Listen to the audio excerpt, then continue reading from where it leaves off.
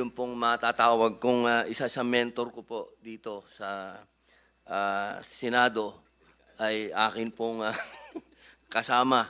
At siya po ang chairman ng subcommittee na ito. Alam niyo po, isa pong karangalan talaga na isang senador na abogado, isang senador na ekonomista. Siya po ngayon ang chairman ng subcommittee na ito. Maraming salamat po sa usapin na yan. Sa mga tagapangulo po, dadating naman po ang ating Ginoong Pangulo. Babanggitin ko na rin po siya. Maraming salamat sa aming Ginoong Pangulo, Senator Mig Subiri, sapagkat siya po ang namuno sa hakbangin na ito na maamendahan ang economic provision sa saligang batas. Ako po ay sumasaludo sa aming Ginoong Pangulo.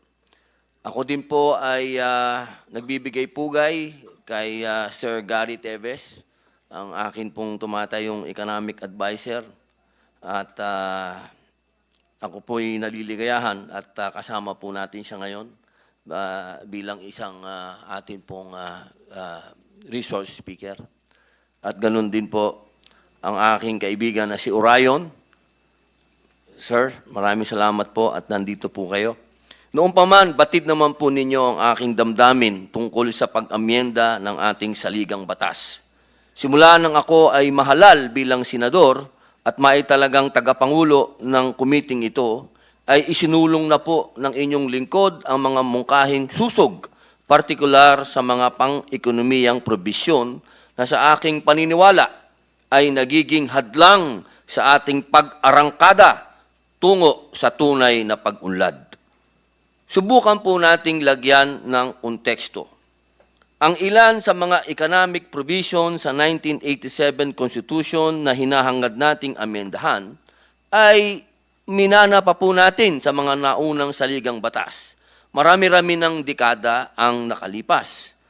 Ito po ang panahong sariwa pa sa kaisipan at damdamin ng mga bumalangkas ng konstitusyon ang napakahabang mga taon ng pananakop ng mga dayuhan sa ating bayan. Kaya't pinalakas ang Filipino First. Ito ang prinsipyong isinasaisip at isinapuso ng mga delegado. Fast forward po tayo sa kasalukuyan. Ano po ba ang kinaharap ng Pilipinas bilang isang bansa sa kontemporaryong panahon? Meron pong isang termino, globalisasyon.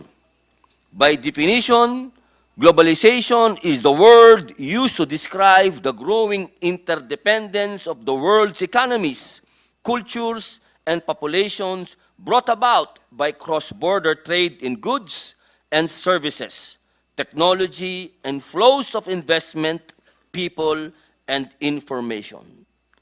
Sa isang kalungkutan, ang mahigpit na probisyon po sa ating saligang batas ay hindi na angkop sa pandaigdigang kalakaran sa ekonomiya.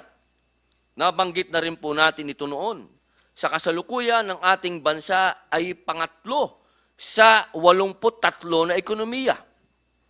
Sa pinakamahigpit sa mga regulasyon base sa Foreign Direct Investment Regulatory Restrictiveness Index ng Organization for Economic Cooperation Development. Base sa Foreign Direct Investment Attractiveness Scorecard noong 2020, ang Pilipinas ay nasa dulo, 13th sa 14th na ekonomiya sa Asia Pacific. Pang-13 po tayo sa 14 na ekonomiya sa Asia Pacific. Batid naman po nating sinubukan na itong gamutin sa pamamagitan ng pagpasa ng Public Services Act. Subalit nga po, nung ating binigyan diin nung nakaraan at binanggit din ng ating Senate President Juan Miguel Zubiri, ang nakabinbing pang-question po nito sa Korte Suprema ay nagbibigay pa rin ng alinlangan sa mga dayuhang mamumuhunan. Ito po ang dahilan kung kaya't hindi pa tayo makaarangkada sa implementasyon ng batas. Sa paghahain po ng resolusyon bilang 6 ng ating mga iginagalang na mga senador, Senate President Zubiri, Senadora Ligarda at Senador Angara, Natutuwa po ako na mabibigyan ng pagkakataon ang diskusyon sa pagpapaluwag ng ating konstitusyon tungkol sa mga restriksyon sa mga pampublikong kagamitan, institusyong pang-edukasyon, at industriya ng advertising. Ako po ay nagpapasalamat sa tagapangulo ng Senado sa kanyang malawat na pangunawa sa prinsipyong aking tinitindigan, gayon din sa aking mga kasamahan dito sa Senado. Muli po, ako po ay nagpupugay sa ating Pangulo ngayon ng subcommittee na ito, Senator Sani Angara, sapagkat ito pong hakbang na ito ay tunay na aking pong pinaniniwalaan na makatutulong sa pag-unlad ng ating bansa at makawala po sa tanikala ng pangungutang sapagkat sa usapin po ng lohika, kapag ka may investment, ibig sabihin may puhunan. Kapag ka may puhunan, ay merong iikot na pera. At pag umikot ng pera, magkakaroon po ng trabaho, magkakaroon ng tamang sweldo, at magkakaroon po ng ibig sabihin ng pagtakbo at pag-ikot ng ekonomiya. Kaya muli po, maraming salamat at mabuhay po. Maraming salamat, Chairperson Senator Robin Padilla, ang chair ng ating Committee on Constitutional Amendments. Thank you for the kind words, Senator Chairman Robin. At gusto nating kilalanin din po ang ating mga kasamahan na kakarating lang po. Senator Risa Hontiveros, our chair of the Committee on Women. Good morning, ma'am. And the Deputy Minority Leader as well. Senator J.B. Ejercito, our Deputy Majority Leader and the Chair of the Senate Committees on Housing and Local Government. And of Senator Win Gatchalian, our hardworking Chair of the Committee on Basic Education and hindi na energy, I always think your energy. Ways and Means. Good morning, dear colleagues. Thank you for your trust and the Chairman's trust in having me chair this committee. We'd like to acknowledge our very distinguished guests, and we're very fortunate today to have them with us. We have them in person as well as online. We have no less than former Chief Justice Hilario Davide Jr., who is with us. I think he's come all the way from Cebu. Thank you, sir. We have former Justice Adolf Azcuna, who was also here last week for the suffrage or electoral reforms hearing. And also we have online another framer of the Constitution, Attorney Christian Monsod. Can you hear us, Attorney Monsod? Yeah. Morning, sir. Thank you for joining us, sir. And our legal luminaries, a known constitutionalist, Justice Vicente, or Vivi for short, Mendoza. Good morning, sir. We have from the IBP, or the Integrated Bar of the Philippines, representing President Pido, is Attorney Marlo Distura. Morning, sir. And of course, not just legal luminaries, meron din po tayong magagaling na mga ekonomista. We have Dr. Gerardo Sicat from the UP School of Economics, who was one of the first NEDA Director Generals, if I'm not mistaken, sir. We have, maybe we could say from the opposite side of the spectrum, Sunny Africa, a graduate of, they say it's a good institution, the London School of Economics, and representing the Ibon Foundation. Morning, sir. We have a former Finance Secretary, Gary Teves, is with us. Sir, good morning. And from the Constitutional Reform and Reunification Movement, we have Mr. Orion Perez Dumdum. Morning, sir. We didn't miss anyone. Thank you. We invited more, but I think some could not make it, and some submitted their position papers, which we will share with the members of the committee and the public. Hopefully, we can post those online as well. So I'd just like to ask, before I turn it over to our distinguished resource persons, tatanong ko lang po sa ating kasamahan, baka meron silang pangunahing gustong sabihin or initial remarks. Your Honors, yeah. Senator Risa, go ahead, ma'am. Salamat, Mr. Chair, at magandang umaga po sa ating lahat. Maraming salamat po sa inyo. Salamat kasi ang hearing natin na ito para sa resolution of both houses, RBH 6, ay tanda na parang suspended rin muna ang diskusyon dito sa Kongreso niyang huwad na People's Initiative. Kaya sana nga yung temporary suspension ng COMELEC ng mga proceedings sa PI maging permanent na rin. Itapon na natin sa basurahan yung PI na yan.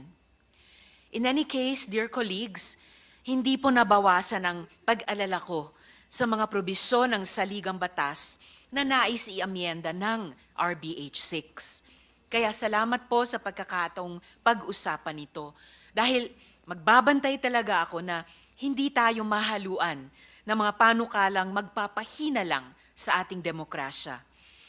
I will definitely be one of those not to allow any provisions that will make our critical industries and institutions and our irreplaceable resources vulnerable to foreign takeover and exploitation. Sa bagay, mas madali kasing sisihin ang walang kamalay-malay na dokumento kaysa sisihin ang mga totoong dahilan. Korupsyon, red tape, malabong burokrasya, at mataas na singil ng kuryente ang nagtataboy sa mga lokal at dayuhan na investor. Walang pananagutan ang 1987 Constitution sa mga bagay na yon.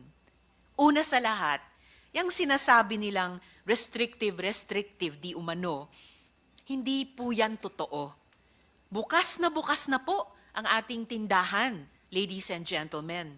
We have introduced numerous legislation that have already liberalized our sectors. Ilan lang dito ang RA 10641 or amendments to the Foreign Bank Liberalization Act, the Retail Trade Liberalization Act, the Public Service Act, the Foreign Investments Act. So much of the Philippine economy is already open to foreign participation. Kung restrictions lang sa ekonomiya ang pag-uusapan, yung ating kapitbahay na Singapore, namamayagpag kahit na may restrictions sa critical industries at public utilities. Ang ibang bansa sa ASEAN, gaya ng Thailand at Indonesia, may kanya-kanya ding industriya na inaalagaan. Tayo, kulelat pa rin, kahit maluwag na nga ang ekonomiya at marami ng probisyon para makapasok ang pera. Kaya hindi po solusyon ang tsa-tsa. Kahit sasabi nilang purely economic provisions para bawasan ang mga tunay na iniinda natin.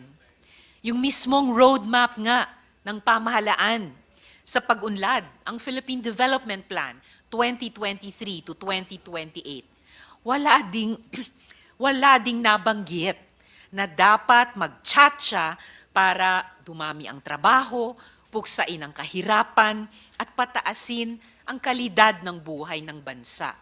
Wala ito sa napag-usapan. Kaya, wag sana nating gawing collateral damage ang konstitusyon, ang mismong kaluluwa ng bansa.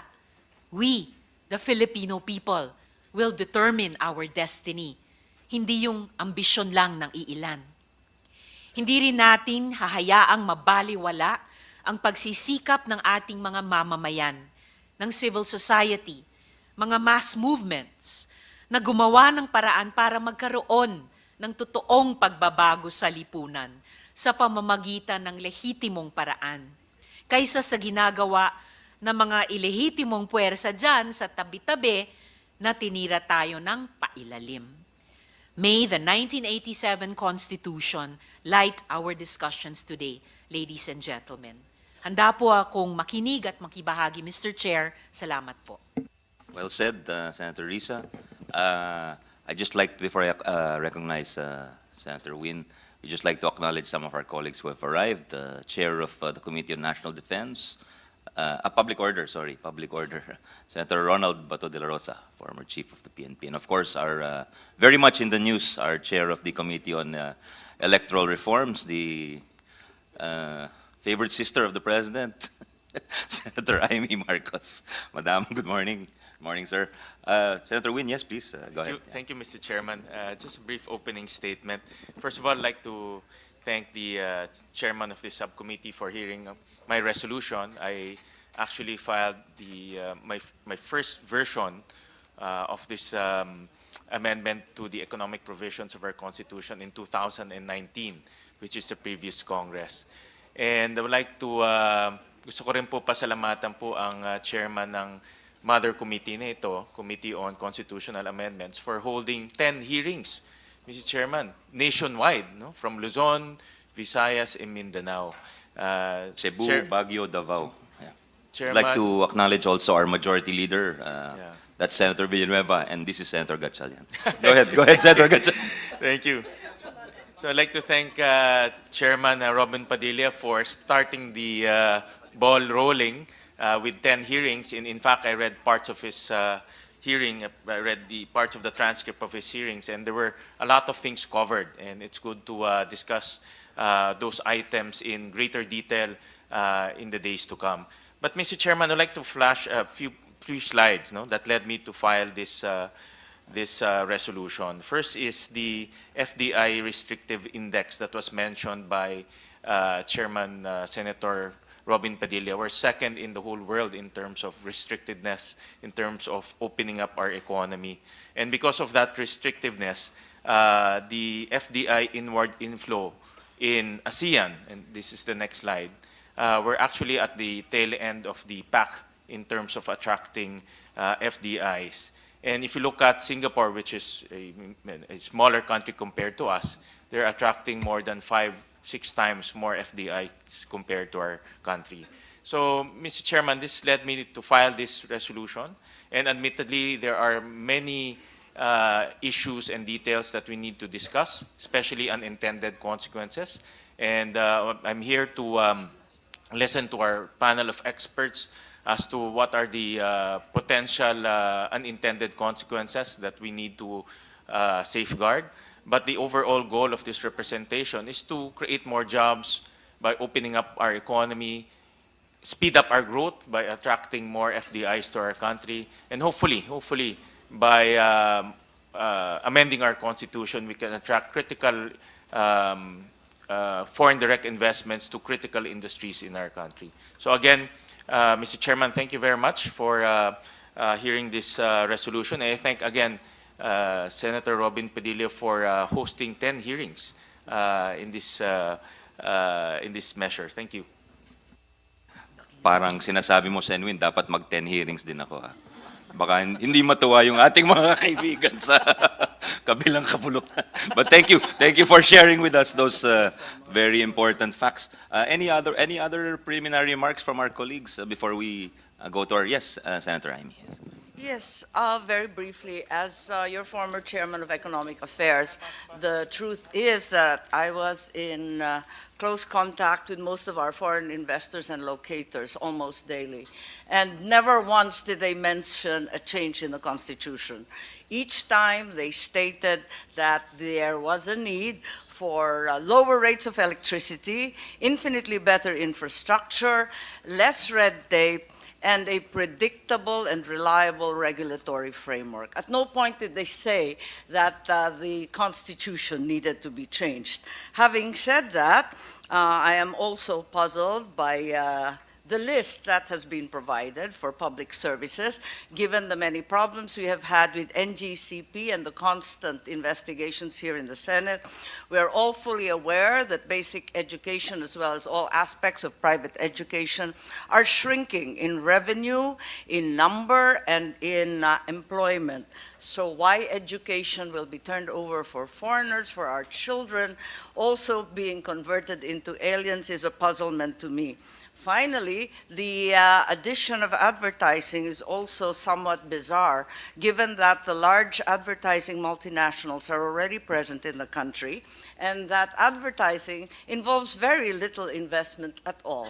Having said that, on the economic aspect, may I also get perhaps some clarity on the manner by which the so-called restrictive economic provision shall be amended.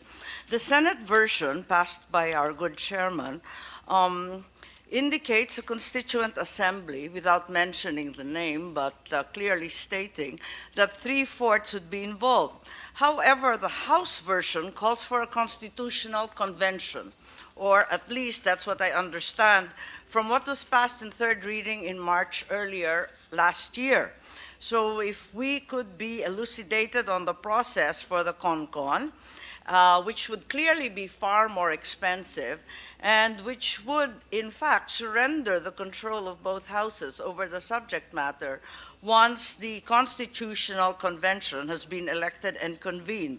So what safeguards do we have, and what choice do we have between the CONCON and the CONAS, which, once again, is a difference between the two houses? Thank you, Mr. Chairman. Very much, Senator Amy. Very good questions, very good points, and we will seek clarity from our learned resource persons in due time. Yes, Senator Bato, please go ahead, sir. Thank you, Mr. Chairman. I just would like to state for the record that I am here to support you in this endeavor as our subcommittee chairman, and also our mother committee chairman, Senator Robin Hood Padilla. And I would like to listen to our highly esteemed resource persons, na yung ibang pangalan ay memorize ko na nung ako'y elementary pa. Memorize ko na sa aking subject na social studies. Thank you, Mr. Chairman. Binima Jo, parang nagpapabata ka daw, sabi niya. Maka-college ka na daw noon, sabi niya. Just joking. Thank you very much for the statement of support, which is very much appreciated, Senator Bato. If there are majority leader wishes to, yes, Majority Leader Senator Joel. Thank you, and good morning to our dear colleagues, especially to our resource persons. This will be just very brief, just like Senator Bato de la Rosa. I'm here to support our colleagues. First of all, to Senator Robin Padilla, who exhaustively heard so many issues about this particular deliberation, and of course our subcommittee chair, Chairman Sani Angara. I think it is important to note that ang Senado ay tunay na may isang salita, Mr. President. We began our hearing today consistent with our commitment, the commitment of our Senate President to the President to explore and study amendments to the economic provisions of the Constitution. This will be exhaustive hearings. Unlike itong Peking PI, hindi naman ito irarush. We will do it right, and we will follow our timetable, one that ensures that all voices are heard. This will be transparent. Our people will know what is going on and what we are talking about. Wala po tayong itatago dito, at higit sa lahat, wala pong kalokohan gaya ng mga nadiskubre ng ating mga kasamahan nung nagpunta sila sa Davao, ni Senator Amy, Senator Bato, and Senator Bongo. Ang Senado po kasi, uulitin ko, ay may isang salita. May isang salita. This was our commitment from the very beginning, and we only went off track because of this ill-fated Peking initiative that was pushed by some quarters with the support of the House of Representatives. At klaro po yan, wala naman pong naniniwala na sa kanila na wala silang kinalaman dito. We have been told that if the Senate will tackle RBH 6, goodbye PI na raw. Gayon pa man, we will continue to be vigilant habang nakatutok po tayo dito sa RBH 6 hearings. Todo bantay din po tayo sa galaw ng mga kasamahan natin. Experience has taught us that what they say in the House and what they do can be two different things. Mr. Chairman, we will make sure that their words and actions are consistent.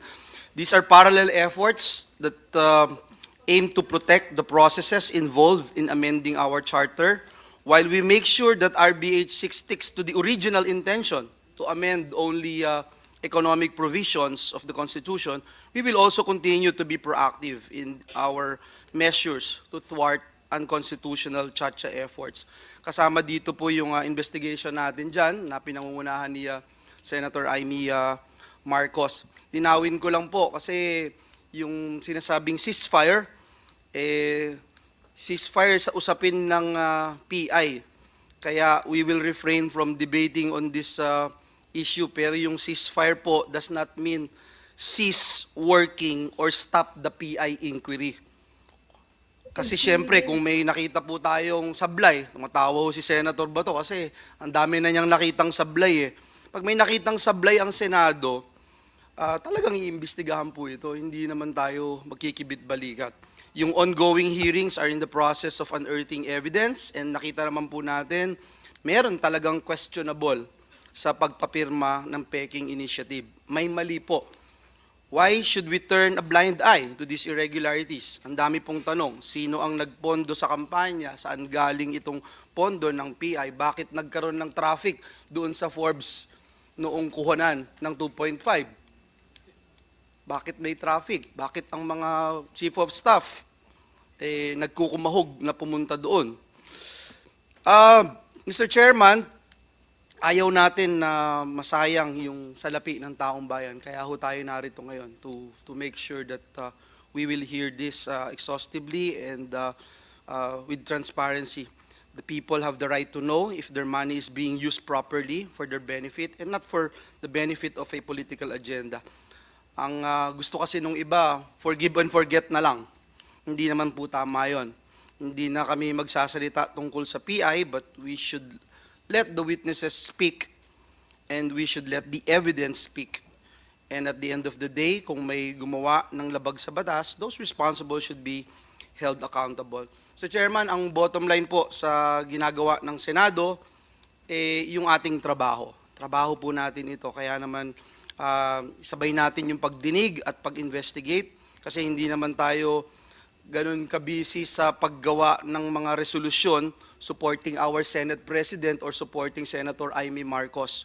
Kasi dito po sa Senado, alam na natin kung ano yung tama at hindi kailangan ng mga ganyan kasi alam naman nila that they have the support of the Senate. Maraming salamat, Mr. Chair. Thank you very much, Majority Leader. Of course, we will take guidance from you as our one of the heads of the institution. Thank you very much. Any others? Senator JV, yes, go ahead. Yes, Mr. Chair, just briefly. Anyway, we're here to listen. Just like to also recognize your efforts so that we can already start the ball rolling and prevent this constitutional crisis, if I may say, and also give recognition to our chair of the Constitutional Amendments Committee, Senator Robin Hood Padilla, for starting this. We are in a democratic society, and as they say, we have all the bright ideas are needed, no, in these discussions. Anyway, Mr. Chair, what we should be looking at right now is on how we will be able to improve the quality of lives of our people. In our efforts here in the Senate, on my part, we already shepherded the Public-Private Partnership Act and will soon sponsor the comprehensive infrastructure for master plan for us to be able to attract foreign investments. But as they say, our Constitution was written in 1987, 40 years, and the world has changed considerably. There was no such thing as globalization, World Wide Web back then. The world has become smaller. And I do agree that we have to discuss on what we will be able to do, on how we'll be able to attract foreign investors. Medyo nakakabahala lang, nakakalungkot tignan yung FDIs that we are getting. Doon sa pinakitang graph ni Sen. Sherwin, we are really lagging behind. But Mr. Chair, we in the Senate, we are not, hindi po ako sang-ayon na hindi tayo nagtatrabaho. In fact, we have mentioned that we have already started hearing on the priority measures that is designed on improving our economy. No? Yung Comprehensive Master Plan, Public-Private Partnership Act, and the rest. Again, we have to look into infrastructure, energy, and a lot more things that need to be prioritized so that we will be able to stimulate economic growth and provide jobs and opportunities to our people. So again, Mr. Chair, I congratulations in advance, no, for having this hearing. Right away. Thank you. Thank you very much, Senator JV, for the support and the very good remarks. We have with us, we'd like to acknowledge the head of our institution, no less than the Senate President Juan Miguel Zubiri, sir. Good morning. Thank you very much to my dear colleague, Senator Sani Angara, our chairman of the subcommittee, together with the chairman, Senator Robin Hood Padilla, to all my colleagues, and of course the guests, all our friends from the legal luminaries from the legal community, thank you for joining us today. And we also have today economists joining us. I know Tito Gary is here and others that are going to assist us in ferreting out the best way possible to remove the possible economic restrictions in the Constitution. We'd just like to put on record that the Senate is working very hard to listen to the clamor of certain sectors to look at and revisit the 1987 Constitution. But we will not be falling into a trap on any deadline, because to discuss such an important matter needs time. It needs study. It cannot be rushed like any regular bill that is just approved without thinking. So we, ladies and gentlemen here in the Senate, will make sure that we deliberate this as much as possible and come out with the best outcome for our people. And so with that, I give my full support to our chairperson, Senator Sani Angara. The timeline is in your hands. If you feel it necessary that we must discuss this with all members of society, not only our learned luminaries here, as well as different sectors that will be affected by proposed amendments to our Constitution. So we leave it all up to you, my dear colleagues, my dear chairman. You have the full trust and confidence of this institution. And again, let us not listen to the noise. Let us be above the fray. The Senate, as an institution, should be statesmen and women that will always look at the best possible outcome for our country, not for our localities, but for our country. And therefore, let us filter out the noise and focus on the work at hand. So mabuhay pong Senado, mabuhay ang Republika ng Pilipinas. Thank you very much, Chair. Maraming salamat, Senate President Zubiri. We totally agree with you. We thank you for your authority, and we thank you for standing as a statesman these past few weeks, which have been very trying times for the country. And I think there will be challenges ahead. And with you at the helm, we are fully behind you in all your actions. Salamat po sa suporta. The Chair just wishes to state that, reiterate my colleague's stand that this is not something that needs to be rushed, given the importance. Kung yung pangkaraniwang patakaran ay talagang dinidebate natin, mas lalo na po dahil ito ay pinakamahalaga o pinakamataas na batas sa bansa, ang mismong saligang batas. At pangalawa po, klaro naman dun sa sinabi ng ating mga kasama na although maganda yung constitutional reform, hindi ito sapat. Huwag natin isipin na ito ay isang milagro na pag pinasa natin ay darating bigla at kakatok sa ating mga pintuan ang mga mamumuhunan at mga negosyante. Dahil tulad ng sinabi ng ating mga kasama, maraming factors po yan. Yung ease of doing business, yung rule of law, yung kasiguruhan na re-respetuhin yung mga kontrata, yung red tape ay babawasan o yung mga kahirapan sa bureaucracia. Ayun, there are so many factors, and we know this because there are so many surveys. And as mentioned by some of our colleagues, hindi naman sa taas yung constitutional reform. Pero hindi naman ito ibig sabihin na hindi makakatulong ang constitutional reform. To the extent that it can, by all means, let us explore the possibilities. And without further ado, I'd like to turn it over to our guests. And with your permission, colleagues, we'd like to start with former Chief Justice Hilario Davide Jr., who was one of the framers of the 1987 Constitution before he became the Chief Magistrate. Good morning, Chief Justice Davide. Sir, we'd like to hear from you, please, on Resolution number 6 regarding the economic provisions of the Constitution. Thank you, sir. You have the floor. How much time would be given me? Well, sir, given the importance of the subject matter, it would be ideal if you could spend... How much time do you need, sir? Probably 15 minutes. Yes, sir. Go ahead, sir. Thank you very Yes. much. Yes, please. Good morning to all of you.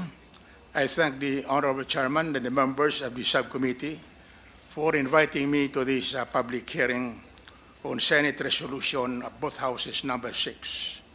I am deeply honored. I shall henceforth refer to this resolution as Senate RBH 6. I have some preliminary statements that concern some procedural matters.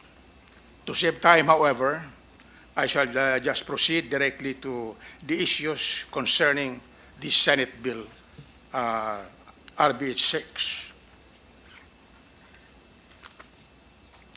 Let me start with a reiteration of my firm and unchangeable stand that there are no valid, serious, and compelling reasons to amend our 1987 Constitution.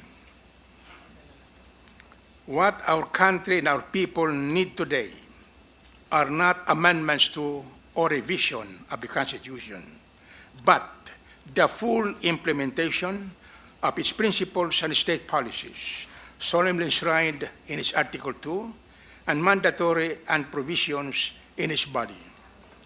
In about 150 instances, our Constitution orders the state or Congress to implement them by these solemn commands.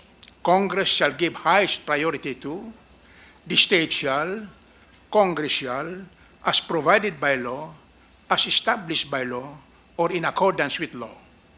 However, either intentionally and with evident bad faith, or incompetence, or neglect of duty on the part of our concerned government officials, the state or Congress have not fully and meaningfully complied with these constitutional commands and mandates. Hence, a vast majority of the provisions, especially on social justice, on economic development, on abolition of political dynasties, among many others, have remained unimplemented to the great prejudice of our people, especially the poor, the marginalized, the underprivileged, or, open quote, the least, the last, and the lost, close quote. If at all there is a need to amend the Constitution, it must be based on the most compelling grounds or reasons. It must, foremost, be for the best interest of the country and the people, now and in the future, and not for a chosen few. It is to solve serious problems, not to create new ones. It must be in pursuance of and in compliance with the declared principles and state policies Article 2 of the Constitution. With these standards and tests in mind, let us now take a hard and serious look at the resolution of both houses number 6. Without saying it in clear language, it considers or describes the constitutional provisions covered by the proposal to be the culprits or causes that hindered or will continue to hinder economic growth. They are obstacles to economic development or progress. I must forthwith say that the provisions proposed to be amended and all other provisions of the national economy, such as those proposed to be amended in the House of Representatives resolution of both houses number 2, which include the economic provisions pertaining to agriculture, land ownership, and lease, are not the culprits or the causes of our massive social, economic, political, moral, and ethical problems and debacles. These are all caused by the failures to fully implement or enforce the Constitution, by poor governance and accountability, and open violations of the public trust character of the public office enshrined in Section 1 of Article 11 of the Constitution, which provides, open quote, public office is a public trust. Public officers and employees must, at all times, be accountable to the people, serve them with utmost responsibility, integrity, loyalty, and efficiency, and act with patriotism and justice, and lead modest lives. I repeat, our problems are not due to the restrictive economic provisions of the Constitution. They cannot be solved by removing its restrictive economic provisions and completely leaving to Congress their future under the clause unless otherwise provided by law. On the contrary, they would create more serious and disturbing problems and consequences, which I will show later. Let us now look deeper into the proposals of Senate Resolution of both Houses number 6 on the provision on education. It leaves to Congress the power to change at any given time the Filipino citizenship requirement in the basic education. I repeat, basic education. Again, that in our educational system, we have the basic, the senior high, and the tertiary education. The proposal opens to foreign control or dominance our basic education, which is the most crucial in the development and growth of our young. This should run counter to Section 17 of Article 2 of the Declaration of Principles and State Policies of our Constitution, which provides, open quote, the state shall give priority to education, science and technology, arts, culture and sports to foster patriotism and nationalism, accelerate social progress, and promote total human liberation and development, close quote. Then, with foreign control or dominance in our basic education, we would put asunder the noble patriotic and nationalistic virtues which are constitutionally mandated to be a part of the curricula of all educational institutions, provided for in paragraph 2 of Section 3 of Article 14 of the Constitution, which reads, Section 2, paragraph 2, they shall inculcate patriotism and nationalism. Again, patriotism and nationalism. Foster love of humanity, respect for human rights, appreciation of the roles of national heroes in the historical development of the country. Teach the rights and duties of citizenship. Strengthen ethical and spiritual values. Develop moral character and personal discipline. Encourage critical and creative thinking. Broaden scientific and technological knowledge and promote vocational efficiency. Close quote. Can we expect foreigners at the helm or control of our educational system to seriously and heartily obey this state policy on education and curricula mandates? For instance, if a Chinese educational entity would now come in, do you expect it to be faithful enough to comply with these mandates? Would not its teachings focus on Chinese philosophy or even on the life of Mao Zedong?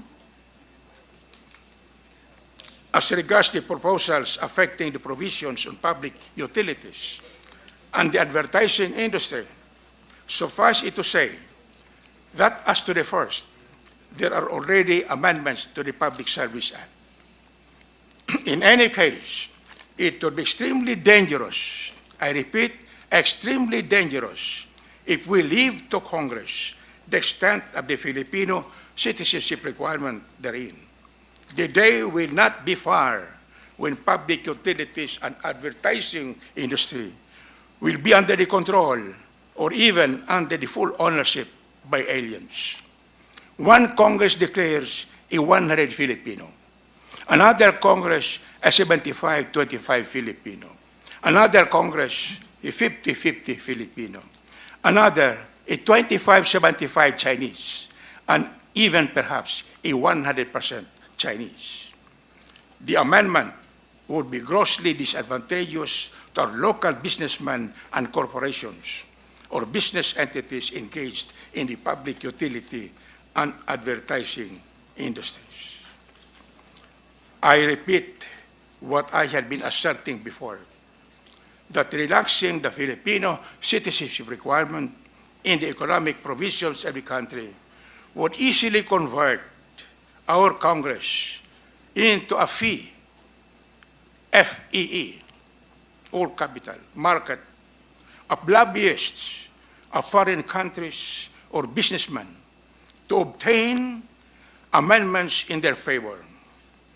Congress would cease to be a free, FREE, market of noble, nationalistic, patriotic ideals and ideas. Remember that the Senate is the conscience of the Republic.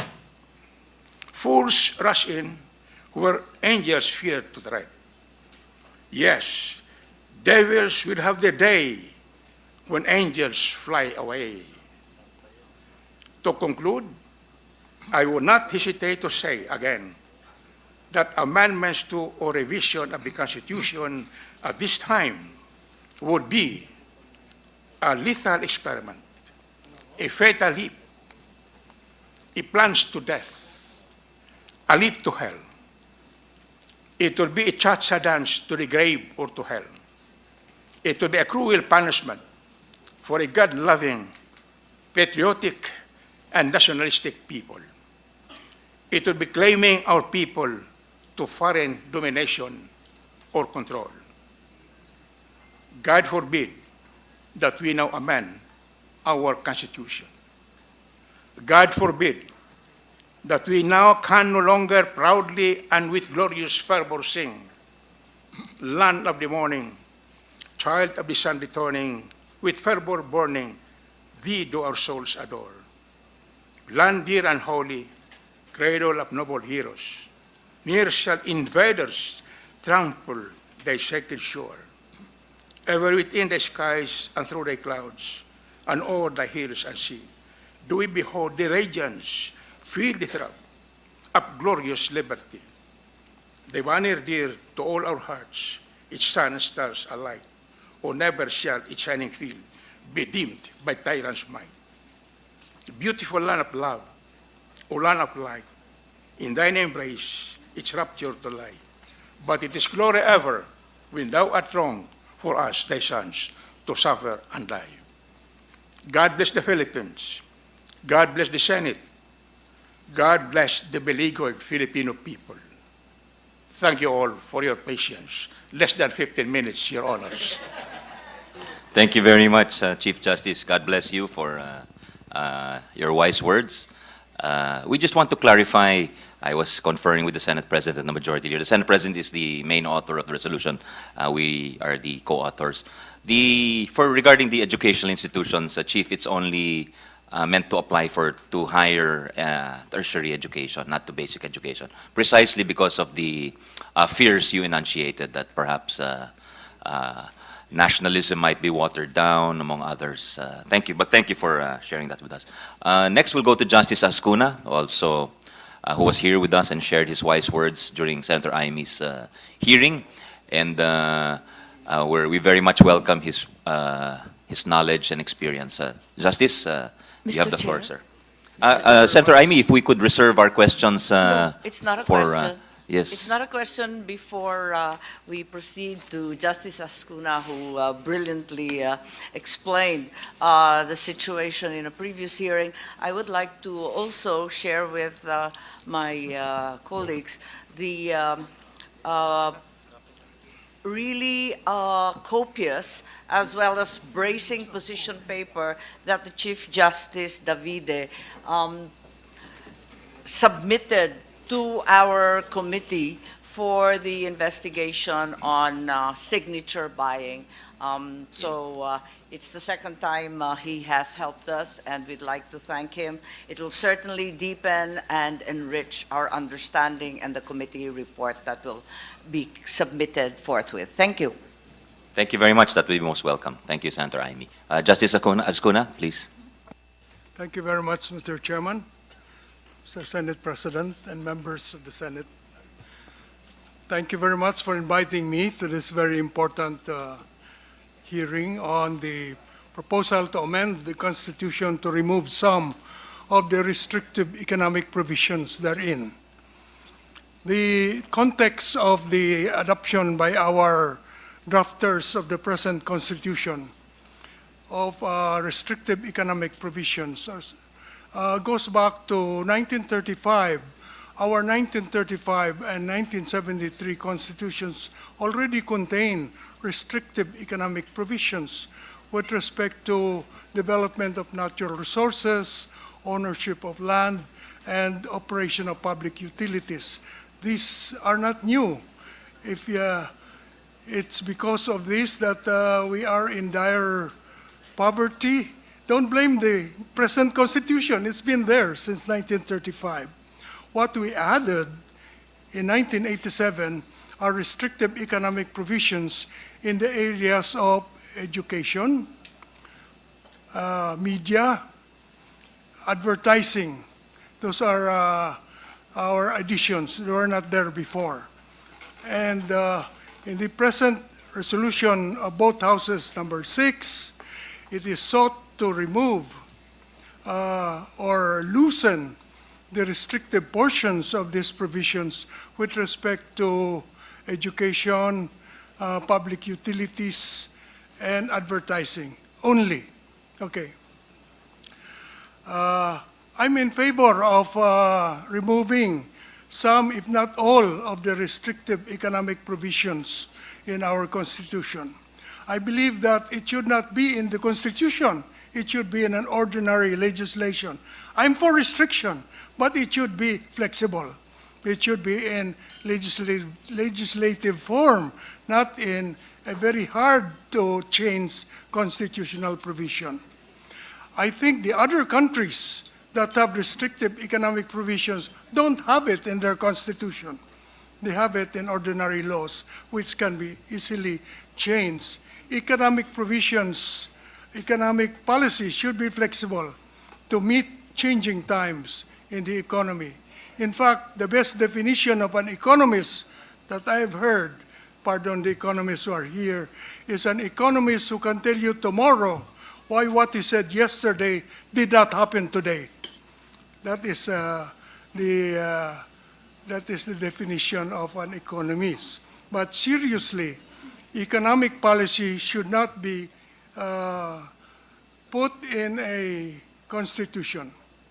Now, I'll talk about the procedure. What is the procedure to change, to amend? You have the CONAS. It says Congress, by a vote of 3/4 of all its members, may propose amendment or revision of the Constitution.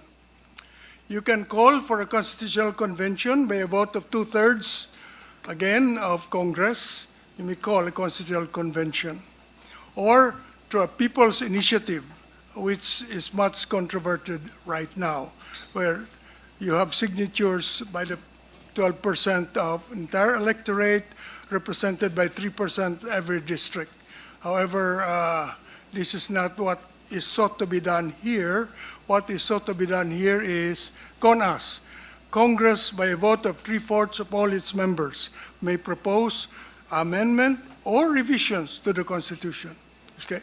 So resolution of both houses number 6 is under that, CONAS. It's not a fourth method. There's no such thing as a fourth method. There are only 3 methods.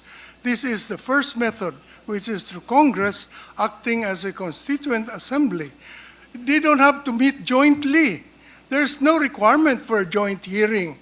There is no requirement for a joint voting either. We left that, perhaps unintentionally, open, whether you'll meet together in joint session or meet separately. That's up to you. So Father Berna said you can follow the same procedure as making an ordinary law. That is, you can present your resolution in the Senate, another resolution in the House, and then have 3 readings, and if it's adopted, you compare both, and then you reconcile versions, come out with a final version, and then vote 3/4 in the Senate, 3/4 of the House. That is CONAS. That is method number 1. Okay. So that's what we seek to do, CONAS. However, I notice in your resolution of both houses number 6 that you start with saying, be it enacted. Enacted. That is legislation. So don't say be it enacted. Say be it resolved. Because you are not proposing a bill. You're not proposing to make a law, you're proposing to amend the Constitution, and you have to signal to our people that you are no longer acting as a legislative body, you're acting as a constituent assembly. How do you signal it? You signal it by your resolution. Be it resolved by the Senate and the House of Representatives in Congress assembled, and so forth and so on. So that's the first change I would propose to resolution of both houses number 6. Change the be it enacted into be it resolved. Secondly, I noticed that you introduced another word other than unless otherwise provided by law. I was the source of this formula, unless otherwise provided by law, way back when Speaker Belmonte was the Speaker of the House, because I noticed that there was a clamor to change the economic provisions. And I said the best way is just to adopt an amendment that says, unless otherwise provided by law, but strategically placed so that you will not alter the basic principles of protecting our people, but only alter the percentages. So put it where it says 60% must be owned by Filipinos, unless otherwise provided by law. Make it changeable by legislation. But in resolution of both houses number 6, you added another word other than unless otherwise provided by law. You added the word basic. Basic. Now I say that's dangerous. Why? Because you are inviting the House to add other words than unless otherwise provided by law. This particular change of the restrictive economic provisions should only contain the words unless otherwise provided by law. Otherwise, you open the gates of changing the very substance of the economic provisions itself. So I would suggest don't use basic. Let the Congress decide what kind of education should be open to foreign investment. So leave it, educational institutions, except those that are by religious group, shall be 60% owned by Filipinos, unless otherwise provided by law. Ganun lang. That is the second proposal I have. I have no other proposal, just those two. And I believe that, of course, this is according to some members of the House, not enough. Not enough daw. It will only redound to 3% increase in GDP. I don't know, there are economists here. But it's a start. It's a start. I think the only difference with RB66 and RBC2 is land ownership. You did not include land ownership. I would suggest do not include development of natural resources. Why not? Because there is a provision in the International Covenant of Economic, Social, and Cultural Rights that says that a people may freely dispose of their natural resources as they deem fit. However, it says, a people must not be deprived of their means of subsistence. So you cannot deprive our people by freely disposing of our natural resources of their means of subsistence.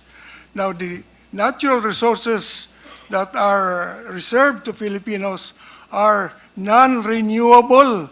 Ito mga minerals natin, non-renewable po yan. Kaya po, since 1935, reserved na for Filipinos only. Anyway, the foreigners can invest in solar energy and wind energy. They are not covered by the provision of the Constitution. Why not?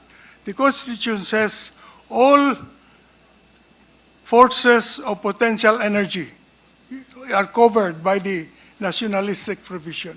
All forces of potential energy. It does not say all potential forces of energy.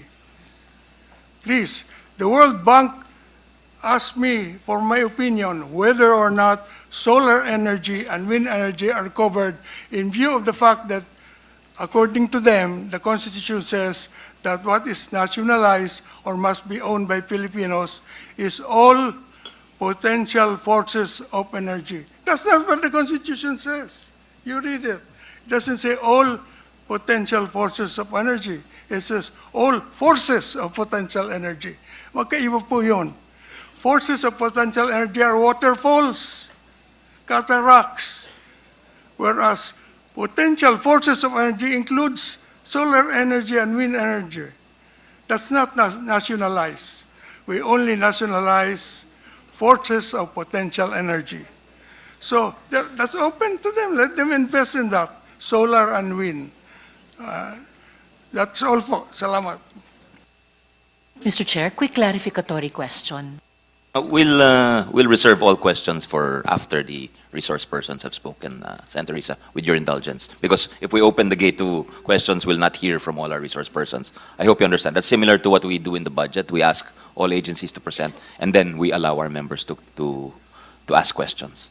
Well, I hope by that time hindi pa po nalaos kasi it's actually a quick clarificatory question to a point made by CJ Davide and then answered by the chair. Yes, you'll have a chance to ask later. Thank you. We'd like to acknowledge Senator Jingoy Estrada, our chairperson of the Committee on National Defense.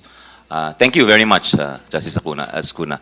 As usual, very clear and very brilliant analysis. Thank you very much, sir. We also have another framer of the Constitution with us online. Attorney Monsod, Christian Monsod, also a framer of the 1987 Constitution, a member of the 1987 Constitutional Commission. Is he still with us? Yes, Attorney Christian Monsod, good morning, sir. Please go ahead and share your thoughts with the body. Thank you for joining us. Thank you very much. Thank you for inviting me. I was asked to comment on Joint Resolution number 6, proposing constitutional amendments with the economic provisions on education, public utilities, and advertising. As to the purpose for the amendments, I quote the President in an interview last January 23rd.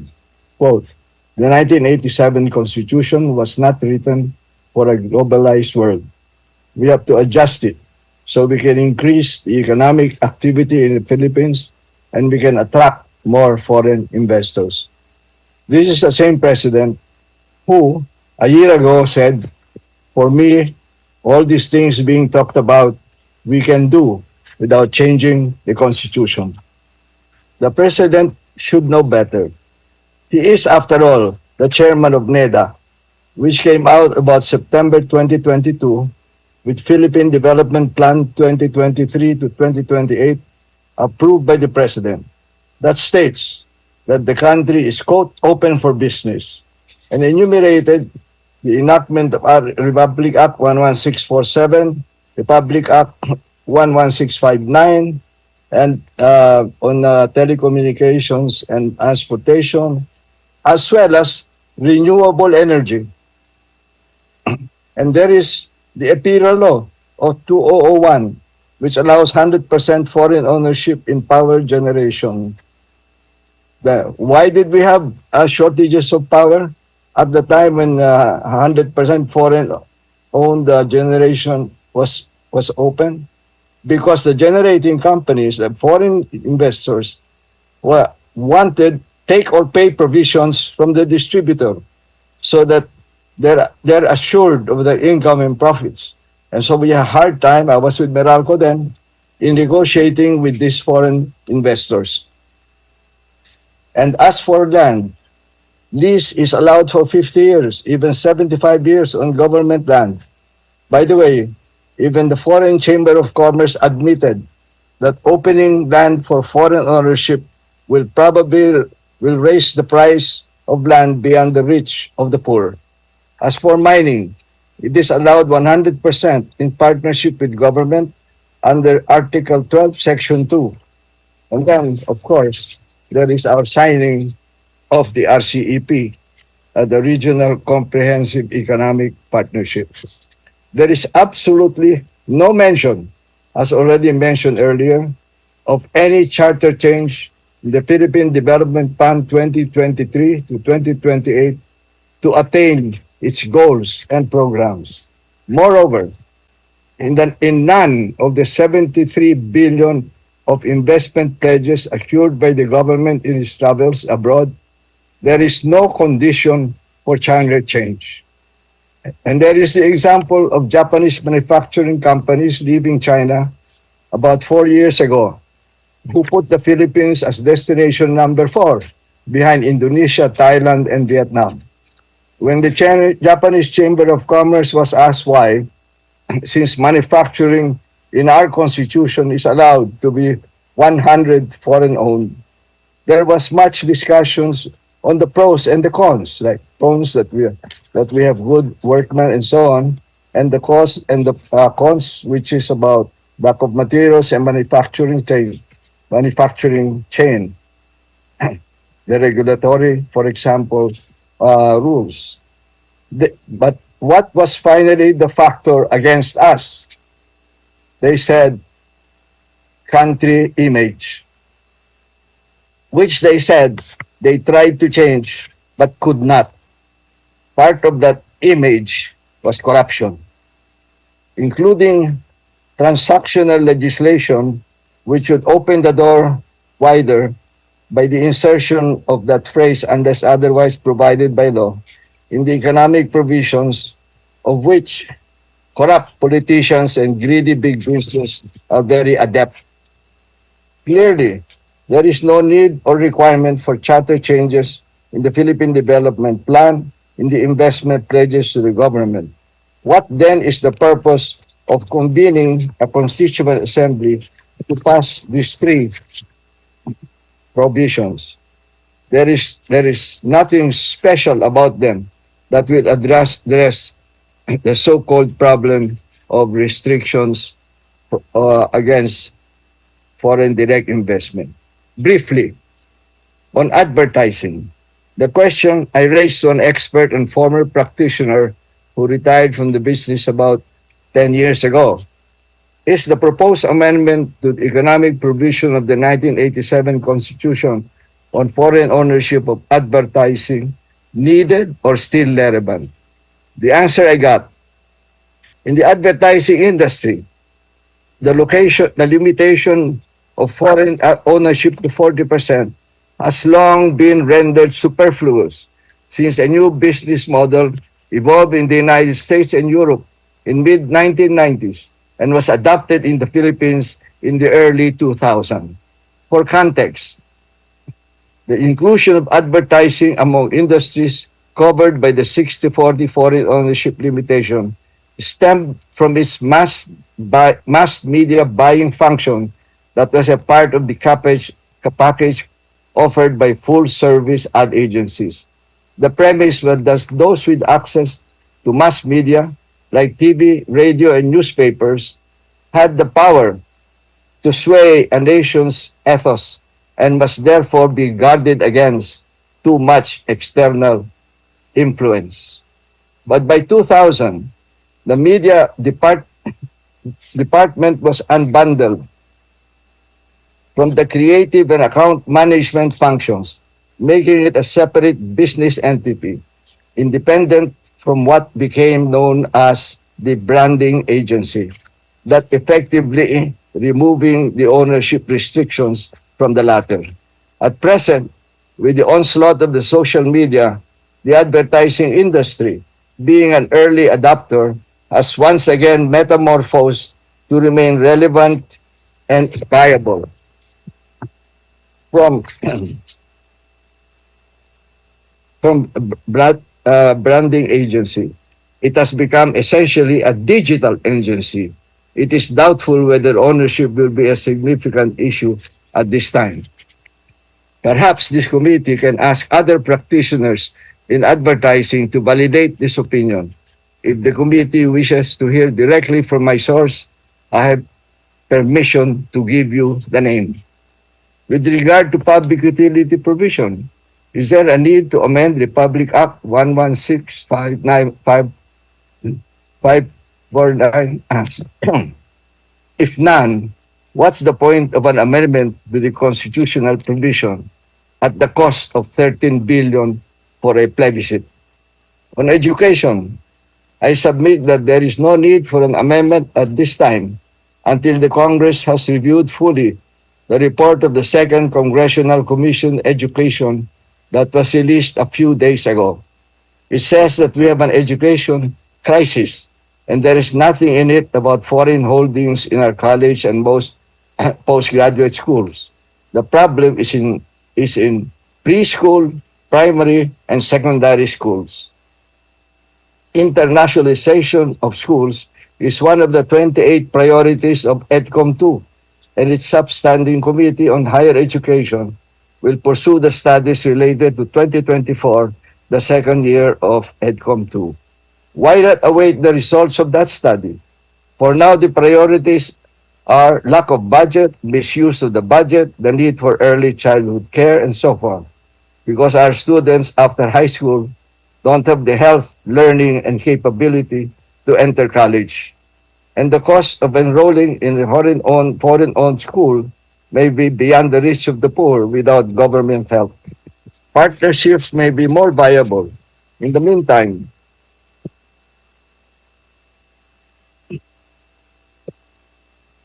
in the meantime, page 5. In the meantime, this committee should look into the FINMA case, which has grown with 14 local schools plus partnerships in Myanmar and Indonesia. It has 2 foreign partners with ownership not exceeding 40%. The arrangement holds. In fact, the partnership of AIM and Harvard was terminated amicably about 20 years ago, among other reasons, that they said that the Philippines already has the faculty and the experience to go it alone.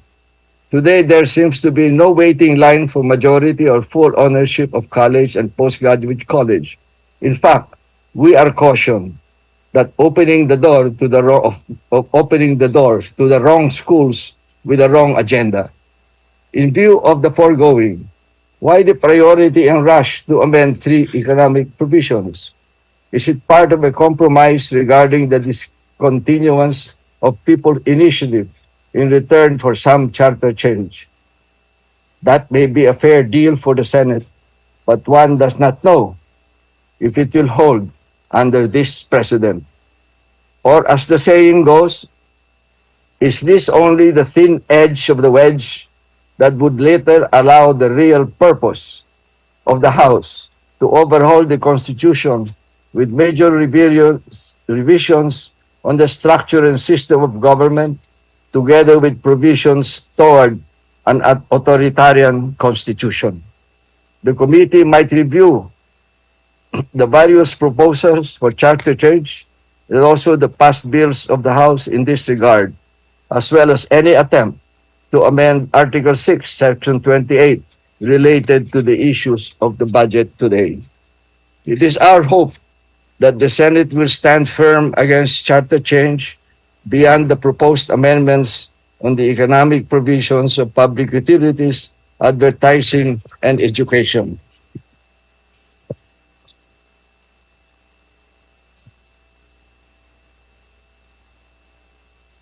Thank you very much. I am speaking in the context of what's happening today. In conclusion, may I request the Senate to initiate the passing of an anti-dynasty law, which is long overdue by 36 years, and to amend the party list system that politicians abuse with just 3 amendments: an anti-dynasty provision, remove the limit of 3 congressmen from any party, because it is a system of proportional representation. And third, deleting the phrase, quote, with a track record of advocacy, unquote, that enabled the Forbes Park resident to represent tricycle drivers. Thank you very much for your consideration. Thank you very much, Attorney Monsod, framer of the 1987 Constitutional Commission, a member of the 1987 Constitutional Commission, and former chairperson of the COMELEC. Salamat po for a very comprehensive commentary. Next, we'll have former Justice Vivi Mendoza, a known constitutionalist. Justice Vivi, you have the floor, sir.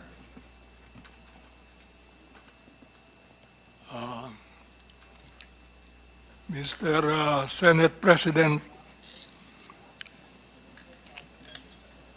distinguished Chairman of the Senate Committee on Constitutional Amendments and Revision of Codes, Senator Robin Padilla, and Senator Sani Angara, thank you for the opportunity to be heard on this important proposed amendment. I submitted a 3-page position paper as requested by the subcommittee. I'm not sure, however, that copies have been distributed. So I'd like to elaborate on that paper.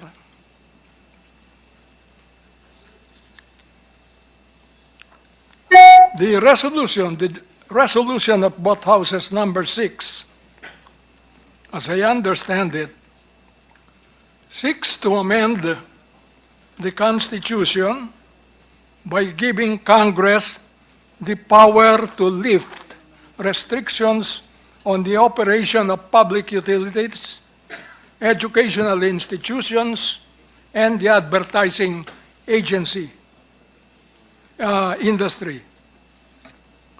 For example, Article 12, Section 11 of the Constitution provides that no franchise, certificate, or any other form of authorization for the operation of public utility shall be granted except to citizens of the Philippines or to corporations or associations under the laws of the Philippines, at least 60% of the capital of which is owned by such citizens.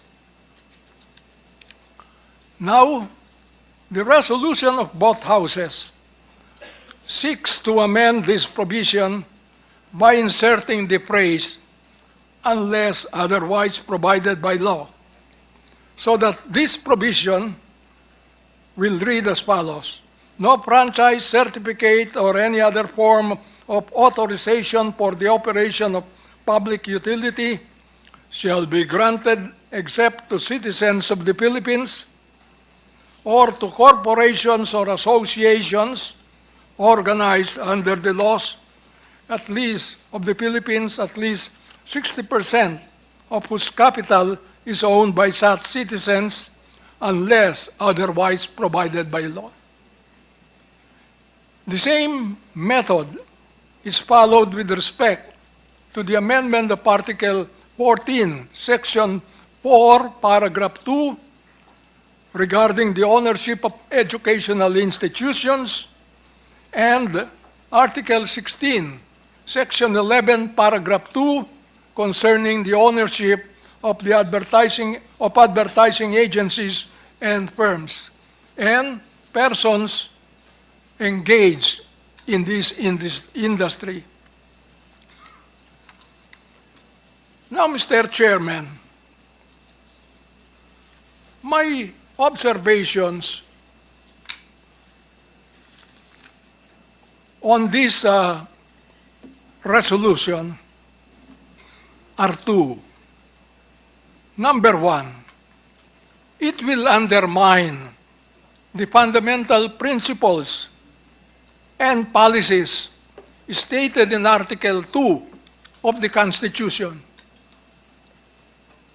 These fundamental rules and policies constitute our statement of aims and goals on which our republic is founded. The second observation is that it allows the amendment of the Constitution by methods other than outlined in Article 17 by allowing Congress, acting not as a constituent assembly, but as a legislative body, to amend the Constitution by providing otherwise than is provided in the present Constitution. For example, Mr. Chairman, we declare in Article 2, Section 19 of the Constitution that we want a vibrant national economy independent and controlled by Filipinos. The proposed resolution amending the Constitution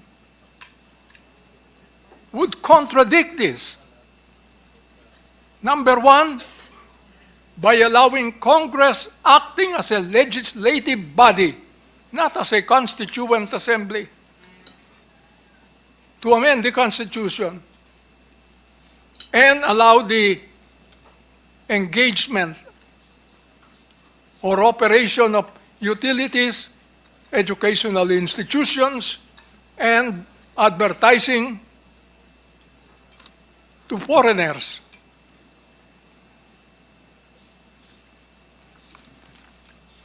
That, therefore, undermines the basic principles and policies on which this republic is founded. Second, we have an amending clause, and it is basic principle that the amending clause of the Constitution is a very important part of the Constitution because it is the alternative to a revolution. Now, if we don't follow the procedures, I would say the wise procedures of Article 17, the amendment clause of our Constitution, we lose the benefits of several procedures. What are they? In my view, they require Congress as a constituent assembly, either to propose amendments to the Constitution, not Congress as a legislative body, or to call a constitutional convention. Now, there are benefits to be derived from such a procedure. Why? Because the two houses of Congress under Article 17 will have to meet as just one body without any distinction whether they are senators or congressmen, except that when it comes to the time for voting, they vote separately for the obvious reason that the members of the Senate are smaller than the members of the House. But otherwise, they are required to meet as a body. What's the benefit of that? They will have the benefit of give and take. They will debate the issues without any distinction, whether they are congressmen or senators.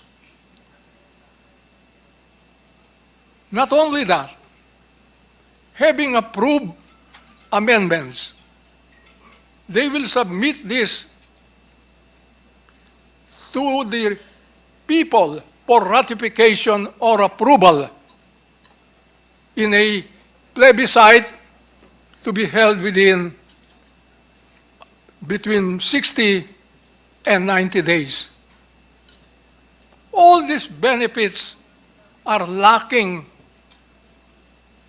totally lacking in Resolution number 6, because it will allow Congress by mere law, meaning to say the two houses voting separately in two different locations. The Senate here in Pasay City, the House in Quezon City, and they will not have the chance to exchange views, to debate. That's the benefit that you derive from that. And because of that, the people listening to the proceedings of both houses will have no chance to form opinions, so that when the proposed amendments are submitted to them in a plebiscite, they will not be able to vote wisely as they should. That's the reason I'm opposed to that. So that two things, I repeat, Mr. Chairman. Number one, Resolution number 6 undermines Article 2 principles on which our Constitution is founded, our Republic is founded. Number 2, it disregards the basic principle that any change in the Constitution must be made in accordance with that provision, not by Congress as a legislative body. Let me quote Chief Justice Marshall, and he said, we hear it very often said, the Constitution is the fundamental law of the land. The Constitution is the highest law of the land. Any law that is against the Constitution is void. All this we know. But let's listen to what was said way back in 1803, when these principles, the sacredness, the higher background of the Constitution were uttered for the first time in the Marbury versus Madison case, of which I'm sure many of us here have heard. This is what Chief Justice Marshall said in the Marbury case. As a superior paramount law, the Constitution is unchangeable by ordinary legislative act. If RBH number 6 is approved, we would be permitting the amendment of the Constitution by a method other than by ordinary method of legislation. Thank you very much, Mr. Chairman. Thank you very much, Justice V.V. Mendoza. Next, our last legal luminary to be heard from before we turn it over to our economic experts is Attorney Marlo Destura, the representative of the Integrated Bar of the Philippines. Attorney Destura, go ahead, sir. Good morning, Your Honors and distinguished guests. On behalf of the National President of the Integrated Bar of the Philippines, Attorney Antonio C. Pido, thank you for inviting the Integrated Bar of the Philippines for this opportunity to be heard and to be a part of this historic discussion on charter change. This is also a welcome milestone in my capacity as a member of the Board of Governors of the Integrated Bar of the Philippines, a law professor, and a citizen of this country. The Integrated Bar of the Philippines represents thousands of lawyers in various sectors of the government, and whose opinion on the proposal may be relevant. So this representation will differ the opinion of the IBP on the proposed amendments on three important economic provisions of the 1987 Constitution, particularly on the grant of legislative franchise, on basic education, and the advertising industry, particularly on the restrictions on the grant, the ownership, and the allowance of foreign investors in the country by providing, as a proposed amendment in these three economic provisions of the Constitution, by inserting the words unless otherwise provided for by law. We will look into the method proposed by Congress through an amendment by Constitutional Assembly by vote of 3/4 of all the members of Congress. We will also look into whether this proposal complies with the requirement of sufficient standard as well as on the control on the part of Congress in enacting legislative laws, legislative actions on the proposed amendments. IBP will thoroughly study the proposed amendments and submit its position on this very important exercise of sovereignty. Hence, Your Honors, I defer the position of the IBP and commit to submit the same as soon as possible or on the next committee hearing if there be any. Thank you very much. Thank you, Attorney. Now we'll turn it over to Dr. Gerardo Sicat, who is the first, one of the country's eminent economists and the first Director General of the NEDA in the 1970s. Dr. Sicat, good morning. Go ahead, sir.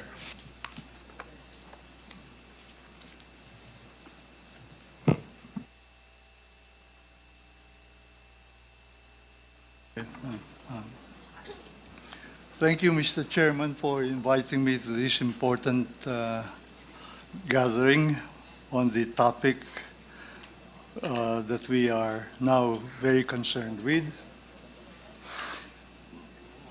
I prepared a statement which I suspect could be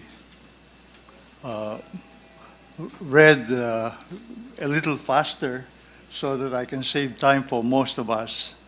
I would like to say that at the very outset that I do favor the amendment of the restrictive economic provisions in the Constitution for the reason that they have been, in my view, the prominent provisions of law that cannot be changed, for which we have suffered as a nation in failing to achieve the goals of economic development over a long period of time.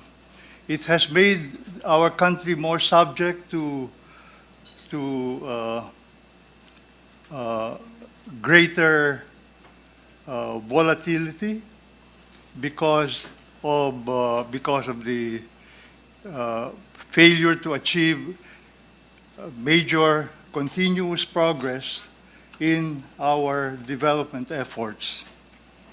Those provisions have hampered this progress because we failed to invite or bring in foreign capital that is so critical to a country that has insufficient amount of savings to generate that high level of development. For decades now, we have been, I consider them to be the main cause of the country's relative decline with respect to our neighbors in the Southeast Asian region.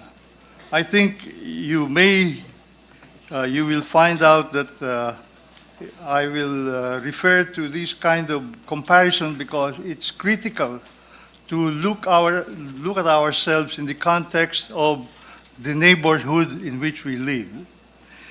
As a country, I think many of our leaders now do believe that we need to undertake this adjustment in our policies. But I can see and hear, and I can hear from a lot of previous words that we have to be very careful about it. However, I'd like to be a little more bold in making some efforts to convince you that maybe we have to do much more. The economic reforms to amend the constitutional provisions have been very incremental in our case, and they arrive at a very slow pace. They cannot catch up with the need to make those changes. These restrictive economic provisions have been at the heart of our economic nationalism as a young nation, even before we became independent. At this slow process of adoption, we will become a tail ender in overall progress within the region. In any case, even if we now have more or less been on the way toward a better future because we have changed some of the policies, a more rapid adoption of the changes will accelerate further our social and economic progress. Undertaking the amendments will be the biggest boost that we need in opening the country toward more modernity, technological progress, higher incomes for our people, better employment for our workers, greater pride in our country's achievement in the economic field, and greater pride in relation to our neighbors as we restore our old position in the past. I think I've heard enough to say that there is a great distinction between a fundamental law and ordinary legislation. Let me just make the point already pointed out by one of the resource persons in this hearing, that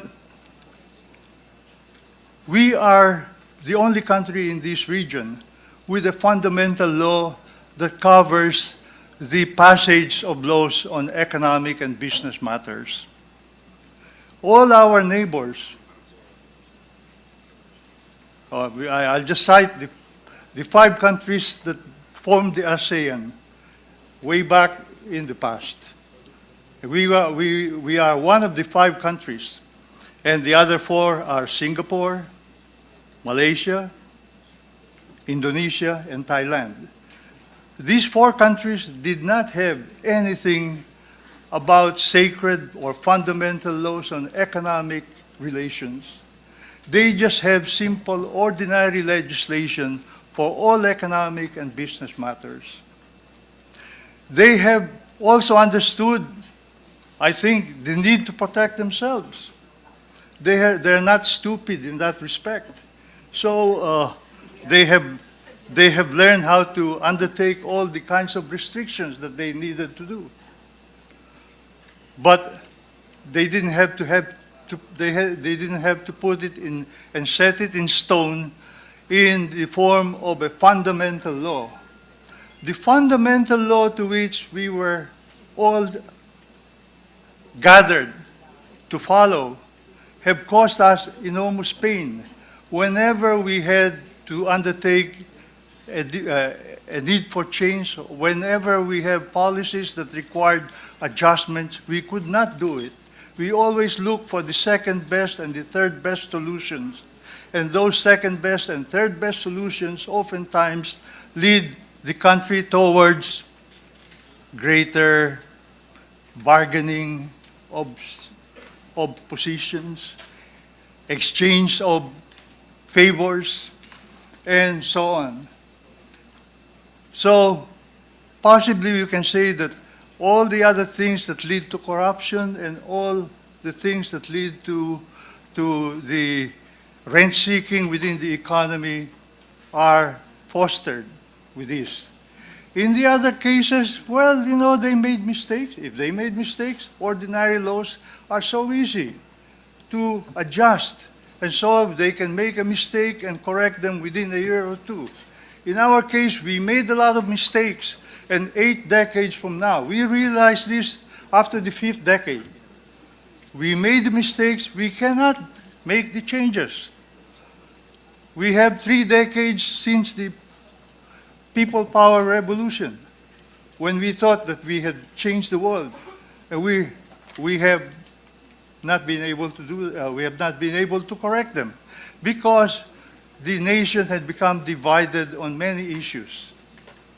To me, this is one of our problems. The main contents of the restrictive provisions originally were, of course, in the 1935 Constitution. We believed very much in all the things that they told us through our Filipino first policies and all that. And when we wanted to make a few changes, we never could do them. We have known this version of nationalism by the deceptively catchphrase Filipino first. Of course, it's a very nice motto. But of course, it also led us to a lot of misallocations of resources to the wrong people who could make us better off.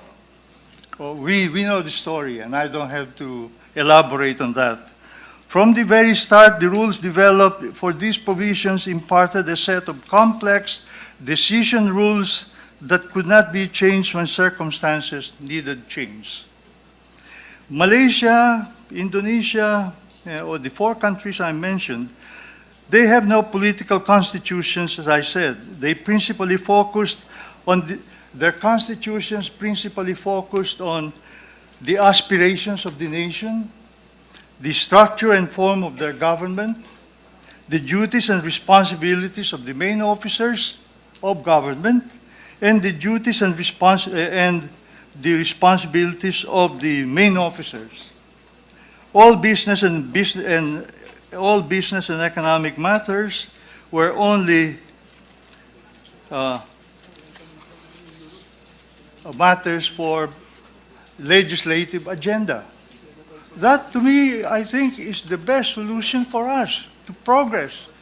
We have elected leaders to help protect us. Of course, some of us don't trust elected leaders. That's why we have these kinds of quarrels among ourselves. But in numbers, there will be some people who will protect. I believe that is a better solution than having a law set in stone that we cannot change.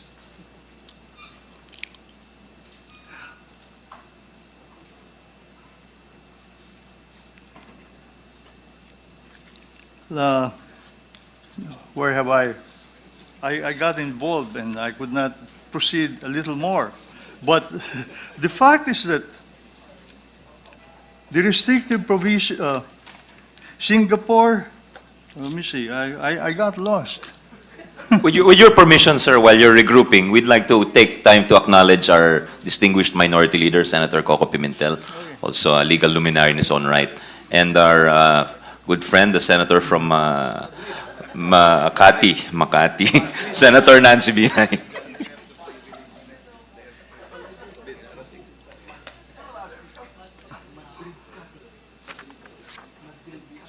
Back to you. Would you like time? We'll recognize you again. I will.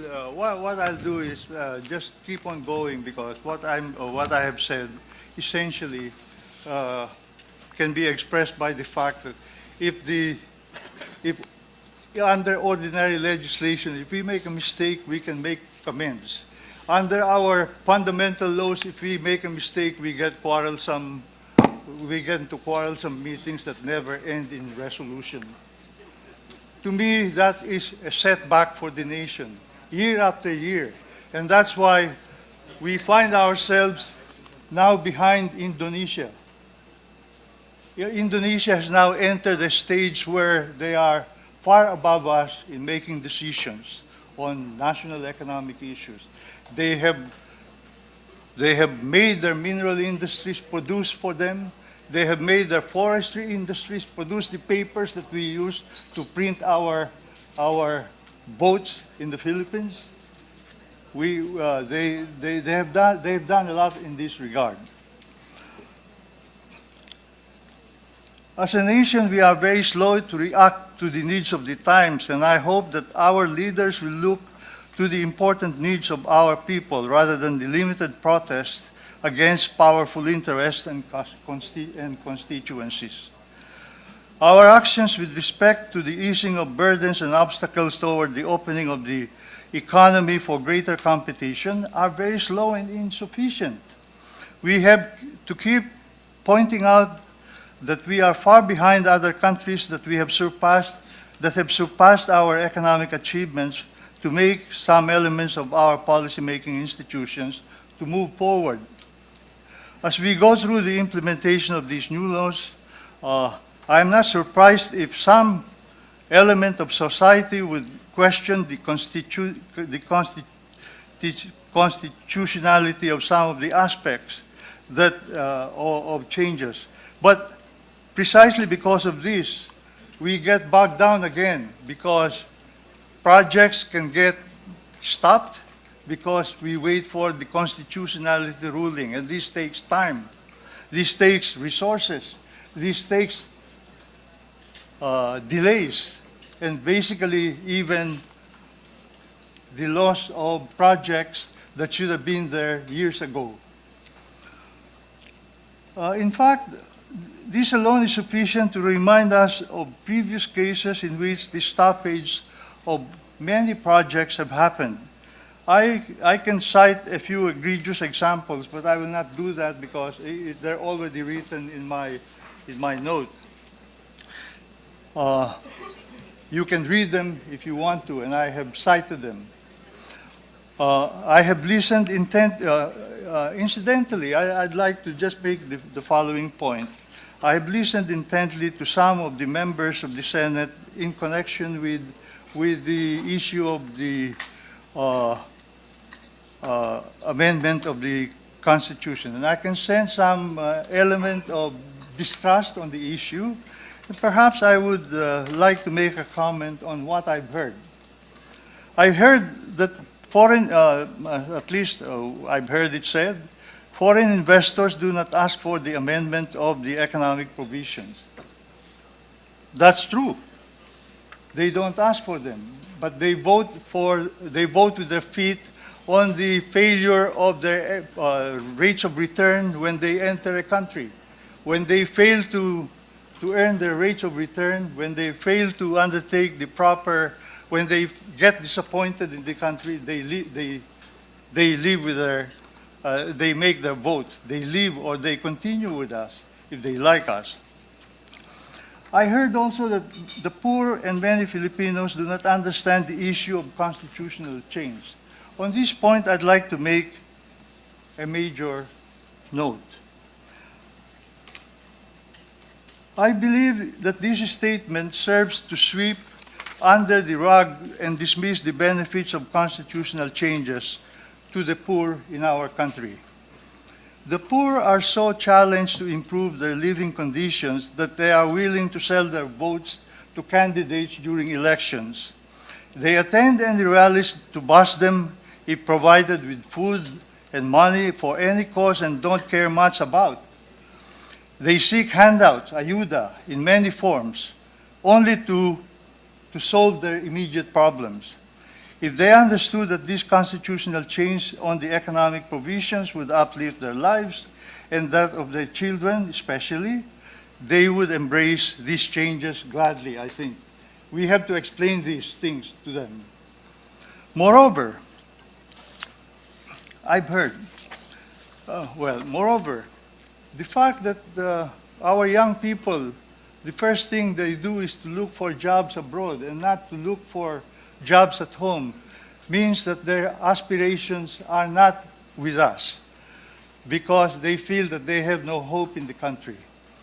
This thing, I think, will be changed if we make the right moves to amend the constitutions that will help us bring in the foreign investments that I think will raise the level of technology and the level of employment and wages in the country as we move along. There are also comments that I heard that there are some priorities that are more important than just looking at the constitutional amendments that I'm looking for.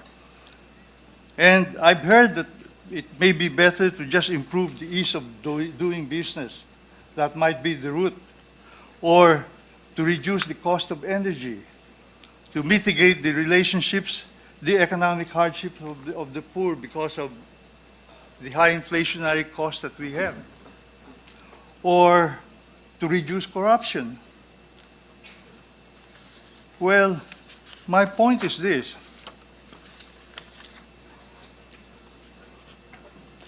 Various activities designed to improve the economy are likely to improve much more if we attend to the most important need that the country needs. Open the economy in the directions that will really bring the new jobs, technology, and opportunities to the people. This means liberalizing many of the aspects of the Philippine Constitution, undertaking the right changes that we need to undertake. I'd like to address the point that we have done enough to undertake reforms to meet some of the changes that we have to do. I don't believe we have done so. I don't believe very much that we have done so. So I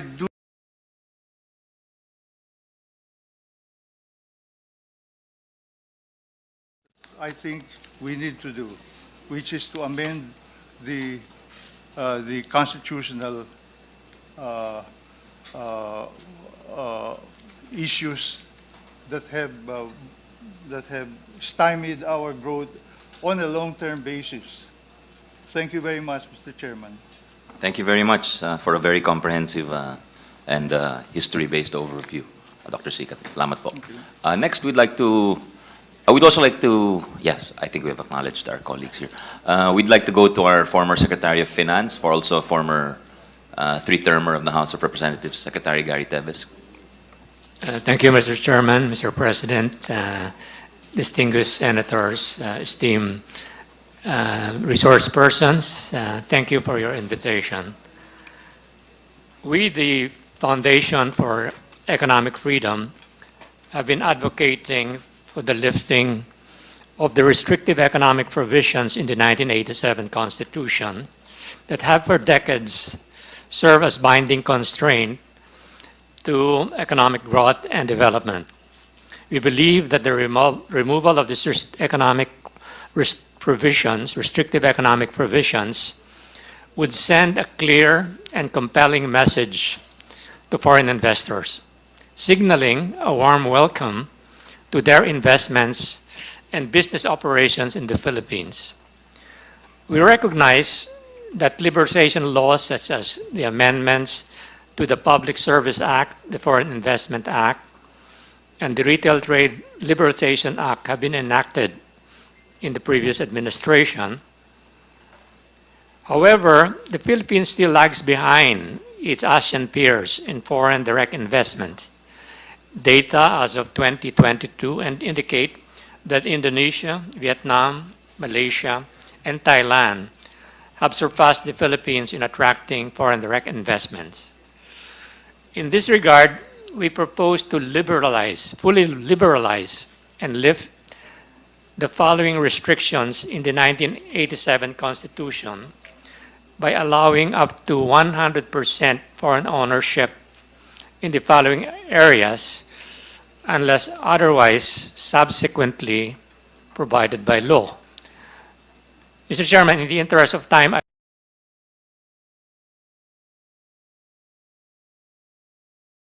Recording in progress. So that this can be useful or be used by your secretariat. These are sections 2, 3, 7, 10, 11 of Article 12, Mr. Chair. Section 4, Article 14, related to education, science, technology, and arts and sports. Section 11, Article 16 on general provisions related to ownership of mass media and advertising. Mr. Chairman, we also propose amendments to the Filipino First provisions in the following articles in the 1987 Constitution as follows. On Section 19, Article 2, Declaration of Principles and State Policies, which presently is quoted as, the state shall develop a self-reliant and independent national economy effectively controlled by Filipinos. And this is our proposed amendment, Mr. Chairman. I quote, the state shall develop a self-reliant and independent national economy, unquote. Section 10, Mr. Chairman, Article 12, again on national economy and patrimony, presently quoted as, in the grant of rights, privileges, and concessions covering the national economy and patrimony, the state shall give reference to qualified Filipinos. We'd like to propose this amendment, Mr. Chairman. In the grants of rights, privileges, and concessions covering national economy and patrimony, the state shall give preference to qualified investors. If necessary, this and future Congresses can subsequently impose appropriate limitations, restrictions, conditions for ownership, or safety nets should circumstances and conditions warrant those adjustments, just like most countries in the world and our ASEAN peers have done through ordinary legislation and not via constitutional change. The closed and restrictive model has been with us since 1935 and contributed to the inability of our country to progress like its ASEAN peers. It is high time to change the business model under the Constitution. The Philippines is the only country in the ASEAN region where restrictions in foreign ownership are embodied in the Constitution. We need to have a legal framework and market conditions that match our competitors. Increased foreign investments in the currently restricted areas would generate higher quality, higher paying jobs, boost incomes, provide greater opportunity for more inclusive growth and development for our people and the country. Mr. Chairman, various studies have shown that countries that have embraced a more open economy to foreign direct investments grew significantly faster than others who are more protectionist. There is a direct enhancement in terms of technological levels that foreign direct investment brings, which allows for the local labor force to learn from technical sources. To create a more competitive economy, the Philippines needs further adaptation to new and appropriate technology to reskill and upskill Filipino workers. And the influx of foreign direct investment can help the government in pursuing this endeavor. Mr. Chairman, we recognize that removing the foreign ownership restriction in the Constitution is necessary but not sufficient to attract more foreign investors. Other conditions such as the rule of law, good infrastructure, and ease of doing business, among others, must be present to compete with other countries in attract foreign investment. However, removing these restrictions is a necessary first step. We strongly emphasize that constitutional amendments should be limited exclusively to removing the restrictive economic provisions. This focused approach reduces the risk of political controversy and division and allows us to focus more of our efforts and energy in improving the welfare of our people. The removal of the restrictive economic provisions and subsequent influx of foreign capital would help improve our competitiveness relative to our ASEAN neighbors In terms of better and more infrastructure, telecommunications, power, and other public utilities, this would allow our government to spend more on education and health of Filipinos.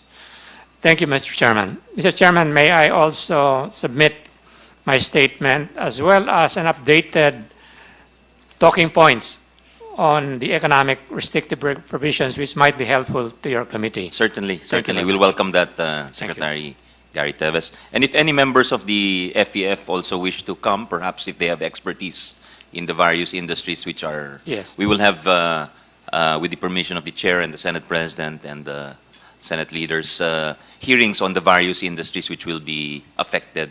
So the educational, higher education, advertising, and maybe perhaps the public utilities, although really the provision on public utilities is only a reiteration of the Public Service Act which Congress just passed a year ago or 2 years ago. We'll convey your suggestion, Mr. Chairman. Thank you very Thank much, you. Mr. Secretary. Next, we'll have the UK educated economist, Sunny Africa. Sir. Mr. Chair, I actually have a presentation. Is it okay to flash it? It might actually make things Yes, we'll ask easier. there we are. Thank you. I'll be very quick. Thank you very much for the invitation. Ibon Foundation is always happy to share what we can, even if there are attempts to silence us, even under the current administration. I would like to apologize for all males. If I knew that this would be the profile of the resource persons, I would have asked our female research head to come in. But anyway, puro lalaki kasi eh. Sa amin po, yung economic chacha is unnecessary and diversionary. So much can be done now if we're so interested and willing to develop the country, but it's also counterproductive. It distracts us from more basic changes in economic strategy needed, and actually also reduces our legal leverage to change things. I have a couple of main points, but I think a lot of them are about facts. I think there's wisdom to not leave economic policy making to economists. We do have some facts to blow away this fog of dogma about FDI. We strongly believe FDI is very exaggerated as a solution to underdevelopment. Development is a very complex phenomenon, as a bit alluded to earlier by Secretary Teves, but singling out FDI, including charter change, as some kind of major means development is, we believe, reductionism pushed to absurdity. Pinag-usapan yung kaangkupan. This again, it's been distributed to the Senate. We'll be sharing it, but this chart is quite straightforward. The major countries of ASEAN are on the left side, including China. The columns are the different sectors of the economy. This is a chart based on the World Bank investing across borders, the last report they made in 2012. We updated with data from the UNTAD Investment Policy Hub and also from the US Country Commercial Guide. It basically shows that per sector, green means open, then reddish all the way down to orange, less open. The Philippines is on top because as a result of all these changes in the laws over the past decades, starting I think with the Mining Act of 1995, even the constitutional provisions, even without the amendment unless otherwise provided by law, laws have provided for many opening up, many sectors to be open to the economy. So I just want to highlight this. We think it's quite important. There is no basis now to say that the Philippines is among the least restrictive economies, is among the most restrictive.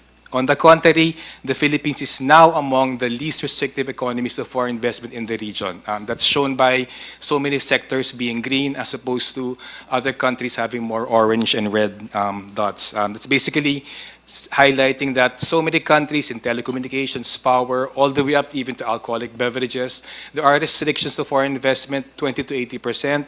In many sectors of the Philippines, is 100%. We do want to address the point about flexibility.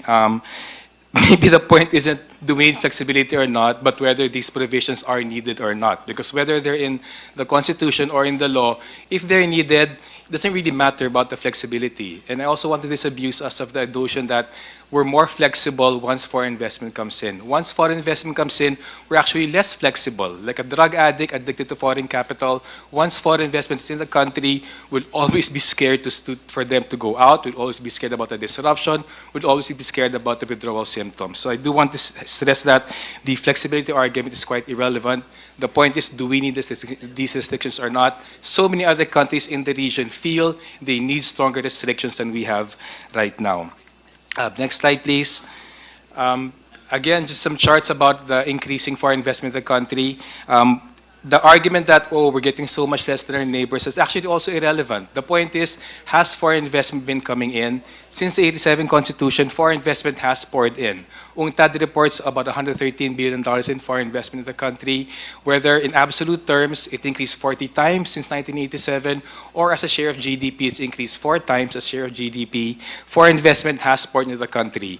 There's no point saying, oh, we're getting so much less. The bigger question is, when this foreign investment has come in, has it developed the country? And clearly it hasn't. So in the parang first place, third place. Next slide. This is a very stylized way. It just shows the economic structure of the country since 1947. You'll notice, I want to highlight 3 main points. Despite the increase in foreign investment, industrial and agricultural foundations of the economy have fallen. The Philippines right now, our manufacturing is its smallest share of the economy since 1949, smallest in 75 years. Agriculture is smallest in our country's history. Again, this is despite a lot of foreign investment coming in, despite a lot of trade openness and globalization. Next slide, please. A little bit of a case study. This is foreign investment in the manufacturing sector, which was already mentioned is 100% open to foreign investment. The manufacturing sector is open to 100% foreign investment, but it has fallen to its smallest share in 75 years. It was 17.9% in 2022. The share of employment in manufacturing is the smallest in the country's entire history. Clearly, being 100% open to foreign ownership in manufacturing has not developed the Philippine manufacturing sector. To make things even worse, about 60 to 70% of our manufacturing is not even Filipino. It's actually foreign. The Philippines right now is has the 8th smallest manufacturing sector. Thailand, Myanmar, Vietnam, Singapore, Malaysia, Cambodia, and Indonesia all have much higher shares of manufacturing in their GDP. Next slide. Again, a short example. Again, there's no point gloating about attracting foreign investment and thinking that it transfers technology. Intel and Hanjin were here for decades. They invested billions of dollars. They hired thousands of workers. But when they left for their own reasons, the Philippines has nothing close to semiconductor industry after 35 years of Intel. We have nothing close to shipbuilding industry after 12 years of Hanjin. Same reason, when the Malampay natural gas runs out, we won't have any capacity actually to exploit our own natural gas. The real test for foreign investment is not what they do while they're here, because if you want to make money, they have to invest, they have to create jobs, they have to have economic activity. The real test is what is left behind. For investors, without the proper regulatory infrastructure, will not leave anything behind. Locating the Philippines is not developing Filipino industry. Next slide.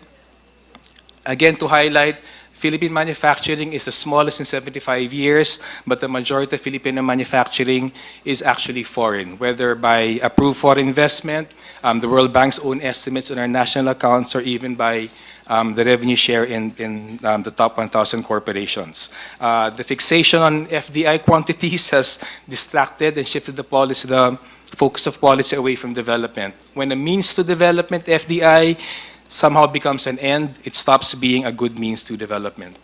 Next slide. There's been a lot of talk about what other countries have done. I'm so sorry, there's a lot of numbers here. I just want to stress, this chart, this table basically shows the Philippines right now, in absolute terms and as a share of GDP, has more investment than South Korea, Taiwan, and China did, whether in their period of economic takeoff in the 70s or 80s, or even at the present. So this nonsense about increased foreign investment will have development, that was not the case in the case of South Korea, Taiwan, and China in the 70s and 80s. It is actually not even the case right now. We have much more foreign investment, but much less development, because the problem is not lack of foreign investment, the problem is a lack of vision for industrial development. Next slide. it's an important quote. The United Nations State and Development Report summarized the development experience over 35 years. They basically said that the core of national development is industrialization for a great many reasons, and the core of national industrialization involves nationality. It's not about having foreigners in your export zone in a low value added enclave. It's about building a national brand. And you will notice there's no point, no country, no industrial power brags about inviting foreign investment. They brag about Samsung, Hyundai, Intel. They brag about national brands because industrial development is about having national brands, not being an address for them. I'm going to wrap up. The last few slides actually highlights a problem with the thinking that the world is changing, the world is globalizing. We jumped on the globalization bandwagon in the 80s and 1990s, causing manufacturing agriculture to fall to the smallest shares in decades, some in history. The next few slides highlights, on the contrary, in the last 10 years, 15 years, sorry, since 2008, 2009, the number of protectionist measures has been increasing. The previous slide, actually, the green, the green bar chart, line chart graph shows protectionist measures since 2008. The orange measure shows liberalizing measures since 2008. For a great many reasons, countries have become more protectionist in the last 15 years because that is in their national interest. The next slide is for investment measures. Again, a bit, it's up and down. Green shows increasing investment regulations among new measures. Orange shows decreasing investment liberalization measures. Next slide. Also want to highlight, we're a bit obsessed about investment agreements, about liberalizing. I think it's useful to highlight, in the last 15 years, over 60 governments have terminated over 400 international investment agreements for being too liberal. And of these 400 international agreements, nearly 200 were unilaterally terminated. The 2 point I want to stress is, some decades ago, the argument was we can't restrict our foreign investment, we can't protect our economies because it's against the WTO, it's against agreements. That does not hold anymore. So many countries, including Indonesia, are coming up with model investment agreements that are much more restrictive than before. Also, even the WTO, with the US blocking appointments to the appellate body, the WTO is now actually unable to actually enforce a lot of its laws, agreements. Last point, in the opening statements, there was the OECD investment restrictiveness was shown, and the highlight was that the Philippines has the second most restrictive investment regime in the world. This is that exact same chart, but I'm so sorry I don't see it right now.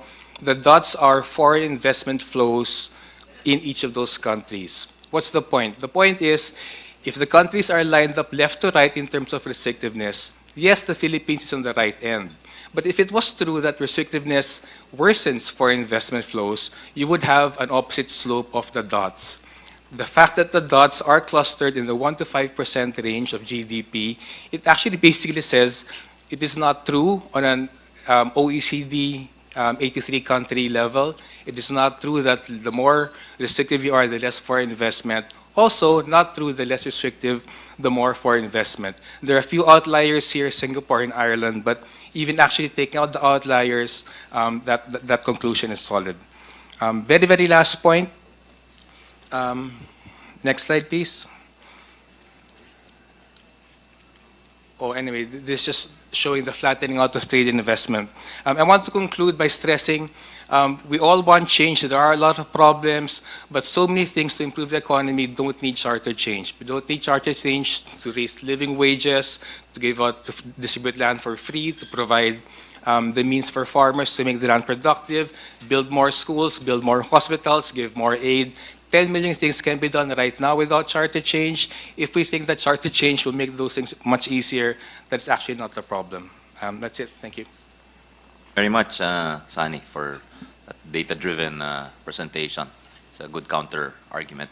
Next, we'll have Mr. Orion Perez Dumdum from the Constitutional Reform and Reunification Movement, or Correct Movement. Go ahead, sir. That's actually the Constitutional Reform and Rectification for Economic Competitiveness and Transformation.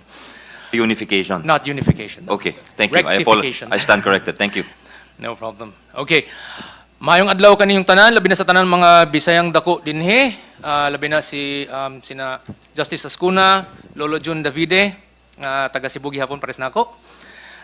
Si Secretary Garrett Teves nga gikan sa Dumaguete, Senator Bato de la Rosa, Senator Coco Pimentel, og si Senate President Mig Zubiri, ako rabang classmate ang imong manghod sa una nga si Bea sa French. Maraming salamat sa akong kaibigan at idol na si Senador Robin Hood Padilla. Assalamualaikum wa shukran. And to both Senators J.V. Ejercito and Senator Sani Angara, pailawin ang ilaw, luce at lux. Mga schoolmate ko yan dati. And to all senators and resource persons, greetings. All right, let's go to business. Whether or not we agree with the proposals made in RBH number 6, it is extremely necessary, in fact, long overdue, to at least amend or at best revise or even completely overhaul the 1987 Constitution, because the 1987 Constitution contains some flaws, as it was unfortunately quite hastily put together at a time when the Filipino people and many of those tasked with drafting the Constitution were a little way too in a hurry and emotional about certain topics, and as such, any full rational analysis, careful and comprehensive research, and full deliberation on the advantages or disadvantages of adopting or rejecting certain options and features was unfortunately not possible at the time. The end result of these flaws has been that the Philippines has been very visibly and obviously hobbled and hindered by the flawed 1987 Constitution from achieving the economic and societal success that we so desperately need, because some of the systems that we adopted were incorrect and have been proven to be incompatible with the kind of success that the Philippines deserves. If asked as to what we in the correct movement would describe to be the ideal type of constitution setup for the Philippines, we would describe it as follows. We need an open to FDI economic system with a constitution that is totally devoid of any restrictions against foreign ownership of businesses, as this would represent the most ideal scenario for a Philippines in which job-creating international investors and global companies can easily come in and set up operations in the Philippines to create millions of jobs that would hire millions of Filipinos, so that we would no longer need to become OFWs separated from our families. In addition, we need a constitution that features an evolving federalism that would empower the regions to set up the appropriate policies that they are aware of, that they are knowledgeable with, that they know are appropriate for them, that could aggressively attract investments into their areas and thus spread out these jobs and economic opportunities to the rest of the country and decongest the already overcrowded and overcongested national capital region of Metropolitan Manila. We all talk about traffic, right? And overcongestion, so many squatters. Well, let's spread out the development to the rest of the country, not only Metro Manila. Federalism does that. We also need to have a parliamentary system set up nationally, as well as parliamentary systems set up regionally, to ensure more effective, efficient, and high-quality governance with real-time monitoring by a shadow cabinet coming from the opposition, regularly watching over every move of the government, also known as the administration, and calling out any anomalies discovered before they could ever cause major problems to arise. I did want to say, additionally, the 1987 Constitution was written back in 1986. And at the same time, back in 1986, the Vietnamese government enacted their Doi Moi reforms. Doi Moi means renovation, which moved their country away from communist, Marxist, Leninist central planning, and they went with full-on capitalism, or at least they did so incrementally, and they started to get rid of any restrictions against foreign direct investments. And look at the effects. In late 2021, the Philippines was overtaken by Vietnam in terms of GDP per capita. Ayan, naungusan po tayo. And I've been to Vietnam, and I was so envious of their progress. I've worked with the Vietnamese in my projects when I was working in Philips in Singapore. So I've seen how dynamic they are and how they can actually speak very good English now because they need this skill to be able to work in foreign companies that are coming in droves in their country.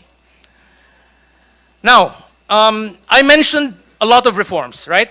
But because next year, 2025, is an election year, we know that we do not have much time. So let us, for the sake of being, of time, concentrate first on removing the anti-foreign direct investment restrictions.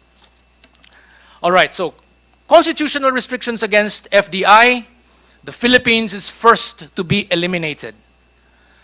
Our economic system is one that is characterized by a parochial and autarkist protectionism resulting largely from a misguided form of nationalism that is incompatible with the realities of the Philippines, including but not limited to its lack of local technological and scientific innovation, lack of an indigenous business culture, low savings rate, low capital accumulation rate, weak culture of entrepreneurship, and many other systemic factors that have caused the Filipino first policy to fail and cause suffering for a greater number of our people.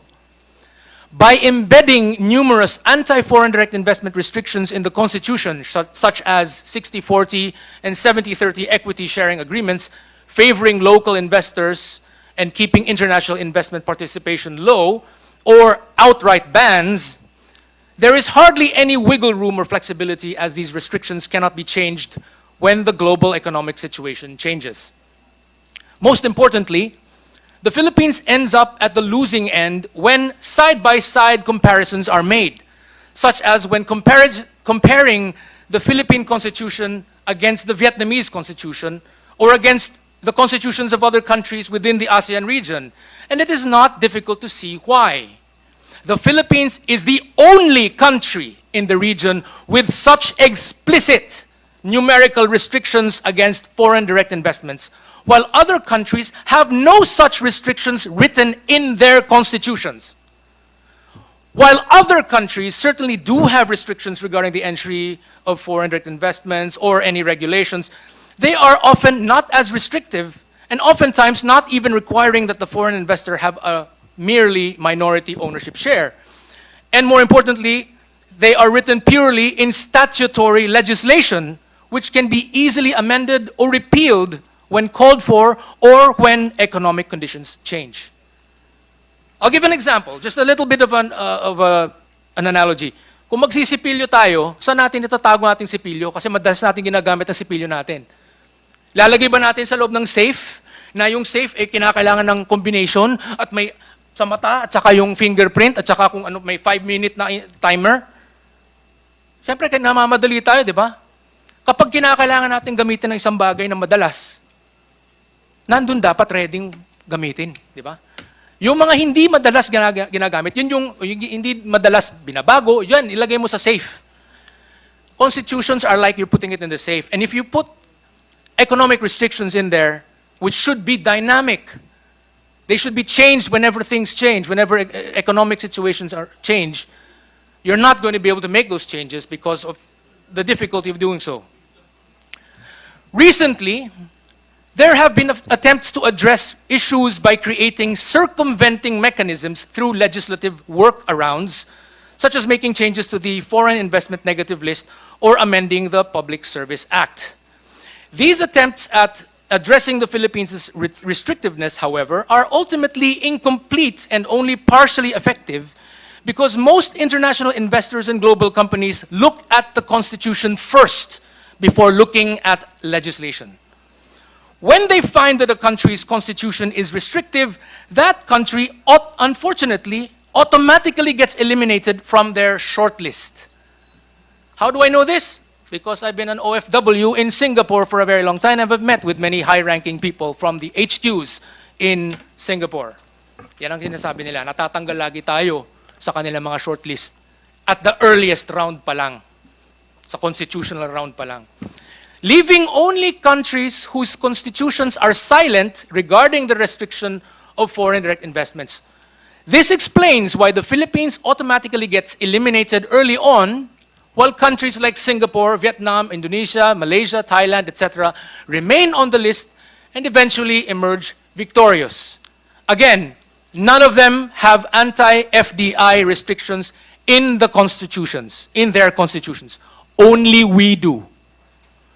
The problem truly is that a misguided ideology of parochialism and insular protectionism have become ingrained within the Pinoy psyche, and yet there is no strong entrepreneurial and business culture supported by a strong culture of frugality and savings that would have allowed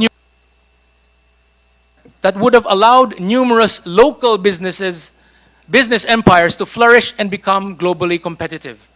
Instead, the protectionism set up by the Filipino first policy and ideology had spawned ineffectual and inefficient local businesses owned often by the entrenched local oligarchy, characterized mostly by rent-seeking and complacency as opposed to excellence and competitiveness. But of course, there do exist examples that prove that Filipino businesses can thrive internationally, proving that protectionism is actually unnecessary. In Singapore, Jack and Jill snacks, of course from the Gokongwei group, are very popular. In China, the Liwayway group's Oishi snacks are extremely popular. And I know this because I lived and worked in China in 2004, and when I was there teaching English and learning, sort of beefing up my Mandarin, galing kasi tayo sa Xavier, di ba? So, when I was there, some of my students would say, teacher, you come from Philippines. We have a very nice product. It's called 上好家。上好家就是中国第一名的小吃。And this is the best, the most famous snack in China. That's what they were saying. They love Oishi. Oishi is 上好家 in Chinese. And they were basically fans of Oishi. And when they found out I was a Filipino, parang, sir, ang galing ng produkto nyo. Ganon. So, ibig sabihin, point ko, many of our companies don't really need protectionism in order to thrive. Doon pa nga sa China, sila nga yung nangunguna. Sila yung pinakasikat na kumpanya doon sa mga snack food. So, but I digress, no? Sensya na kayo. The dearth of investments, both local and foreign, have instead created a situation where there are way more job-seeking Filipinos than there are job openings available. Thanks to the law of supply and demand, it is easy to see why average and median salaries in the Philippines are extremely low, as job seekers bid salaries downwards just to have a chance at landing a very scarce job. Jobs in the Philippines oftentimes serve no other purpose than to act as a stepping stone towards overseas employment, as the very low salaries mean that most Filipino wage earners will never really meet their most basic needs, and becoming an OFW in countries where job openings far outnumber job seekers ends up becoming the only way for Filipinos to feed their families. Okay, here's where I tell my story. Please bear with me. These are my experiences as an OFW. I myself became an OFW since the late 2000 when I had made an internal transfer from having worked in Microsoft Philippines and transferred to Microsoft Singapore, doing the exact same thing. Okay, I had the same position, same job scope, but instantaneously ended up with a 4-fold gross salary increase. Gross yun, gross.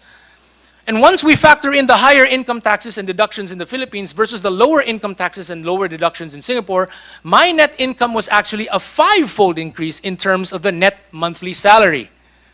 And many costs in Singapore, at least back then, were almost the same as what we paid for in the Philippines. Sa Enterprise Center, where Microsoft was in 2000, chicken rice cost 90 pesos. When I moved to Singapore, when the exchange rate was 30 pesos to 1, I go downstairs from the office of Microsoft Singapore and go to the food court downstairs. It's $3. Pareho. Same price. So, pero ang laki ng sweldo ko sa Singapore kumpara sa sweldo ko sa Pilipinas. And I was already earning quite better than most peers. Now, it is sad that salaries are often much better abroad than in the Philippines. But this also often means that millions of OFWs and overseas Filipinos tend to be away from their families and loved ones, in some cases visiting only once within several years. And the environment of the host country will not always be as welcoming, as I myself recently learned after I defended a fellow Filipina, Miss Zoe Gabriel, also based in Singapore, who was maligned and cyberbullied by a few cyberbullies in Singapore, including the very infamous Serene Ho, who happens to be part of a very small group of anti-Singapore government operatives who seek to exploit the situation of the growing number of foreigners in Singapore in order to try to cause resentment to brew against foreigners, including Filipinos, among Singaporeans, and thus blame the Singapore government for this influx of too many foreign workers and expats. What happened there? They were trying to say mayaman daw sina Zoe Gabriel. And I stepped in to say, actually hindi, because the cost structure for foreigners is higher because we do not get subsidies. Okay? School system sa Singapore, hindi katulad ng US, Canada, Australia, where everyone is free sa education. Sa Singapore, if you are a foreigner and you have children, you want to send them to a local public school, you have to pay 20 times what the local pays if you are a permanent resident, and you pay almost 40 times that, 40 times what the local pays if you are a foreigner. After I defended our compatriot by explaining why their attacks were based on factual inaccuracies, I became the victim of their extremely intensely focused and persistent cyberbullying, precisely because I had managed to disprove their false narrative that they were trying to peddle. They did everything to try to sabotage me and my family in real life, including stalking me on LinkedIn and calling up the company that was listed as being my employer, and they tried to get me fired, making false complaints against me to Singapore's Immigration and Checkpoints Authority, and even making false complaints against me to the Singapore Police Force. When they found out which parish church I attended in Singapore, they sent fake complaints to the parish rector and even to the archbishop. In addition, they seem to have had access to some database which made them aware of which preschool my son was attending, not far from where we lived. These are real vicious psychopaths. If they were in the USA, they would probably have become serial killers. I made numerous police reports and filed a magistrate complaint, but sadly, cyberbullying seems low on the police priority list. We received so many threats, and I got severely inconvenienced. I was subjected to intense defamation by these cyberbullies, which destroyed my reputation in Singapore, which eventually led me to lose my job and my source of income, and that is why I am here today in front of you and not in Singapore attending this hearing via Zoom, which is what happened in 2002. I was still working in Singapore then. Our family returned to the Philippines just around 2 weeks ago, or the 14th of January, after selling and giving away many of our belongings accumulated over the years and bringing in so many balikbayan boxes. While OFWs and overseas Filipinos may seem a bit more prosperous than we had stayed on in the Philippines, some people in the host countries we stay in are not always that welcoming, and ultimately our host societies are not our home. So even if I had become much assimilated in Singapore, having so many local Singaporean friends and learning to talk the same way that they do, Serene Ho and those cyberbullies still saw me as an outsider.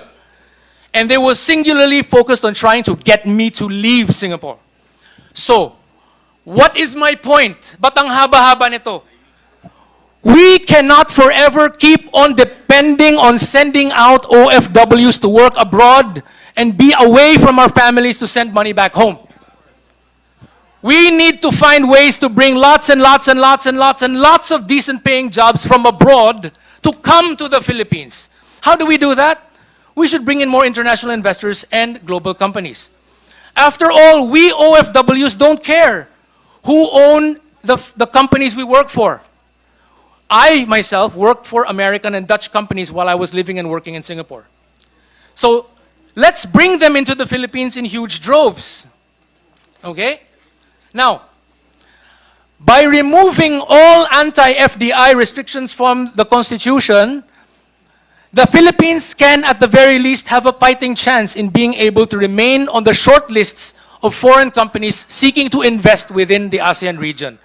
Eventually, if we play our cards right, the Philippines will succeed in doubling, tripling, quadrupling, or quintupling the amount of job-creating foreign direct investors that we bring in. Begging your indulgence, Mr. Dumdum, you've taken 20 minutes already. Oh, so if it's all right with you, could you wrap up and submit the rest of your Okay. recommendations? We appreciate the passion and Okay. the love of country. Thank All you. right.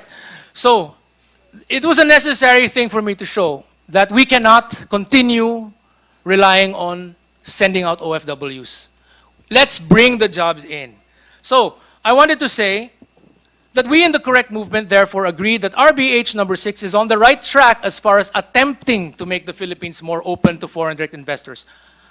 Unfortunately, we wish to state very strongly our position that the use of the phrase "unless otherwise provided by law," while better than the original scenario where such a clause is missing, does not quite achieve the intended effect of telling the international business community that the Philippines is serious about opening up to foreign direct investments, and is sadly a compromise suggestion that was concocted during the Noynoy Aquino administration's term as a means to attempt to placate his emotional attachment to his mother's constitution by somewhat defanging such anti-foreign direct investment provisions without deleting them. Mr. Chair. Deletion Mr. Chair. is the only way to go. Okay? Now, I would say, I'm almost done. Point of order, Mr. Chair. I'm almost done. Senator Risa, yes. Thank you, Mr. Chair. All of us, members of the committee, have with the chair listened respectfully to the input. I, however, do not appreciate the very personalistic criticism against a former president in relation to the Who can no longer Constitution. answer, who can no longer Who can, you know, it's not humanly possible for him to answer in relation to his mother, also a former president. And I would just like to seek the chair's support in perhaps removing that from the record and gently reminding our resource person Is to... that a motion? Yes, Mr. Chair, to Senator Risa? observe the same mutual respect all of us around the table, members of the Senate and all our esteemed resource persons have been observing since 10 a.m. Thank you, Mr. Chair. Thank you very much, Senator Risa. Could you state the words you wish stricken, the specific remark you wish stricken off the record? Well, Mr. Chair, if the phrase simply referring to former President Noynoy Aquino, his mother, former President Cory Aquino, in relation to the 1987 Constitution about sentimentality. I cannot remember the exact words. I do remember the sentiment, and I feel it is inappropriate to the seriousness of our hearing. Thank you, Mr. Chair. And I move to strike it from the There's record, a motion. Mr. Chair. They're seconded by the Majority Leader and the Senate President. Any objection to the motion to strike off the record the remarks regarding the late former President, the two late former Presidents, Aquino? Hearing none, the motion is carried. So Thank we'll you, ask Mr. Chair, SB and Thank you for that. The stenographers will take note. Yeah, go ahead. Good. Okay, thank you. Please wrap up. Okay, Mr. almost Dumdum. done. So, RBH number 6 proposes at best a mere half measure that will not be very effective. So right now there are 3 areas that are being proposed, but in reality there are actually 6 areas. 6 areas in the Constitution that actually are related to foreign direct investment restrictions. My main point is trying to say, why not, instead of just having unless otherwise provided by law on these 3 areas, let us instead delete all of the areas that have anti-foreign direct investment restrictions. And I will name them here. Article 12, Section 2, which is about resource extraction and production sharing. Article 12, Section 10, the general 60-40 clause hanging over every sector. Article 2, Section 11, public utilities 60-40 clause. Article 14, Section 4, paragraph 2 for the 60-40 for education. Article 16, Section 7, Paragraph 1, the ban on foreigners owning media. Article 16, Section 11, Paragraph 2, the 70-30 for advertising. This does not mean that we will not have restrictions. I am just saying, just like my colleagues who have said over and over again, that these do not belong in the Constitution. We can do what everyone else in the region or around the world is doing, which is to put these restrictions, if we need them, in mere legislation, so that we can change some of the wording or some of the numbers when things change, when global situations arise that force us to change things. If we put in our Constitution words about pager companies, facsimile machines, telegraphs, don't you think that we would be absurd seeing that these no longer exist today? Wala nang mga pocket bell, di ba? Wala nang mga pagers, wala nang facsimile, wala nang gumagamit ng facsimile. I mean, things have already been overtaken. Even DVDs na nga, nawawala na eh. CDs nawawala. Sir, are you wrapping up? So, yes, Because, I'm just saying. It seems you're taking another route. No, I'm just saying, Could we... I'm just saying. Is the finish line in sight? Ito na yun. Is the finish line in sight, sir? Yes. Okay, thank you. Sinasabi ko lang, ito yung mga nagbabago lagi. Nagbabago sila. And if we put them in stone, hindi natin mababago. So let's just take them out of the Constitution and put them purely in legislation where they belong and which is what everybody else around the region does. Yun lang po. Daghang salamat sa inyong tanan. Thank you very much. Maraming salamat po sa lahat ng mga tao dito. Thank you very much, Mr. Dumdum. We appreciate the input from an actual OFW and from your personal experience. Salamat po. With the permission of the Senate President of the body, we'll open it up to the body for questions. Of course, we'd like to acknowledge our Senate President Pro Temp and also one of the authors of Resolution number 6, the beauteous Senate President Pro Temp, Lauren Legarda. Good afternoon, ma'am. Who just celebrated her birthday, her 50th birthday a few days ago. 49th pala. So we'll respect the hierarchy of the Senate officials. Yes, Senator Pimentel. No, although I came in late, Mr. Chairman, if I may be allowed to raise my issue first, because this is not about the substance. We're in the question. It is about the. Is it a point of order? Yes, go our ahead. Go ahead. procedure. If it is a point of order, please go In ahead. effect, it's a point of order. Yes, in please. Effect. Food for thought na lang po sa atin ito. What procedure are we following? Right now, we are gathered here as a subcommittee. But is this a subcommittee of the Senate as part of Congress in its lawmaking function? Or are we treating this as a subcommittee of Senate as part of Congress as acting as a constituent assembly? Kasi iba po talaga, yun lang naman yung main difference nun lawmaking versus amending the Constitution. So, I'm raising the issue of our procedure. If we notice our rules, we have specific rules when we are acting as an impeachment court. Then we have rules when we are acting as lawmakers. We don't have specific rules when you're acting as a constituent assembly or a part of one half of a constituent assembly or a part of a constituent assembly. So, are we proceeding now as lawmakers and then at some point in time there will have to be a formal break when we will declare our gathering as already Congress acting as a constituent assembly? Do we do that later or do we do that as early as this moment, Mr. President, Mr. Chairman? If I may, Minority Leader, I think it's a very good point procedurally, but I think it's clear that we are acting with our constituent power already because we are actually dealing with an amendment to the Constitution.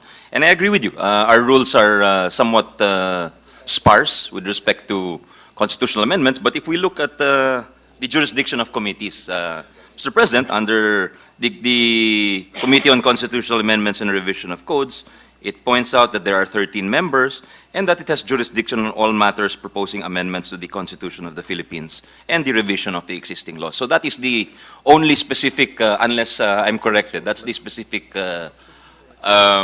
provision dealing with amendments to the Constitution. That's the only one I can see upon cursory. Thank you, Mr. Chairman. Actually, yeah, if I may finish, Minority Leader, please, with your permission. That's the one I see. So that perhaps is what's giving us basis. But perhaps if we're not happy with that, we can talk to the chairman of the Committee of Rules, the Majority Leader is here, and perhaps that can be addressed, and we can, the members of the Committee on Rules can discuss any proposed changes to the rules, and then that has parliamentary, that's high in the hierarchy of parliamentary motions, so definitely it's something that we can elevate to the plenary as early as today or tomorrow, if to the satisfaction of His Honor.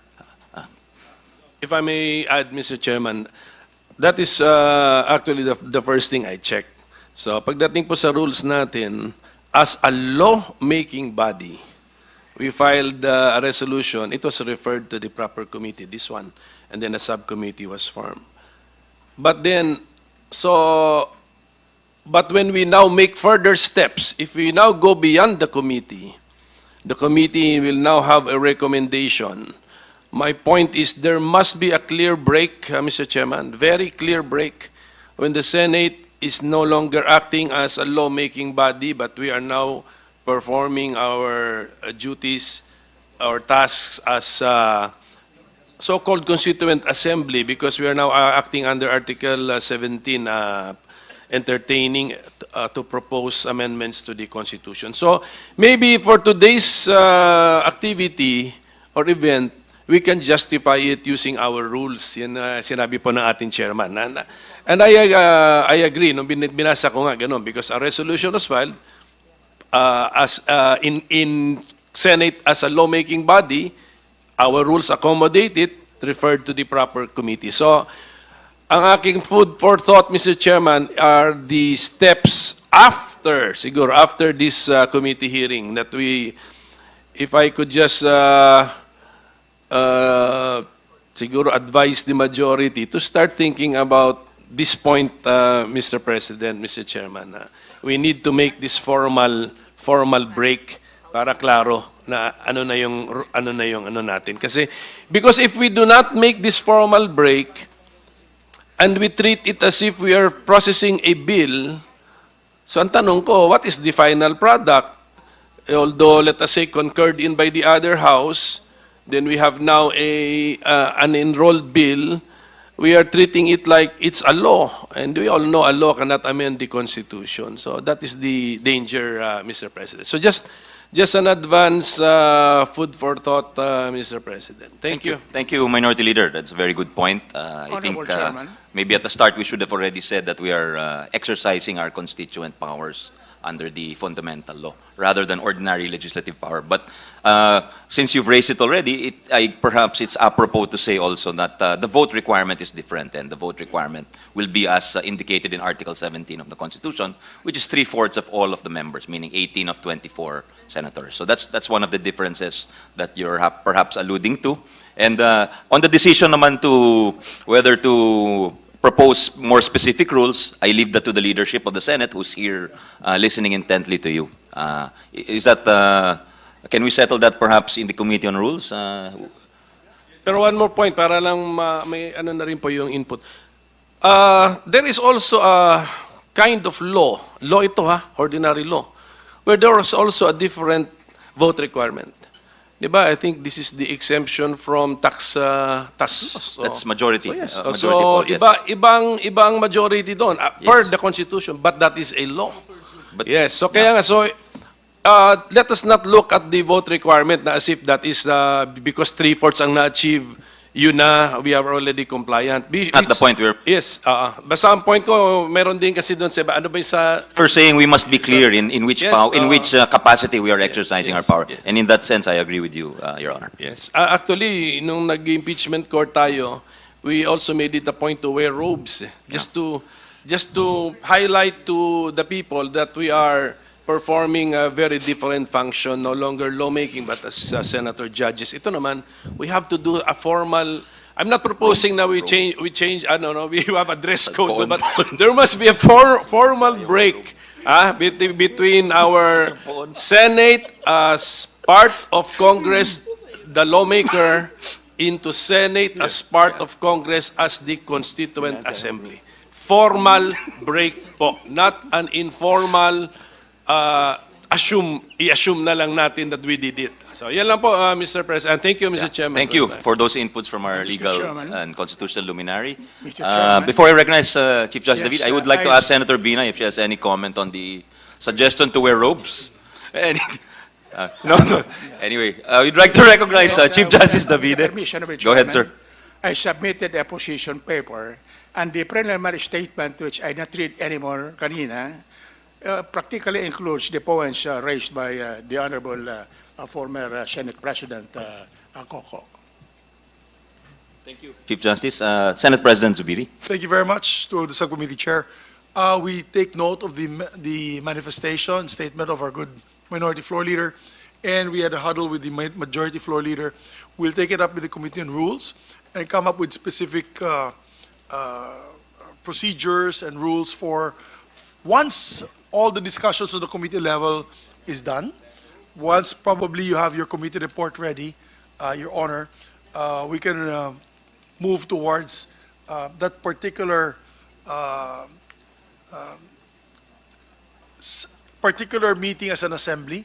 It's on the part of the Senate, So we can come up with the rules at the proper time. We can adopt it on plenary, and it could be adopted rules of the Senate. So yun lamang po, just for the information of the body. But nothing in the rules will prevent you, Your Honor, Mr. Chairman, from discussing amendments, possible amendments and refinements to the Constitution, as it's been done during the time of Senator Kiko Pangilinan when he was chairman of the Constitutional Committee on Constitutional Amendments, as well as Senator Robin Hood Padilla, who's had already several hearings on this topic. So once the committee report and will be taken up in plenary be done, we'll have a set of rules ready for the implementation of an assembly. Thank you very much. Mr. Chairman. Thank you very much, Senate President. Now Majority Leader Villanueva. Thank you very much, Mr. Chairman. Just to put on record our sincerest thanks and gratitude to our minority leader for pointing out the importance of ensuring that there's jurisdiction indeed with this subcommittee, and I refer to Rule 10 of our Rules of the Senate, Section 18, and I quote that membership of the permanent committees, including the respective chairperson, shall be chosen by the Senate. The chairperson of each committee may be designated, the vice chairperson or such vice chairpersons of the committee, and create such subcommittees as may be deemed necessary. I think it is important to note also what we have heard this morning, Mr. President, Mr. Chairman, as mentioned by no less than our esteemed retired Justice Adolfo Azcuna with regard to the track and path that we are treading upon at this point in time. And what we can say, Mr. President, Mr. Chairman, is that in the light of what we will be discussing in this subcommittee, we are ready to settle all of this in the Committee on Rules so that we can further discuss this issue. So we thank the Minority Leader for raising this very important aspect of this procedure. Thank you very much, Mr. Chair. Thank you, Majority Leader and Senate President and Minority Leader. Now, if we could open the period of questioning of our resource persons, and we thank our resource persons. With your permission, may we work through lunch. Of course, we'll respect the hierarchy in the Senate. So, Senate President Zubiri, would you like to ask any questions from our resource persons? I'd like to waive and listen to all the sides of this issue, and I'd like to waive my time to other colleagues. Thank you, Senate President Zubiri. Senate President Pro Temp Lauren Legarda, you have 10 minutes, ma'am. Please. Thank you very much to our subcommittee chair, and greetings to my colleagues, Senate President and Majority Leader. Thank you. Very basic questions, and I address this to any of our esteemed justices and former justices of the Supreme Court. our legal luminaries. So let's go back to basics. What are we proposing for amendments under the proposed resolution, which is authored by the Senate President, Senator Angara, and this representation? The proposed amendments to the three economic provisions of the Constitution pertain to the nationality requirement for participation in public utilities, basic education, and advertising. That's very clear. Only three specific economic provisions, no political provisions. While the proposals do not fix the level of participation of foreign nationals in the industries, the relaxing of the nationality requirement is expected to be achieved with the insertion of the clause which we included, which you mentioned earlier already, some had comments, unless provided by law. So far, I think it's clear I've laid the predicate of where my questions are going to. So may I ask Chief Justice Davide, sir, Justice Adolf Azcuna, and our other esteemed guests, what is the effect of the insertion of the clause unless provided by law? Because under the proposed amendment, the extent of the participation of the foreign investors in the industries is not determined at the time of the introduction of the amendments to the constitutional provisions. Obviously, it's just a phrase. Instead, the relaxing of the nationality requirements will be determined by the legislature, voting separately as a constituent assembly at some future time in the exercise of our lawmaking power, which will eventually amend the Constitution. In effect, the amendment grants the power to the legislature to modify only the nationality requirement on the industries covered, which I mentioned, which are three, without the more rigid requirements of amending the Constitution. Only the requirements with respect to passing a law shall then be observed when the legislature decides to exercise this delegated power subject to the approval of the executive and the exercise or non-exercise of the veto power. So in short, sir, in 5 minutes, I have somehow encapsulated the work we will do in the next several months. What it covers, the three economic provisions, the simple phrase that we're adding, unless provided by law, and what it will do eventually, and the delegation of power to the legislature. May I therefore ask our esteemed justices, are you in agreement with our humble understanding of the RBH, or the resolution of both houses, which 3 senators had authored? What are your perception, comments, thoughts on this? And I have a short follow-up question after that. If my understanding is correct, can you kindly critique the method and the 3 provisions which we included? And if my perception is incorrect on our RBH, we'll be happy to be educated by you. Thank you, sir. Chief Justice, please, and then Justice Azcuna.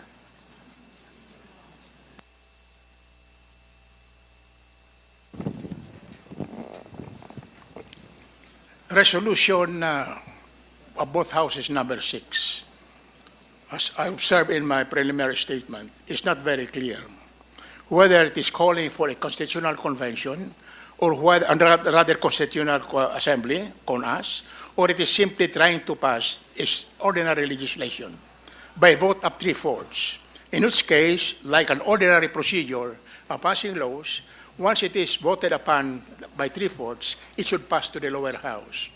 The lower house will now act on it as if it were an ordinary legislation coming from the Senate. If the lower house will agree to it, it should be by a vote of 3/4. However, on the other hand, if the lower house will add one more amendment, it may be another amendment. You remember that right now in the lower house, you have the lower house resolution of both houses number 2, which would include practically all of the economic provisions. The lower house can now include that. Then it will approve with the amendments. What will happen? The Senate and the lower house will call for a conference committee And that is where the fight, well, probably the end of the fight will come in. On the other hand, if it would be a CONAS, it would be by a joint resolution. You have to follow the rules on how to call a joint Congress, in Congress in joint session. There must be an agreement between the lower house and the upper house to call for a joint session, precisely to act as a constitutional assembly. Thank you for that, sir. May I have your views, Justice Azcuna, please? Thank you, Mr. Chair. I agree with Chief Justice Davide. There is a need to signal that you're acting now under Article 17. By the way, the word Constituent Assembly does not appear in the Constitution. Actually, the Constitution merely says Congress is the one empowered to propose amendments or revisions to the Constitution under Article 17. It's still Congress. However, when Congress shifts from its mere legislative function of making ordinary laws to one of proposing amendments or revisions to the Constitution, it has to signal the shift. How do you signal the shift? As I said earlier, instead of saying be it enacted, you say be it resolved. That's already a signal in addition to the title of your resolution, which is to propose amendments to the Constitution. There is no need for joint meeting or joint hearing. The Constitution doesn't require it. It merely says Congress may, by a vote of 3/4 of all its members, propose. So you can do that separately. But you have to signal that you are proposing now amendments or revisions to the Constitution. And I think it is sufficiently signaled by calling it be it resolved, and then your title, meaning proposal to amend. And you don't have to submit it to the President, unlike a bill that he has to sign. In amending or revising the Constitution, the President has no role whatsoever.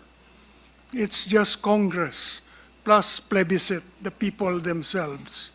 And then, Mr. Chair, in the case of resolution of both houses, number 6, however, you do not merely put unless otherwise provided by law, but you change the wording of Article 14 by adding basic to the word education. In other words, you acted as if you are revising the Constitution by changing the wording. The effect, I know, is to limit the nationality requirement to to basic education and allow foreign investments in higher education.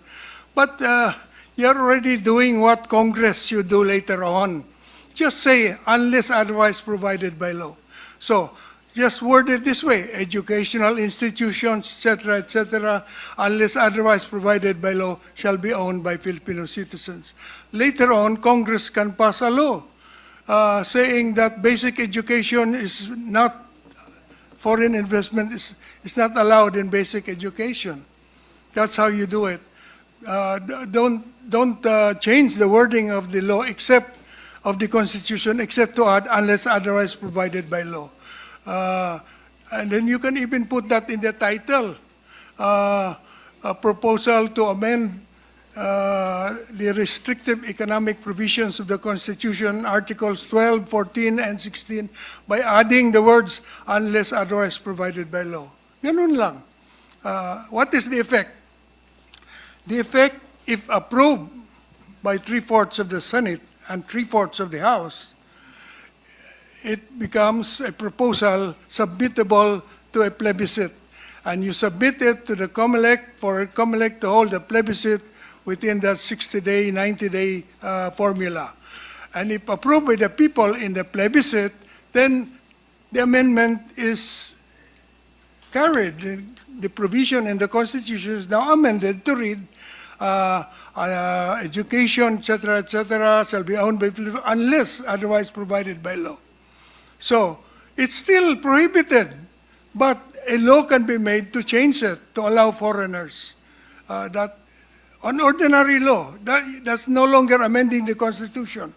You are now allowed by the Constitution to amend the law. Is that irregular? Of course not. There is already a provision in the Constitution now that says that practice of profession shall be limited. Practice of the legal profession shall be limited to Filipino citizens except in cases provided by law. Nakalagay na ngayon yan sa Constitution. Tingnan ninyo. So that formula is already in the Constitution, accepting. So there's nothing wrong in saying that advertising shall be limited to Filipino citizens except as may be provided by law or unless otherwise provided by law. It makes it changeable by legislation. That's all it does. Thank you, Madam President. Thank you, Mr. Thank you. With your indulgence, Senate President Pro Temp, the Senate President wants to intervene. Really quick on the ideas of course, Chief Justice Davide and Justice Azcuna. We discussed it also very quickly on the side on the amendment of our rules. We had said that the committee may be allowed to do the committee hearings, get, of course, the advice and the inputs of different luminaries, whether in the legal field or the financial side, or financial sector, and all other sectors concerned. But at the end of the day, we were discussing with the majority leader what would trigger the creation of a Senate counterpart, Senate Constituent Assembly, was basically the submission of and you can add to our suggestions when we craft our rules, is the submission of the committee report by the committee signed by the majority of members, meaning it can be taken for plenary action. So that could be a signal. Once that is done, then we can come up with a constituent assembly on the Senate's part. We're actually thinking about the idea not to have it during plenary session at 3 o'clock, but earlier in the morning, so it'll be treated as a separate entity, a separate assembly. And we can discuss, and I think the Minority Floor Leader agrees with me, because we'll be part of the rules making when we come up with the final amendment to our rules. And then we could make the decision wherein the amendments can be voted upon individually. Let's say there's on issue on national patrimony, education, and all. It can be done 3/4 vote per amendment. And the reason why I say that is I foresee a problem in the future wherein the House may stick to its guns and add more, 7 amendments or even political amendments.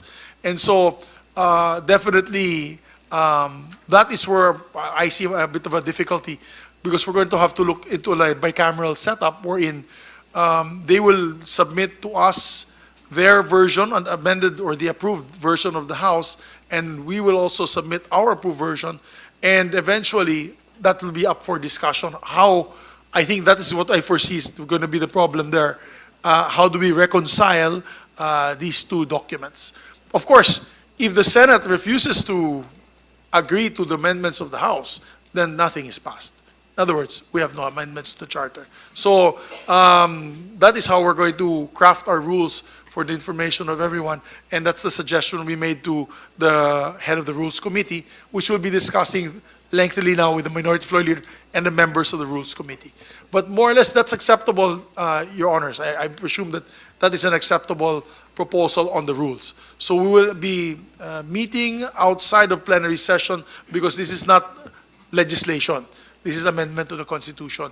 And how the rules will be done on approving each individual amendment will be discussed there, as long as it is 3/4 vote approved by each this Constituent Assembly, headed on the part of the Senate.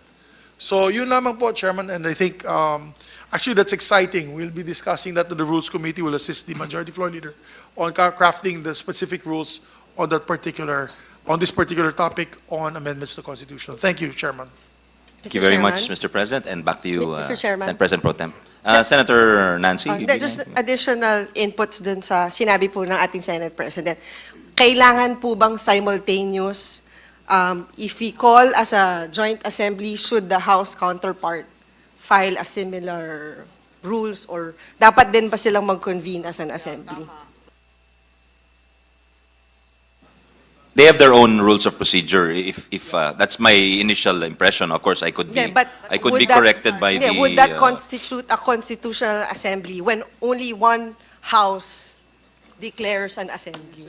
Well, Diba? clearly we cannot pass any amendments if. But no, let's Maybe we let's can, address it to our resource persons. ask for our any of our resource resource persons. persons can. Mr. Chairman, Pwede po bang one-sided?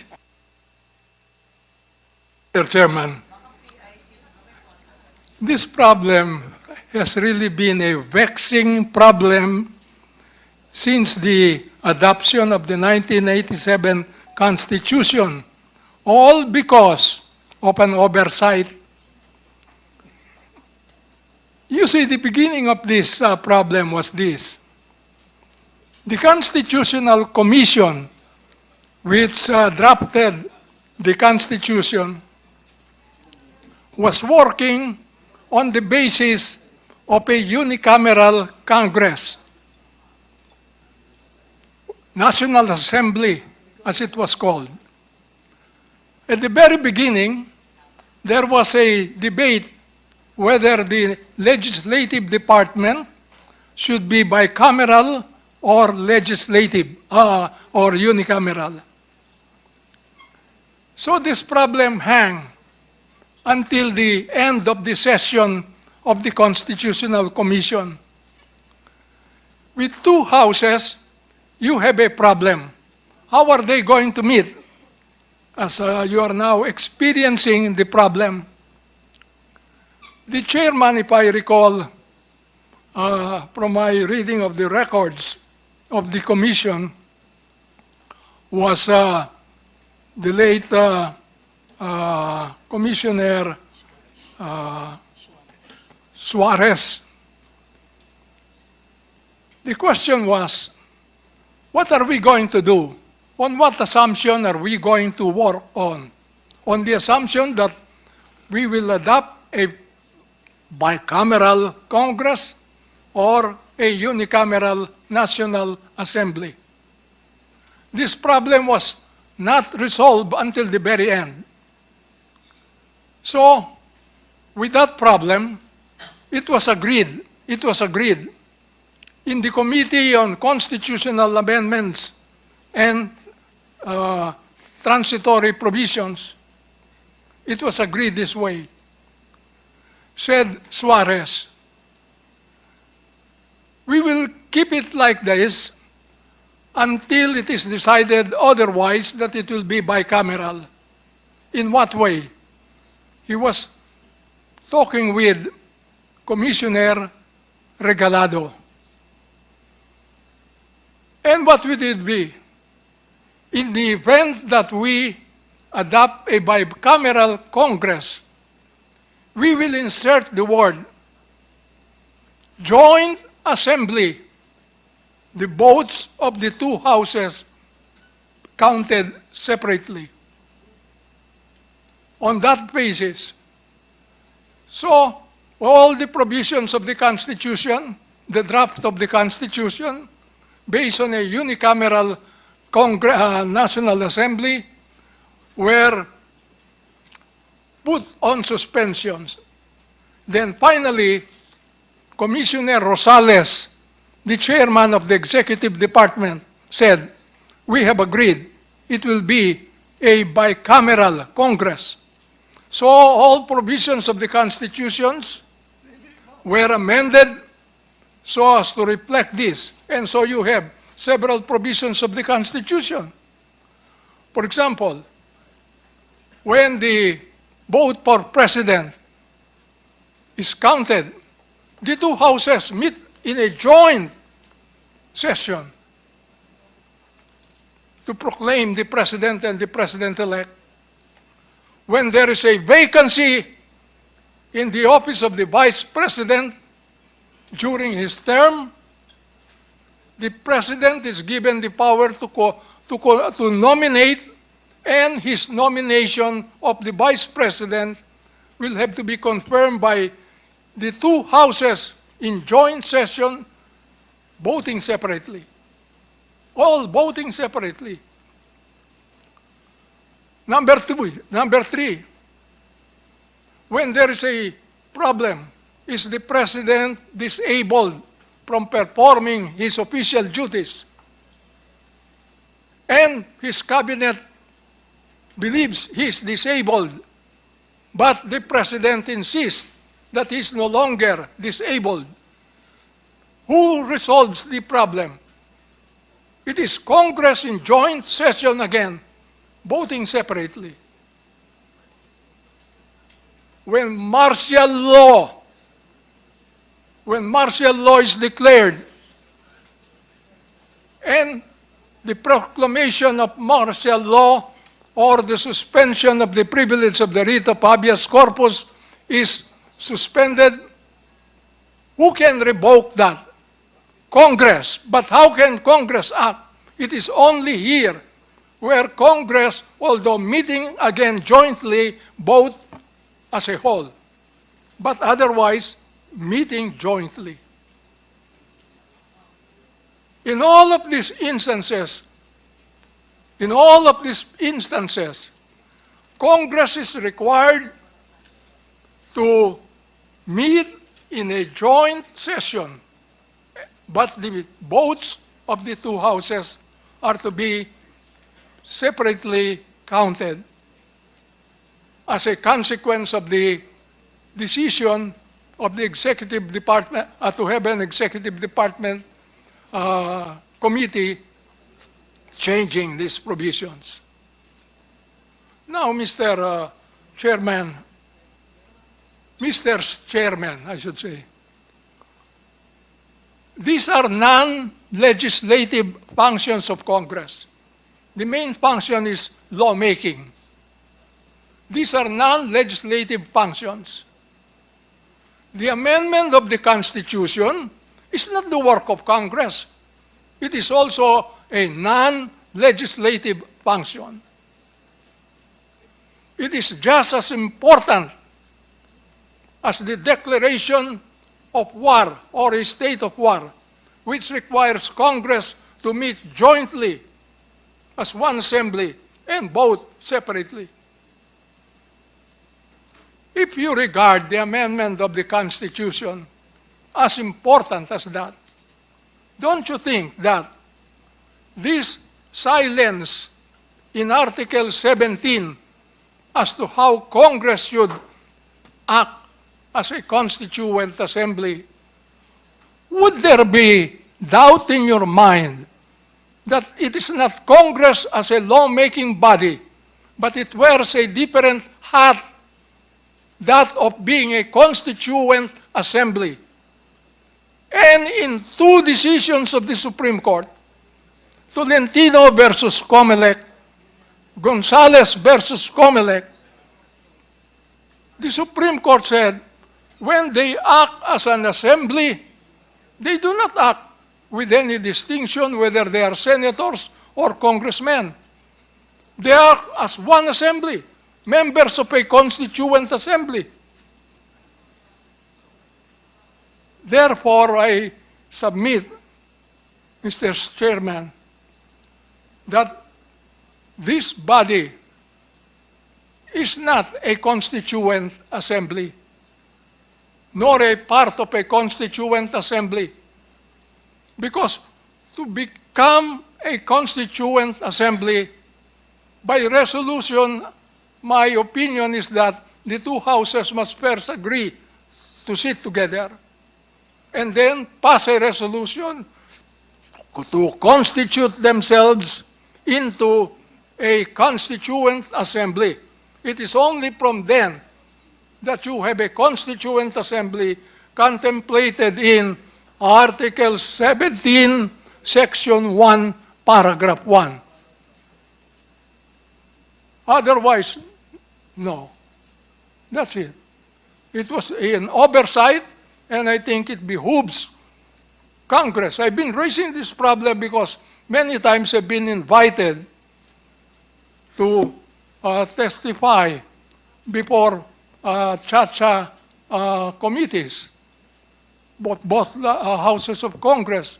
And in both instances, I've insisted on that. Otherwise, to say that they must vote separately, you are disregarding the fact that Congress is not acting as a legislative body. Congress is acting as a constituent assembly. Isa lamang assembleya, not Congress. Because when we speak of Congress, we speak with the two houses. We imply the House and the Senate. But when we speak of a constituent assembly, we call on the Congress to wear its other hat, that is, as a constituent assembly. Thank you. Point of order, Thank you, Mr. Chair. Justice Mendoza. Yes, what's the point of order, Senator Risa? Mr. Chair, thank Yes. you. And with thanks to the indulgence of the Senate President pro tempore, I think that Justice Mendoza is raising a prejudicial question. And so my point of order would be until we agree upon and comply with the proper constitutional procedure, I would move, Mr. Chair, to suspend these hearings. Yeah. I so move, Mr. Chair. There is a motion to suspend. What is the pleasure of the body? No, I think, object, Mr. Chairman, because Yeah. I think our rules allow the discussions of amendments to the Constitution. We're talking about Yeah. topics such as the economic provisions, even discussion on how it will be implemented. We do this every administration, every Congress. So if the prejudicial question will be taken up each time there's an amendment proposed and filed to this committee, this committee will cease to exist. It will have no function whatsoever. So with due respect to my dear colleague, Senator Risa de Veros, I object to her motion. Yes, I second the motion of the Senate President.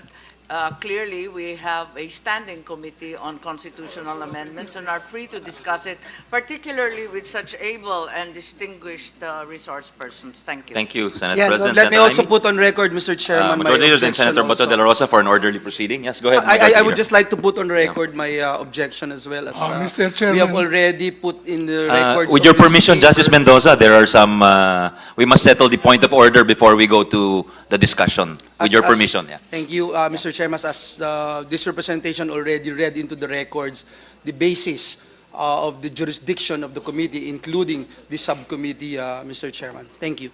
Yes, it may be, yeah, Senator de la Rosa, yes. Yeah, Mr. President, I just would like to manifest my support to our Senate President, because right now, as we speak, we are not yet wearing our second hat. We still have no hat right now. So I thought you were wearing a hat. I thought you were wearing a hat. we have to wear our second hat later, maybe, Mr. President. Right now, there's no prejudicial issue right now. So, Next guy. thank you, Mr. President.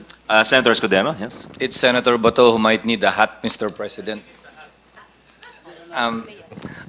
May I, to educate us as well, may I ask my former professor, Justice Vivi, yung pag-uusap po ba sa pagitan ni Commissioner Suarez at ni Commissioner Regalado na kailangan joint session, voting separately, kapag ang napagkasundoan ay bicameral, ay nasa record ng Constitutional Commission o pribadong pag-uusap po ba yan?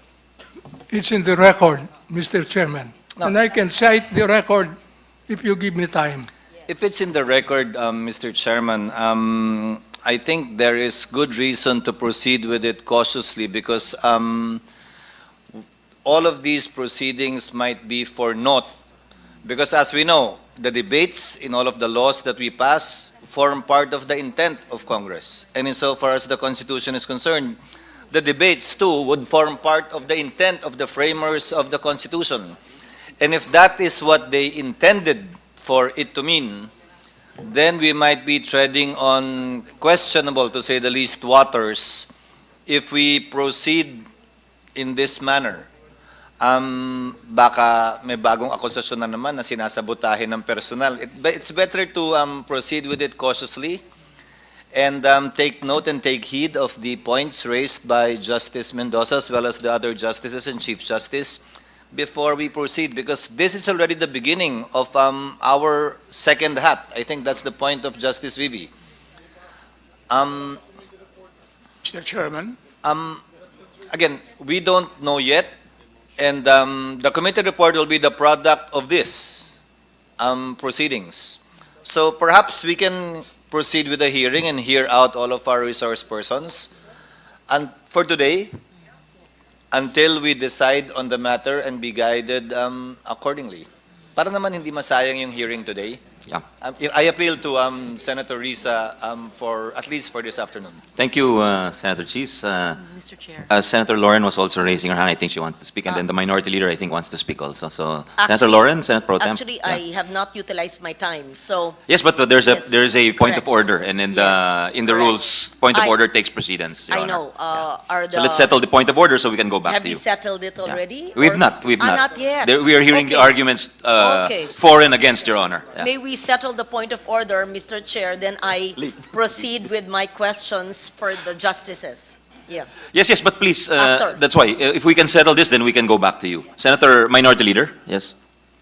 Well, as I understand the point of order to be, it's not really a permanent suspension. It was just a temporary suspension of the committee hearing. State PRO, Your so Honor. so that we can digest the inputs given to us. But I think the movant wants to add something. So Back to the movement, Senator Risa.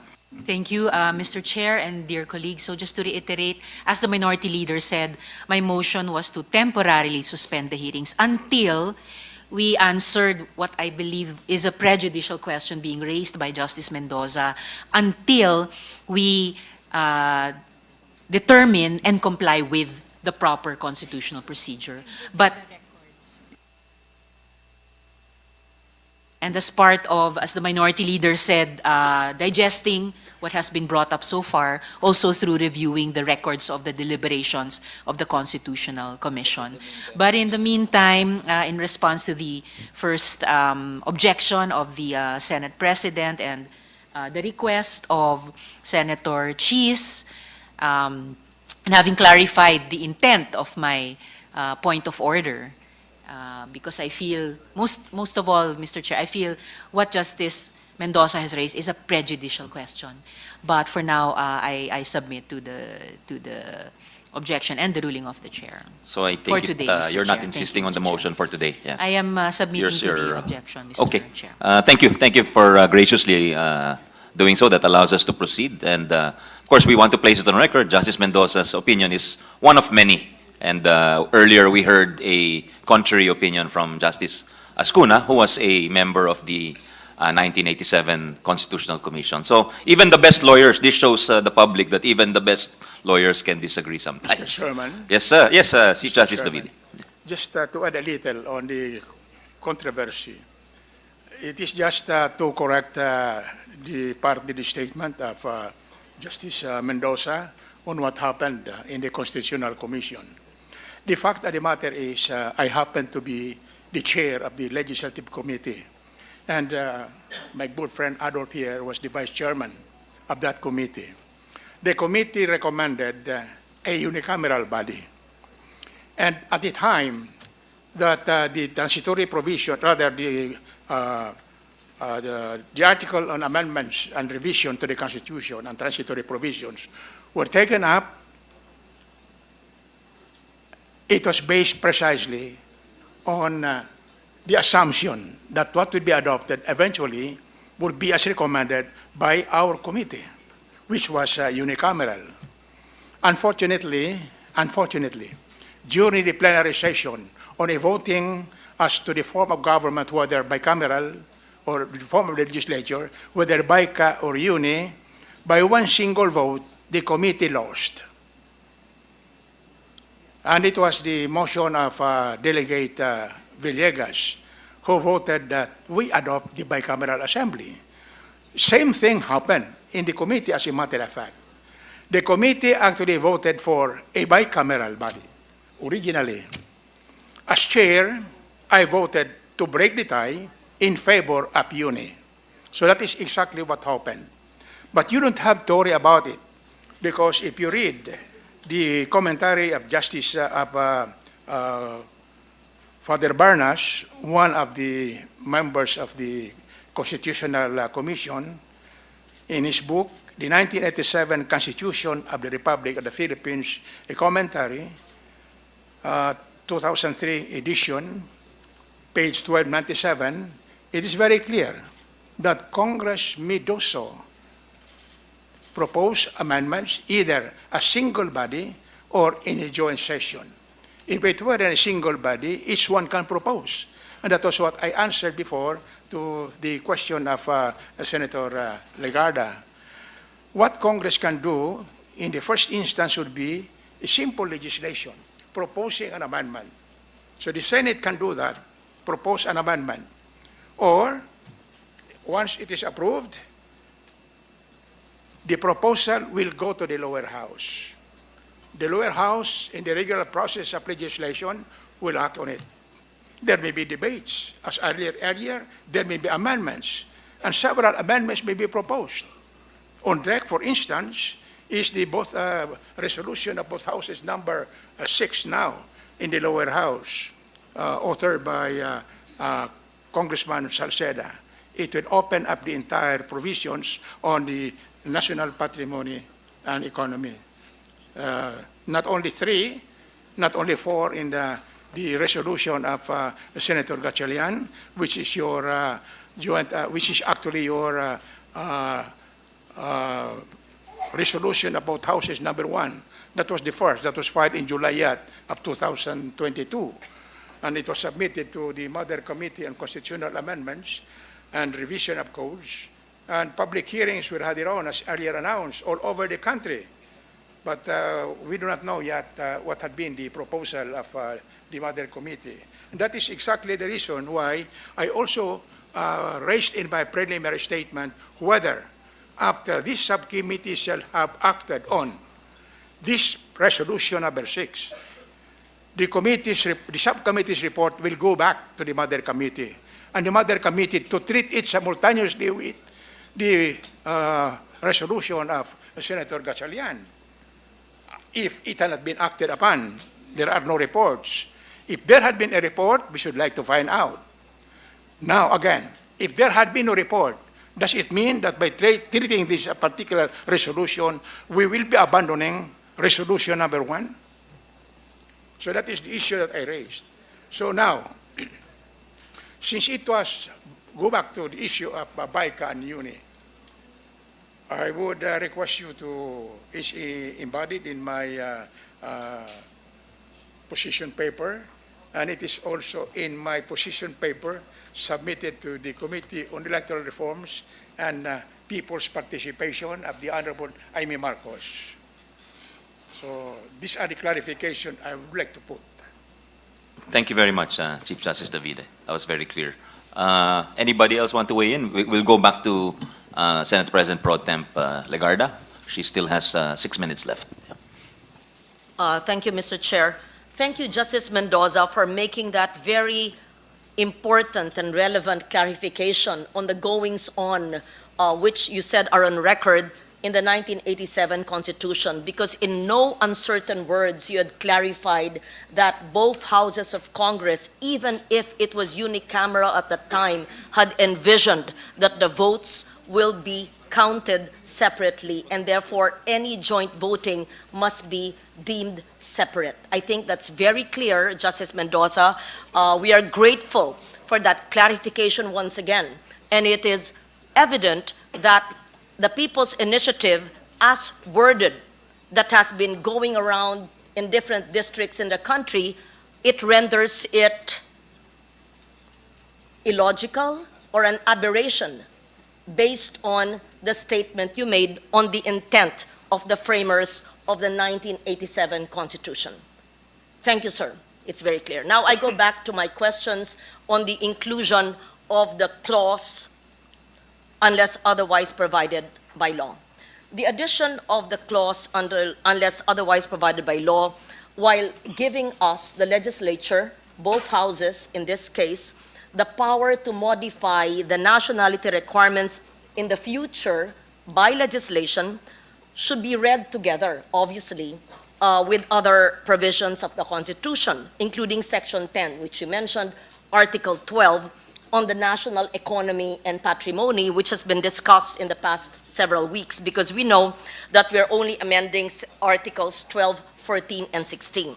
I will not read the whole section into the record, but perhaps Section 10, when it says, Congress shall, upon recommendation of the Economic and Planning Agency, when the national interest dictates, reserve the citizens of the Philippines or to corporations at least 60%, and we know that.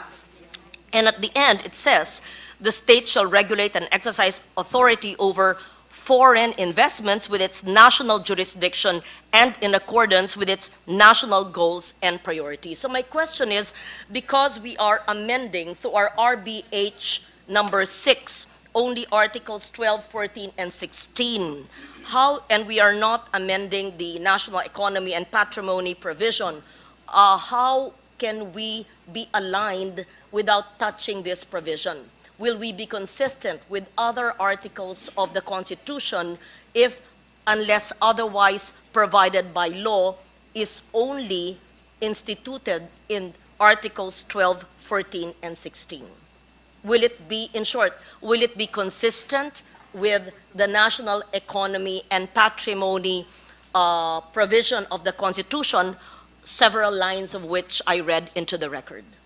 Thank you. I address this to Justice Azcuna, Chief Justice Davide, and Justice Mendoza. Thank you, sir. Mr. Chair, may I answer that question?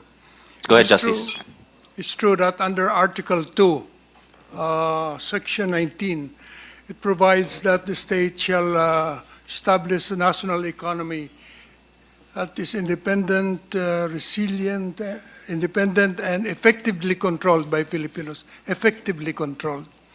Now, if we amend sections, Articles 12, 14, and 16, to make the economic restrictions on the percentages changeable by legislation, it does not mean that it will result in an economy no longer effectively controlled by Filipinos, because you can still provide, for instance, 51-49, 51 Filipino, 49 foreigner, is still effectively controlled by Filipinos.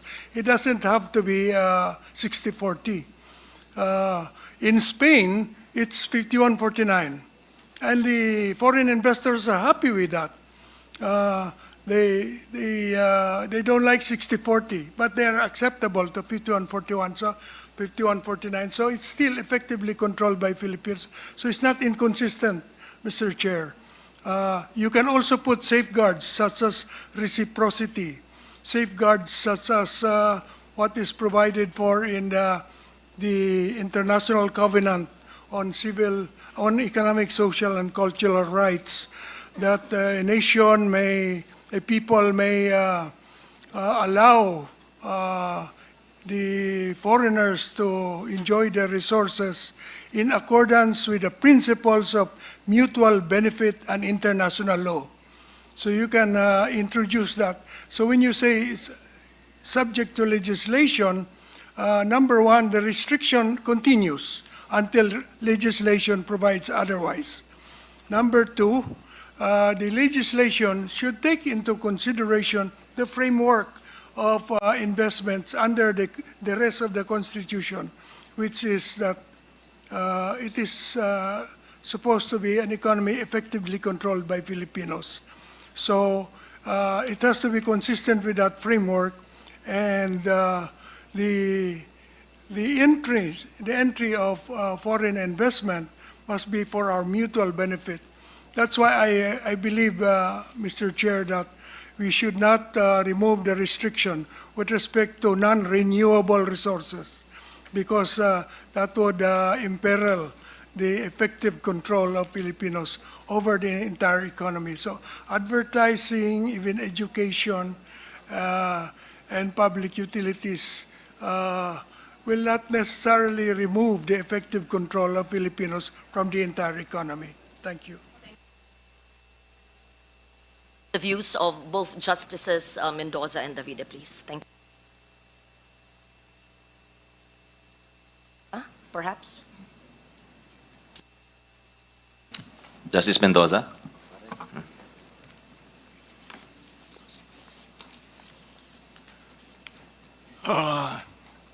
this many provisions, Article 12, Article 14, and Article 16, simply carry out a general statement found in Article 2, Section 19, which says that the state shall develop a national economy that is independent and controlled by Filipinos. So, if you do not want these provisions in 12, 14, and 16, which are exclusively Filipinos, you want to open these activities to foreigners. Just remove that provision of Article 12, Section 19, because that is a basic principle, and they simply carry out that provision. In that way, you leave it to Congress to decide what the policy on economic activities and the patrimony of the nation should be. It has been said here that in other countries, that's simply left to legislation, ordinary law. But that's probably they don't have the same constitutional provision that we have. But as long as Article 2, Section 19 on national economy is there, you will have a contradiction, Senator.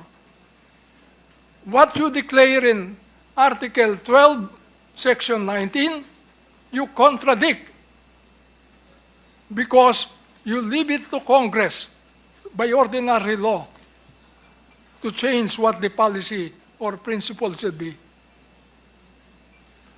As it stands now, and I'm trying to help the committee with its resolution number 6. Resolution number 6 sounds more like an amendment to give Congress the power to amend the Constitution rather than an amendment of economic provisions. The emphasis, as I see it, is more on the power of Congress to change what has been declared as fundamental principles in the Constitution. Now, we cannot have a Constitution that is self-contradictory, that carries with it the seeds of contradiction. You declare solemnly in Article 12, Section 19, that we have to have a national economy controlled by Filipinos. And yet, you want to amend the provisions of 12, 14, and 16 and open this to foreigners and remove control in the hands of Filipinos. We will have a very contradictory position. That's just like saying, amend the Constitution in this manner, and then you have a provision there that the people have a right of revolution.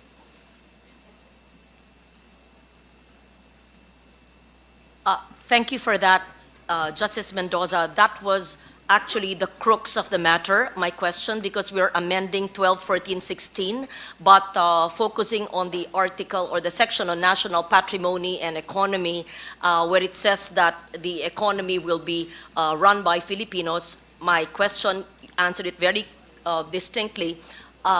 Is there an alignment or is there a need to look at a broader view? Because we may amend certain articles, but it may be inconsistent, which you said it could possibly be. So thank you for giving me clarity, but it also brings me more questions, but I may not have the time now. I would like to have a session with the three of you, and perhaps at another time on the second round, ask and persist on that question. But you have validated my thoughts that there could be some non-alignment or inconsistency, but that's something to be studied about. Thank you so much, Justice. Chief Justice, please. Yes, I am glad that this matter was taken up. because at the end of the day, what would be actually amended would be two sections of Article 2 of the Constitution on state principles and policies. The first would actually refer to education.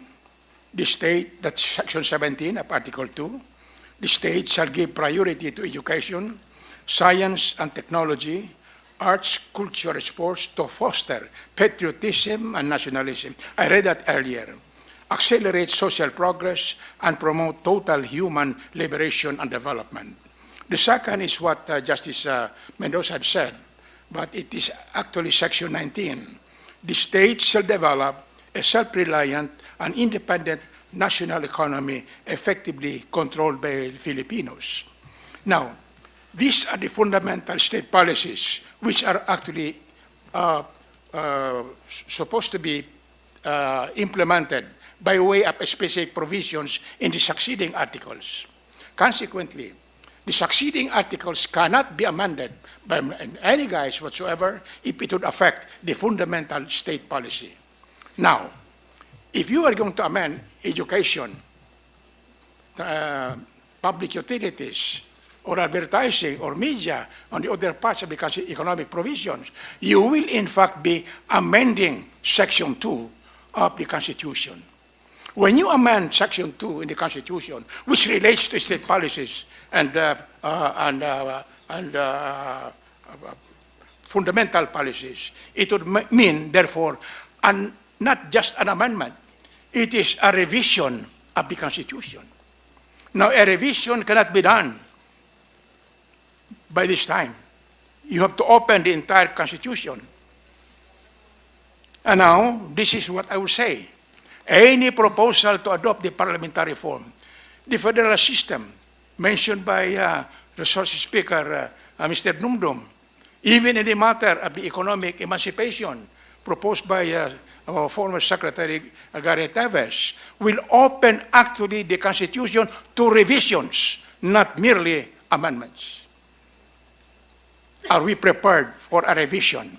There are again two ways, according to Section 1 of Article 17. What shall we do right now? Shall we call for a constitutional convention? We should open the entire Constitution, not only what is being desired today, probably adopting a parliamentary form or a federal system. You can do that, but it should be by revision. I am not prepared for a revision. As I mentioned earlier, I am against any kind of amendment to the Constitution. When I voted for the draft of the Constitutional Commission of 1986, on the final draft, I said that this is the Constitution I am willing to die for. Why? Because actually, this is probably, this is now the time that I could say it. Why did I say? It is the only constitution in our country, and even in the whole world, that is pro-God, pro-life, pro-Filipino, pro-people, pro-poor, pro-social justice, pro-human rights, pro-family, pro-marriage, pro-environment, and I will add now, pro-youth, pro-women.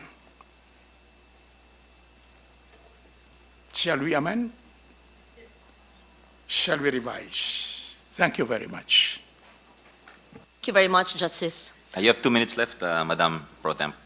I have longer questions, but I will yield my 2 minutes, Mr. Chair, to the others who may ask on the second round or the second hearing. Thank you, esteemed justices. Thank you, Mr. Chair. Thank you very much, Senate President Pro Tem Legarda. Next is Majority Leader Villanueva, and after that, Minority Leader Pimentel, then Senator Chairperson Robin Padilla, then Senator Risa Hontiveros. Thank you, Mr. Chairman. Let me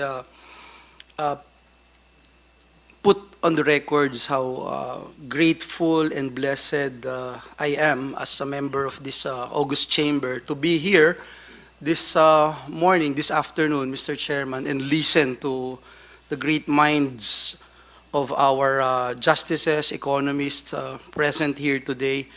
I cannot overemphasize, Mr. Chairman, the overwhelming joy and gladness that I am feeling, that I am here with you sitting in special ringside tickets, Mr. Chairman, listening to our idols, our legal luminaries.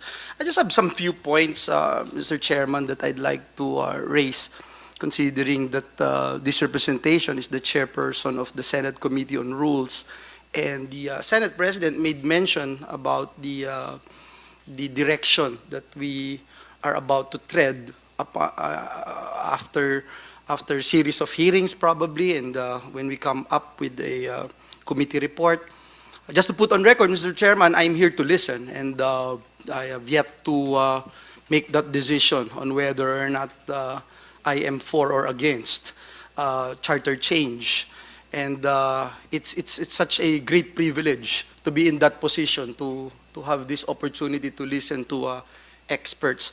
May I just ask our legal luminaries, Justice Azcuna, Justice Davide, Justice Mendoza. The Senate President made a statement a while ago that after these hearings, series of hearings, the subcommittee, this mother committee, would come up with a committee report. And once we have the committee report, can the Senate actually enter its function as a constituent assembly? And with that, we will be, as Senator Bato mentioned, we will be by then wearing our second hat. And as the Senate President made mention a while ago, we can do that in the morning so that it will not interfere with our legislative function as a Senate in the afternoon session. I also wanted to know if, based on the records of the Constitutional Commission, what should be the next steps for the Senate to formally assume the function as a member of a constituent assembly, and not merely as legislators? I mean, do we need to have another joint resolution, or will an ordinary resolution suffice, Mr. Chairman, or this RBH number 6 be sufficient for this purpose? These are questions that I would like to seek clarification, humbly submitting to this body, and awaiting for the answers by our resource persons, Mr. Chair. Yes, anybody can weigh in from our legal experts, since it's a procedural question. Anyone care to answer from our three justices? Justice Azcuna, yes, I see you reaching for your mic, sir. With the permission of the chair, I respectfully submit that the Senate can act first or independently of the House in proposing amendments, as long as it's very clear that they are acting under Article 14 and not under Article 6. There's the ideal way is to have resolution of both houses worded the same way. That's why it's called resolution of both houses. It should not differ. And it should be approved in the same way, with same wording. That's why a joint hearing is not necessary, but you should caucus together. Perhaps it was better before, when there was only one legislative building, when the Senate was upstairs and the House was downstairs, and it was very easy for you to get together. So now, but with communications like that, you can also get together and informally agree on the joint resolution, so that your joint resolution will really be joint. No need for joint hearing, but the joint resolution should be identical, so that there's no conflict. If it's approved by 3/4 of the Senate and approved by 3/4 of the House, then you submit it for a plebiscite already. Yan po ang solution. And not necessarily, of course, a joint hearing is ideal, where you meet as one body, but vote separately. That is not prohibited, but to me, it's not required. The advantage of that is you can hear each other. The congressmen, the representatives can hear the senators, senators can hear the representatives. But as I said, with modern media, you can hear each other also without having to jointly meet. So ganun po, maybe your rules can clarify that. You don't have rules on how to conduct proceedings to amend or propose the Constitution. As I had recommended earlier, you should amend your quorum. Right now, your rule on quorum is only majority, 12 plus 1. You should amend it so that if you are considering proposals to change the Constitution, your quorum should be 18, because that's 3/4. That way, even if joint voting is required, you have to require 18 senators to be present in the joint voting. So the Constitution says each house can adopt its own rules. So you are free to adopt your own rules pursuant to the Constitution itself. So you can adopt rules on how to amend the Constitution. I respectfully submit there's no need for a joint hearing as long as you signal that your activity is now under Article 14 rather than Article 6. Maraming salamat po. Thank you very much, Justice Azcuna. Did I get it right? You're saying we don't need another resolution other than RBH 6 if we conduct ourselves or constitute ourselves as a constituent assembly when we finally deliberate on the committee report. As you made mention a while ago, the word "be it enacted" can also be replaced by the word "be it resolved." So that is already a signal to the other house that we have indeed constituted ourselves into a constituent assembly. Is that a correct? My own view right now. Please, Justice. I do not know if the Senate rules provide for the calling of a joint session. I do not know if the Senate rules also provide for the calling of a joint session. Now, if there are none in both, probably the Speaker and the Senate President may agree to call for a joint session, precisely to consider this. Otherwise, you have to go to the other way around, meaning to say you submit it as a single proposal as if in ordinary legislation, with in mind, however, according to the suggestion of Justice Adolph, that it is really intended for amendment to the Constitution. I hope, however, that the Senate and the lower house can agree on some amendments to the respective rules, precisely on the matter of calling for a joint session. The Constitution is very clear that you have a joint session for the SONA, for instance, that is a joint session. And in the provision on martial law, the lifting of martial law, you have a provision regarding a joint session. So probably that could be settled.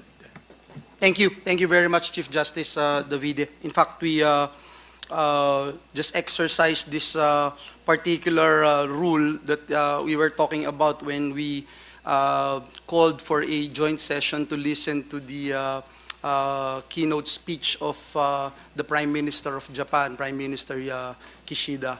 But not to vote jointly? Yes, definitely. Definitely. Not to vote. Thank you. I just wanted to... Mr. Chairman, if I may just say a few words. Please, please. Justice is finished? Tapos na mo. If Okay. Chief Justice Go ahead. David is finished. Go ahead, Justice Mendoza. Yes, yes.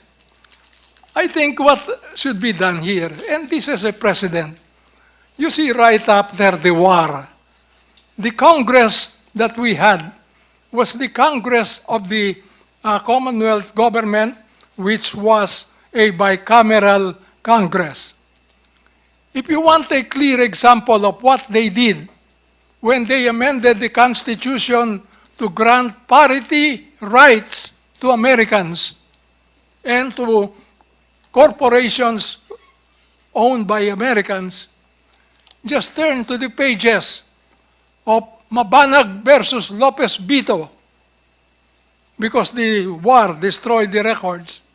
It's there in the concurring opinion of Justice Briones. What did they do? They invited each other to come together. And what did they did? After the invitation of one house was accepted, the two houses met together according to the certification of the secretaries of both houses. They met together in the session hall of the House of Representatives, where? In Lepanto. You want to see the clear example of a resolution? It's there. Mabanag versus Lopez Bito, the concurring opinion of Justice Briones. It's not in Spanish, Justice, because some of his opinions were in Spanish, if I'm not mistaken. Oh, it's not Spanish. Yeah, it's Spanish, but the resolution is quoted. The resolution is quoted. Kaya ni Majority Leader ho yan. We'd like to acknowledge the presence of Senator Pia Cayetano, our chairperson of the Blue Ribbon Committee. Good afternoon, ma'am. Go ahead, Majority Leader. Gracias, Mr. Chair.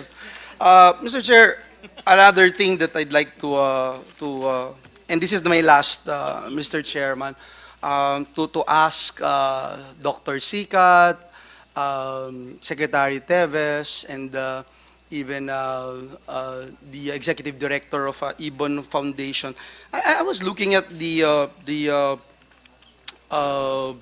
factors deterring foreign investments, no?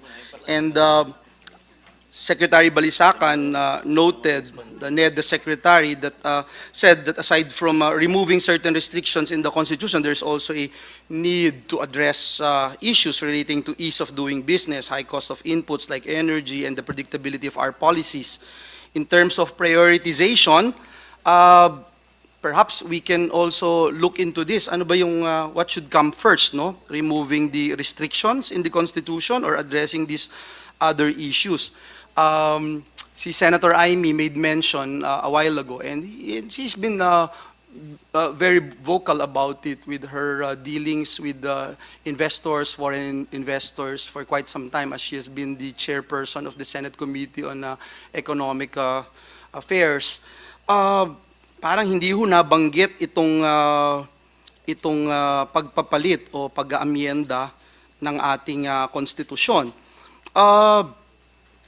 Ano ba talaga yung factors that prevent foreign investors from investing more in the Philippines? You look at BSP, for instance, the Bangko Sentral ng Pilipinas, the top 3 main drivers of foreign direct investment are market size and potential, institutional and regulatory quality, and trade openness. So, gusto lang natin maintindihan gusto, no? When it comes to sinasabi ng matatanda sa amin sa Bulacan, importante na itatanong yung mga tamang tanong at masiguro na yung mga information na available sa atin ay maintindihan natin gusto bago tayo gumawa ng tamang desisyon. May we ask Dr. Sikat to perhaps enlighten us, Your Honors? Thank you. Thank you very much, Senator. There is an interdependence between the restrictions that we have with the ease of doing business. If you notice, for instance, all the restrictions that are listed oftentimes are already indicators of what are not to be undertaken by foreigners. So to some extent, you already get those embedded in the ease of doing business, because no one in the government would really proceed with undertaking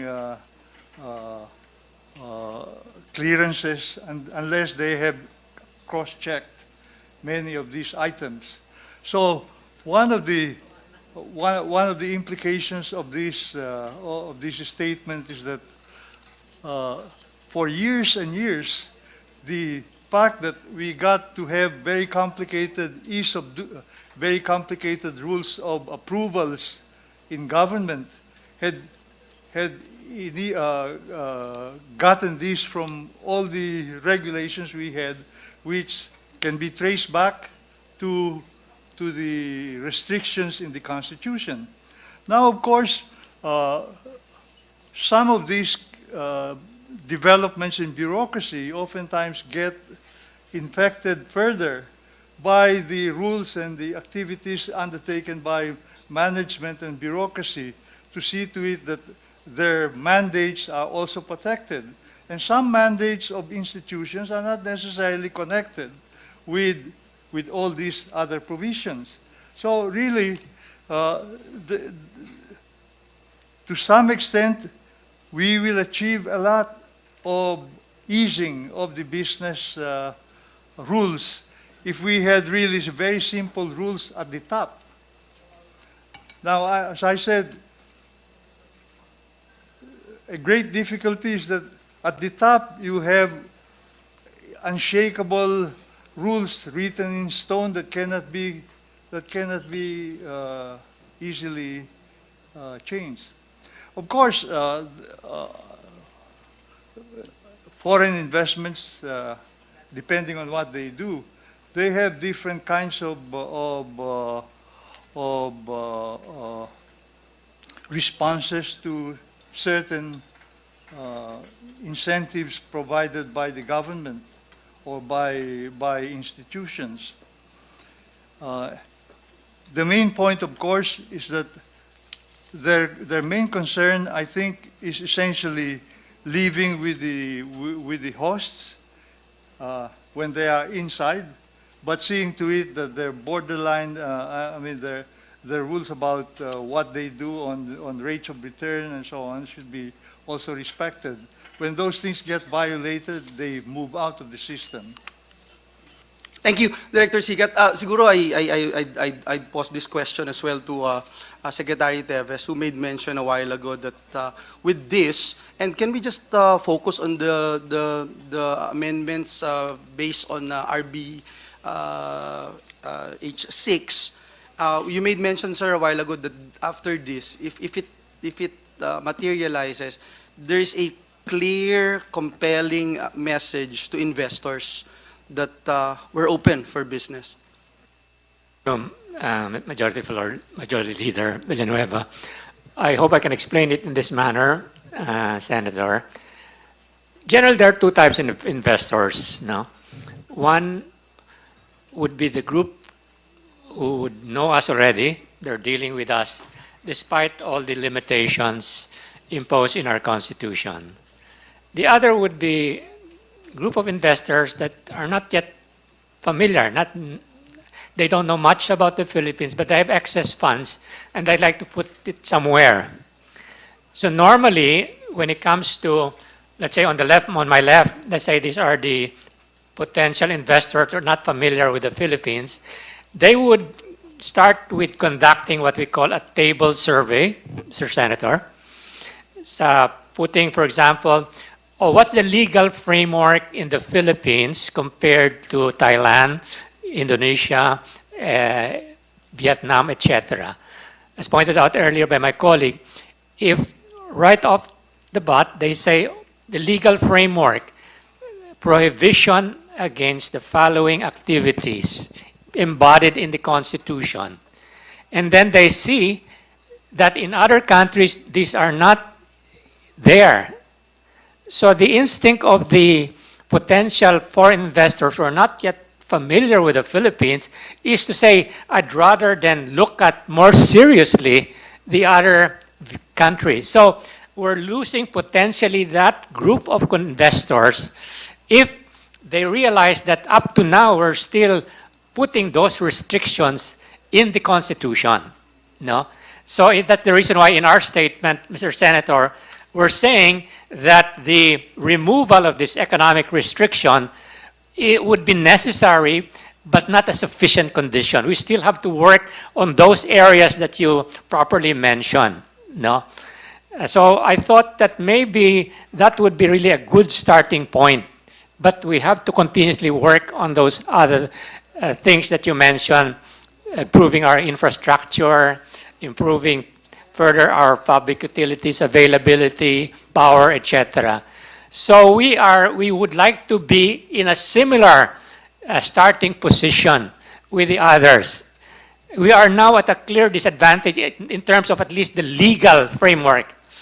So that's the reason why we have been advocating for this constitutional change. May I add something which as a layman, and maybe I will hear my colleagues, but maybe, Mr. Chairman, Mr. Senator, it might be a product of my subconscious, no? We are interested in ensuring that there's consistency among these provisions. We talk about it. As a layman, maybe we can ask, what is, I could not remember, Chief Justice Davide, what is the fine legal distinction between an amendment and a revision? No? For instance, in our statement, Mr. Senator, we did say that we're proposing also amendments in the Declaration of Principles. For example, we said that instead of the state shall develop a self-reliant and independent national economy effectively controlled by Filipinos, and restate this. In my mind, as a layman, is an amendment. Restate it and quote, the state shall develop a self-reliant and independent economy, national economy, removing the words effectively controlled by Filipinos. Would that be an amendment, or is that a revision to ensure that there's consistency with our position that we would like the economy to be fully open, liberalized? So that is something that I'm not too sure how to handle it because I'm not a lawyer, but I said my subconscious is working on me as far as that particular position is concerned. Thank you. Thank you very much, Secretary Teves, and I'm sure it will be tackled here in this committee hearing, but I don't want to spend more time on just this particular issue, and before I hear the answer of Executive Director Africa, let me just show you something, Your Honors. No? When you talk about liberal ownership rules, sinasabi ho nila yung foreign direct investments entry is influenced by political stability, market size, trade openness, exchange rate rules, skill levels, labor market conditions, and infrastructure. Now, examples by analogy, Director Africa, no? Yung Singapore and Vietnam. These countries do not allow foreign ownership by land. Yet, FDIs, if you look at the slide that I am showing right now, yet FDIs are continuously increasing. This shows that restrictive foreign ownership will have somehow, if you look at this slide, very little effect in terms of FDI if there are other incentives to invest in the country. Now, another example is Cambodia. Cambodia, which permits 100% ownership, foreign ownership of companies in most sectors, yet it has lower FDIs compared to other ASEAN countries, imposing caps on some industries, Your Honor. Foreign businesses report disadvantages vis-a-vis Cambodian or other foreign rivals that engage in acts of corruption or tax evasion or take advantage of Cambodia's poor regulatory enforcement. Last but not the least, Your Honor, no, yung U.S. Department of State also made mention about inputs. Ito very important, and I appreciate what Secretary Teves made mention a while ago, and our chairman made mention that this is not a miracle pill na once we go for it, everything changes, no? Kasi itong US Department of State made mention about poor infrastructure, high power cost, slow broadband connections, regulatory inconsistencies, a cumbersome bureaucracy, and corruption remains disincentives to investment in the Philippines, as well as inefficiency and uncertainty of the Philippine judicial system. And just want to strike a balance here, sir, Your Honor, if you can also give us your views on this particular topic, Director Africa. Thank you po. I'll speak slower ha, kasi wala nang time limit eh. Sige. I think po... Na-realize mo na nagmamadali ako dahil inoorasan ako ng chairman namin. I think po the numbers you showed show how simplistic, simple-minded it is to talk about restrictions and then make 10 million leaps towards development. I think precisely those are good examples you raised because, for instance, there's this whining about the inflexibility of the Constitution, things like that. Pero, for example, telecommunications in Vietnam, in Thailand, Indonesia, I think it's capped at 49%. Some of them, their own transport, their power, they also have similar caps. I mean, it's in the slide we showed. Pero anong point po doon? The point is, again, with all due respect, I'm sure investors do that table thing, pero hindi naman boba investors eh. They do have familiarity with the Philippine context. They know how expensive power is. They know how expensive, how bad traffic is. They know how bad corruption is. So parang kung hihani lahat ng mga yon, it's too simple-minded to fixate on the foreign equity restrictions. Lalo't-lalo na, and I do have to stress, whether it's by law or in the Consti, secondary na, it's there eh. Kumbaga, may pagka-path dependence tayo. The question isn't no longer, we want the flexibility in the abstract, but if that restriction is there, whether it's in law or in the Constitution, if it's useful, let's keep it there. And I think a lot of the problems with discussion about yung cha-cha, again, with due respect, parang you want a message you're open for business. Kailangan ba baguhin na saligang batas for that? Medyo, it's like, it's so absurd eh. And I think if the whole point is to develop the country, these restrictions were not problematic for the last great industrializers, South Korea and Taiwan in the 70s and 80s. They're not problematic for, okay, walang restrictions in a lot of sectors in China, but they have such huge regulatory administrative licensing interventions. So parang, to reduce everything to the equity restrictions, it's a bit too much. Eh. So the bigger question is, sabi nyo nga, why would the foreign investor come here? Kasi kikita sila because malaki yung domestic market. Because they can sell to the Singaporean market, they can sell to the Malaysian market, the Thai market. Ano benta na sa Pilipinas if, because of the inequities sa distribution ng wealth, you have 70%, according to the Bangko Sentral, over 7 out of 10 families walang ipon.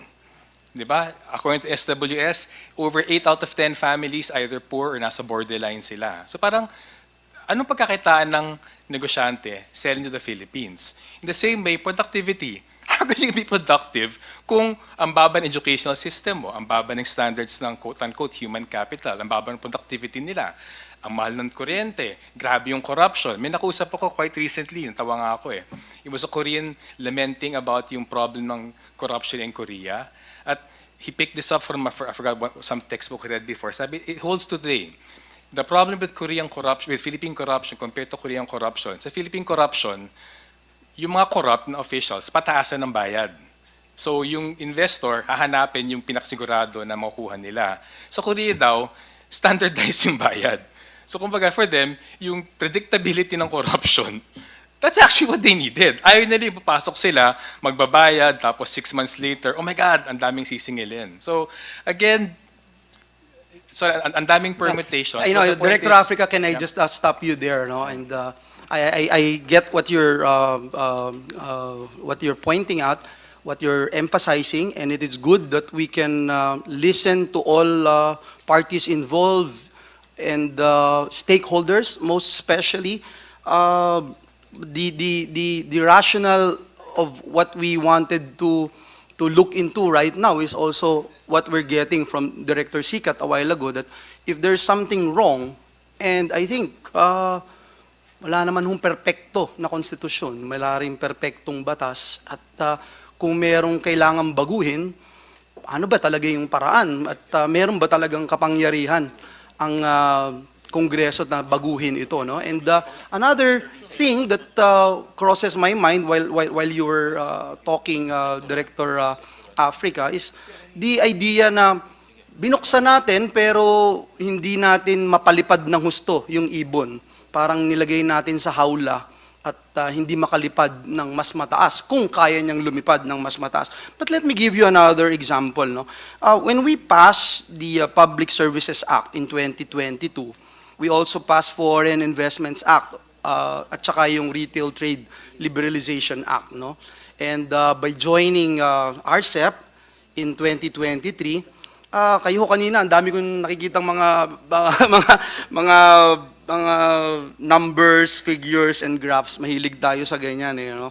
And I just wanted to find out, based on your monitoring and assessment, since their enforcement, no, ano ba yung respective impacts nitong mga foreign direct investments? Because if you look at the foreign investments approved on second quarter of 2022, if we can show the slide, it was recorded at 59.09 billion pesos, Your Honor. 59.09 billion pesos, an increase of 27.8% from 46.26 billion pesos total foreign investments in the same quarter of 2022. So again, the question is, looks like it's working, the laws that we passed, but will it go higher? Will it increase further if we liberalize it all the more and open up more investments, Your Honor? Sir, I do want to stress, may yung tinatawag na fallacy of composition, very appealing kasi na, of course, when an investor comes to the Philippines, of course, they're going to hire workers. Of course, there's going to be economic activity. Of course, there's going to be that marginal contribution to growth and everything. Pero para sa amin, fallacious to think na yung pakinabang in a firm is yung pakinabang ng ekonomiya. At bakit ganon po? Kasi yung problema dun sa ganong klaseng pag-iisip na yung pagpasok ay automatically, pag-unlad na natin yon, nakakalimutan, kung pumasok sila, pero walang long-term contribution na pag-unlad natin, pag alis nila, walang may iwan sa atin. So sa amin, isang magandang example talaga yung Intel. Yung Intel came here, their second overseas plant was in I think not Cavite, Makati, bago ilipat sa Cavite in 1973. Over 35 years nandito sila until 2009. They invested over $1.5 billion. They hired about 2,000 workers. They were exporting at some point, I think, $400, $500 million a year. Magandang headlines. Tuwan-tuwa yung mga tao every time they report yung expansion trabaho. Pero in 2009, I don't know why, they left. Part of the plant went to Vietnam, part went to Malaysia. They shut down dito. Ano iniiwan sa Pilipinas? I think yun nung time din 2009, bumili yung CDR King sa atin And I'm not being facetious. Yun ang problema. They were here for so long, yung metrics natin for the success was yung investment, yung jobs, may technology transfer, wala Kasi peking technology transfer nangyari. Because they were here, we were coming out with press releases, Philippines, one of the biggest exporters ng semiconductors sa world. Hindi naman tayo yun It's an American firm based here. And when they left, walang iniwan sa atin. And there's a logic. Walang iiwan sa atin kasi if you're Intel, tuturuan ba yung Pilipino to produce another semiconductor? Kakompetensya mo yan. Kakompetensya mo for the productive labor force, kakompetensya for the raw materials, eventually kakompetensya for markets. So sa amin, ang point lang doon, huwag natin ipagpalagay na just because it's foreign investment here, making its money, and in the short term, hiring jobs, contributing to GDP, hindi yun yung long-term development na kinakailangan natin. And if you talk about where this Intel or Hanjin, yung nga even naman lang pa right now, yun yung nawawala sa atin Kaya nabanggit kayo na about yung control by Filipinos. We have to learn. We have to learn to produce. We have to have the technology. And that technology transfer, pinagkakait sa atin yan ng mga foreign investors. I've talked to so many workers, may mga may mga waivers siya na once they leave an electronics firm sa Laguna halimbawa, for 25 years, yung tutulong nila hindi na pwede gamitin. So ang point lang doon, we have nothing in principle against foreign investment. May pakinabang dyan. The technology is there, the capital is there, the markets, the connections. Pero kung di gagawin yung gobyerno to make sure may mapiga tayo, rush na lang foreign investor They'll want to make their profits while they're here. They want to leave as little as possible para walang kakompetensya. And then when it's convenient for them, aalis sila. So sa amin, we're not advocating in any way na magsara. Ang point lang namin, matuto tayo sa leksyon ng the last great industrializers, South Korea and Taiwan, mula mag-globalization at everyone's in a race to the bottom to attract foreign investment, wala na nag-industrialize since then. Ikalawa, matuto rin tayo from what industrial powers right now are doing. The reason the US is spending, I think, $500 million on its semiconductor renewable industry, the reason may trade wars sa China, ito nga industrial power na siya, feeling niya kailangan niya makailam para protekta ng Amerikanong industriya. Paano pa kaya tayo na walang Pilipino industriya or napakaliit? So again, quick example lang, even sa jeepney modernization, oo nga, hindi manufacturers yung mga local firms, they're assemblers. Pero ano mas okay? May assembly na may dagdagang trabaho dito, or we import ng buong buo, most of the trabaho is dun sa Chinese firm, Japanese firm, Korean firm, American firm. So sa amin, hakbang-hakbang talaga yan, pero kung wala yung orientation, kung wala yung vision na pagpalakas ng lokal na industriya, binibigyan natin lahat sa dayuhan. At yun nga, doon nawawala yung control natin sa ating ekonomiya, sa ating rekurso, sa ating lakas paggawa. Thank you, Director Africa. I know I have no more time, Your Honor. Thank you very much, Mr. Chair, for allowing me to ask questions. Let me just end by saying I thank God that we are all here today. I can see the chairperson of the EDCOM 2 Commission. The commissioners are here, Commissioner Pia Cayetano, Commissioner Sani Angara. And it is really important that whatever, yeah, I already mentioned the chair, no? And whatever we do, and let me stress that in the passage of Public Services Act, Foreign Investments Act, Retail Trade Liberalization Act, this representation would keep on emphasize and pound on the idea of a working technology transfer. Not because I am a former test the chief, but I think it's very important, and that's why even in the idea of liberalizing our education sector, I would love to see not only in the higher education but also in the technical vocational education para talagang maging world-class yung ating mga tinitrain na workers. Maraming salamat, Mr. Chairman, for giving me extension. I think some of our colleagues would like to ask questions na, kaya thank you. Thank you very much for the very pertinent and practical questions, Majority Leader. Now we turn it over to our committee chair, Senator Robin Padilla. Idol. Maraming salamat po. Ikaw po ang idol ko. Chairman, gusto ko lamang pong ibigay yung oras ko kay Sir Orion Perez, Sir Dumdum. The senator's time is only 10 minutes, Mr. Dumdum. I'll be fast. Go ahead, sir. Okay. So doon po sa sinabi kanina nung mabuting senadora galing sa Ilocos Norte, yung tungkol sa yung mga locators, mga kumpanya na natanong po niya, sinabi po niya na wala sa kanilang nagsasabi na may isa doon sa mga issues daw nila yung mga restrictions. Ngayon, sasabihin ko po, ang problema po dito ay yung tinatawag nating survivorship bias. Kasi po yung mga natanong po niya ay yung mga nakapasok na sa Pilipinas. Yung mga nakatagal na sa Pilipinas. So, never naging issue nila yung restrictions dahil pasok sila. Pero yung dapat tinatanong po natin ay yung mga naandun lamang sa Singapore o sa Hong Kong na tumingin sa Pilipinas pero di na pumasok. Dahil siguro ay nakita nila yung saligang batas natin na napakaraming mga restriction at dun sila nawalan ng gana. So yun po yung kinakailangan natin gawin. Huwag po tayong nagtatanong lamang sa mga sino yung nandito sa Pilipinas na mga kumpanya, kundi sino yung mga maraming kumpanya na gustong-gusto talagang mag-hire ng mga Pilipino. Ako po, dahil doon ako sa Singapore, marami po mga headquarters po doon. At lagi kong nakakausap yung mga matataas na rango. Dahil meron po akong sideline dati. Nag-host ako ng mga events, nagsa-stand-up comedy ako paminsan sa mga corporate events. Nakakausap ko po yung mga matataas na rango doon. At talagang bilib sila sa mga Pilipino. Sobrang bilib nila sa atin. Pero ang problema, kahit gustong-gusto nilang mag-hire ng Pilipino, nahihirapan silang pumasok sa Pilipinas dahil nga dun sa mga restrictions natin. At paminsan, ang problema ng mga restrictions natin ay hindi mismong actual na issue. Ito yung mga tinatawag nating impression.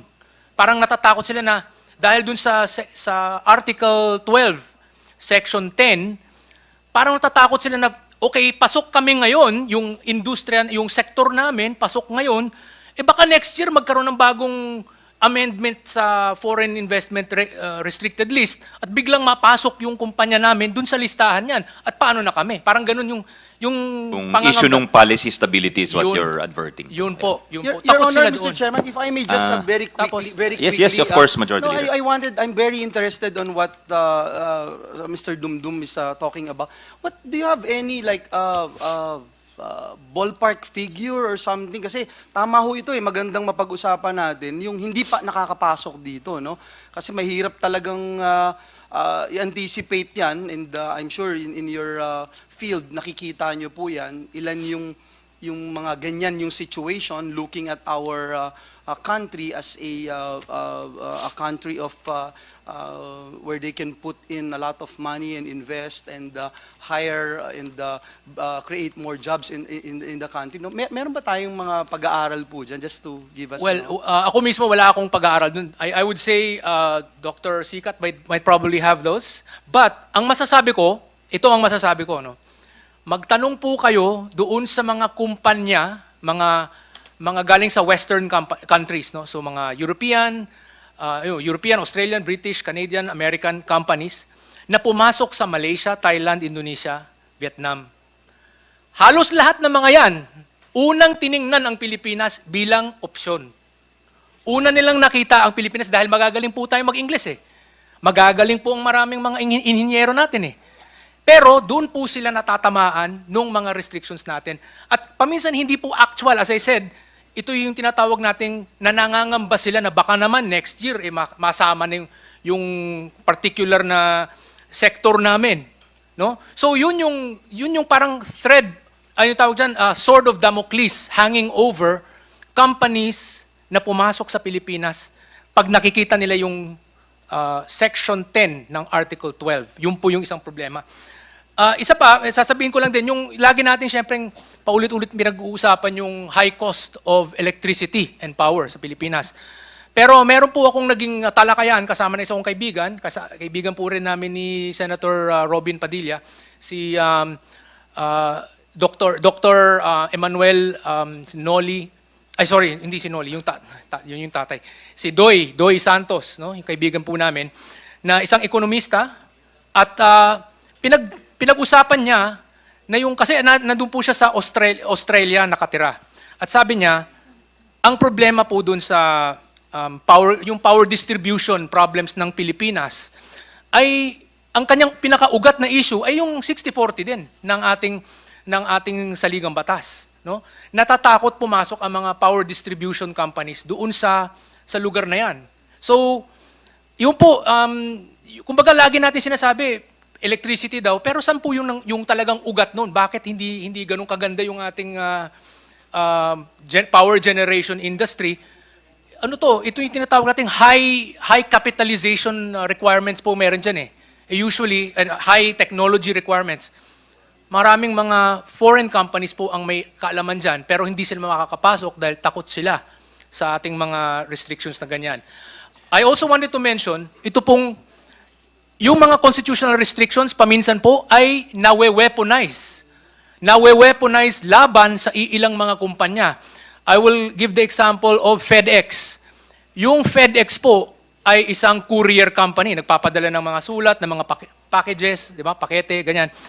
Ang nangyari sa kanila ay may isang local na kumpanya na nagsampal ng kaso at sinabing sila raw ay isang public utility raw. At dahil doon, ay sinasabing unconstitutional daw ang pagiging 100% or majority American-owned ng FedEx. At napunta po ito sa Court of Appeals, no? At sinabing daw sila, labag daw sila sa ating saligang batas. Muntik na po yang nangyari doon sa angkas. Ang angkas, yung sa mga motor, no? Ang angkas daw ay sinasabi rin ng ilang mga kalaban ng angkas, na daw sila, public utility raw sila. Pero, tapos daw, unconstitutional nga daw. Dapat 60-40. Bakit, yan, Singaporean yung may-ari, si Angeline Tam. Buti na lang, si Angeline Tam, ang kanyang asawa ay Pilipino, na si George Royeca, at inayos po nila yung mga papeles nila para maging majority owner si George Royeca. Secondly, sasabihin ko, ang katotohanan sa tungkol sa angkas ay hindi naman sila public utility. IT company po sila. Gumagawa po sila ng phone mobile app para makapag-connect ang mga gustong sumakay at sa mga driver ng mga motorsiklo. Hindi po sila transport operator, hindi po sila may-ari ng mga motor, hindi po sila employer nung mga nagda-drive na mga motor. So, mali po yun. IT company po talaga sila. Nagko-connect lang po sila ng ride hailer at ng mga drivers. Yun lang po. Pero ang ginawa, kinontrahan sila using the constitutional restriction. So ito po yung sinasabi nating problema na laging nawe-weaponize at laging nagiging publicized ito sa international business community. Yung nangyari sa FedEx, pinagtatawanan po tayo dahil sa nangyari dyan. Yung angkas, muntik na pong nangyari yun. So yun po, kaya nga sinasabi ko po, mas maganda po na tanggalin na lang po natin sa ating saligang batas itong mga restrictions na ito. At kung kailangan natin ng mga regulation at mga restrictions, doon na lang po natin ilagay sa statutory legislation. Maraming salamat po. Mr. President, Mr. Thank you. Chairman, Yes, Senator Pia. could I ask him if it's still within the time that Senator Robin allocated to the resource persons? Can I ask follow-up questions? If it's within the time. Well, I've been strict with members who tried to okay. ask questions, so I just to let Okay. you know, before you arrived, some of our members wanted to ask I questions. was listening to your rules, so no problem. I just So, thought, we apologize for I that. just I just thought want that- to be consistent in the application, much as I problem. want to No problem. indulge you, Your Honor. Yeah. Pasensya na po. Yes, next to ask questions is the Minority Leader, Senator Risa. Deputy Minority Leader. Salamat, Mr. Chairman. Bago yung mga hinanda kong tanong, I really would like to follow up yung usapin ng prejudicial question, which I believe actually a couple already of our resource persons raised, beginning po with Justice Mendoza. So my staff looked at the records of the deliberations of the Constitutional Commission. At kung pwede, Mr. Chair, I'd like to read one paragraph where it says, Mr. Regalado, I also noticed that both sections 1 and 2 are premised on the anticipation that the Commission, not only the committee, will opt for a unicameral body. In the event that a bicameral legislative body will carry the day, has the committee prepared contingency proposals or resolutions? Sumagot si Mr. Suarez, yes, in that situation, we would propose to include the words in joint session assembled. And then nag-follow-up question si Mr. Regalado, but still maintaining the same number of votes? Mr. Suarez, the commissioner is right. Mr. Regalado, thank you. So, at tingin ko po, Mr. Chair, relevant po ito, pertinent dun sa prejudicial question na kung anong rules ang dapat i-apply. The word assembled kasi po suggests a physical assemblage as proposed earlier by Justice Mendoza. So, parang ang intent po nga ay may pagkikita, pero magbobotohan ng hiwalay dahil nga may same number of votes. Maybe our framers, those physically present, and if Chris Monsod is still online, maybe our framers could shed light on this. At kasi kaya nga po ako nagmungkahi ng suspension kanina para po magkaroon ng clarity yung ating proceeding. So just to add a little more clarity at this point in time, could our framers of the Constitution shed light on this issue, Mr. Chair? Would Justice Mendoza or Chief Justice Davide like to address this first? Justice Mendoza? Yes, that's what they really decided in the Constitutional Commission. And it was only by reason of oversight that the corresponding praise was not placed there. But the other provisions of the Constitutions were amended. Oversight lamang. Oversight. So, by oversight, Justice, ang hindi po nailagay ay yung in joint session assembled. Tama In po? joint session assembled. Pero yun po sana yung intent ng framers, at least based on the records of the deliberations. Yes. Yes, because we speak only of separate voting if they're in joint session. Kasi kung if they're not in joint session, no sense in saying voting separately kasi talagang magkahiwalay. But precisely because the intention is to compel the two houses to come together and assemble so that the enacting clause will say, be it enacted by the Senate and the House in joint session assembled by the vote of 3/4, voting separately, hereby propose. Maraming salamat po. So malinaw, assembled, pero klarong-klaro at consistent, voting separately. Yes, because this is just one house.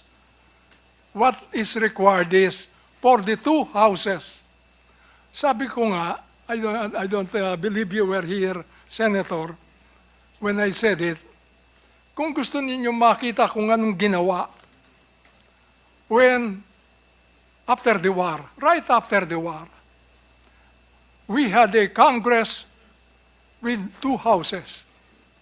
When the problem of parity rights came up, and that required constitutional amendment, the two houses met together at nakalagay doon sa certification of the secretaries that the two houses met together where in Lepanto, Sampaloc, where Congress was holding sessions.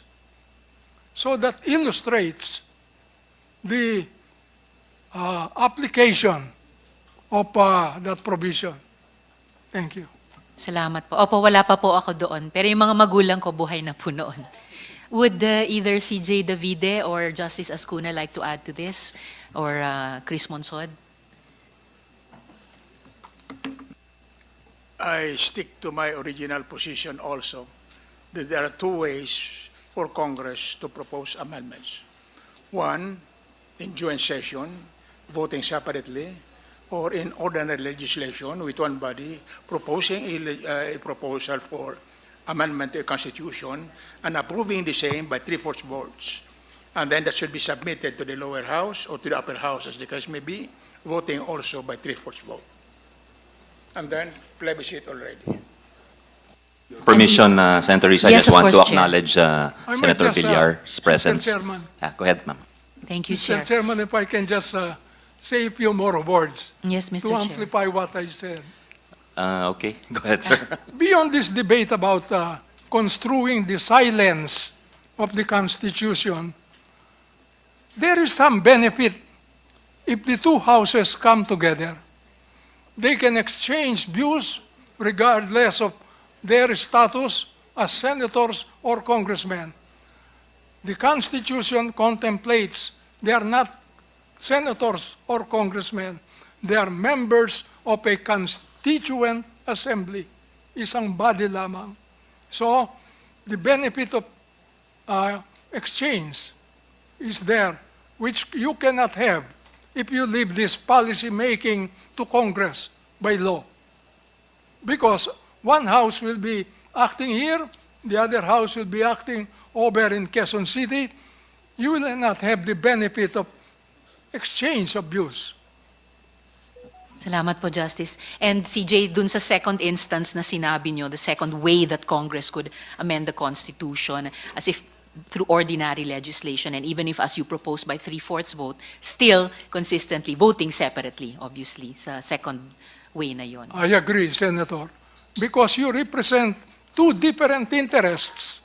The national interest is represented by the Senate, the local interest is represented by the House.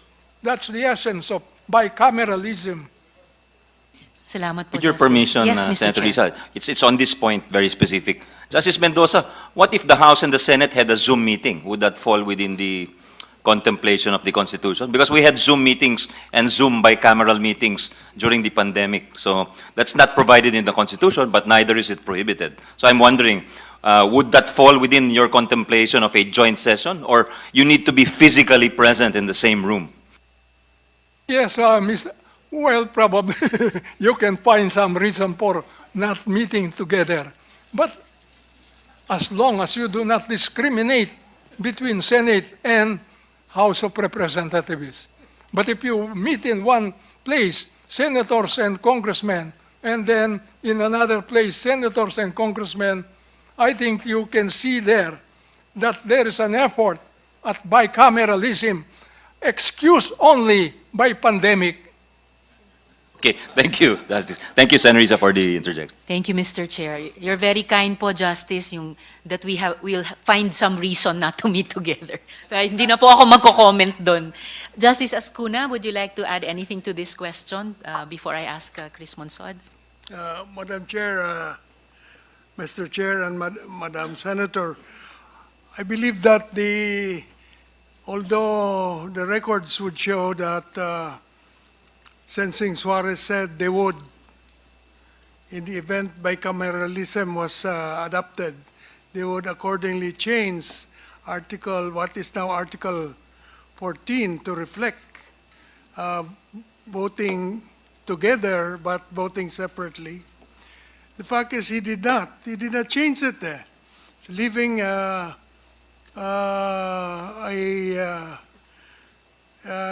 ambiguity to the manner in which Congress will achieve the 3/4 vote.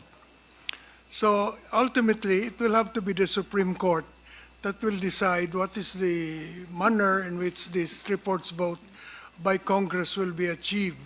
So it is good, I believe, that the Senate now is going through the process of adopting a proposed amendment by way of a resolution of the Senate and the House voting separately and meeting separately, and submit that later to the Supreme Court to be decided whether that is a proper manner of proposing amendments to the Constitution.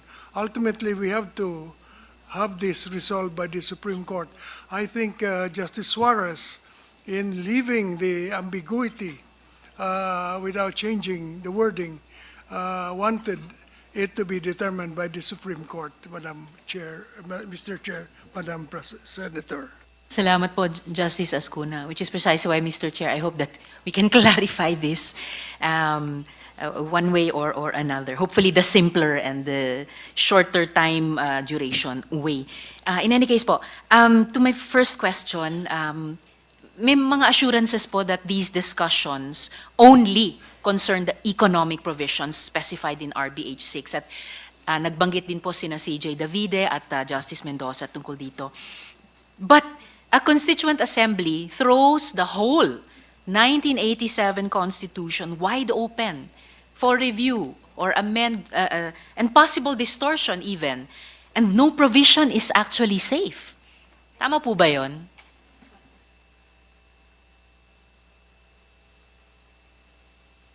Anybody can answer, Your Honors. As I mentioned earlier,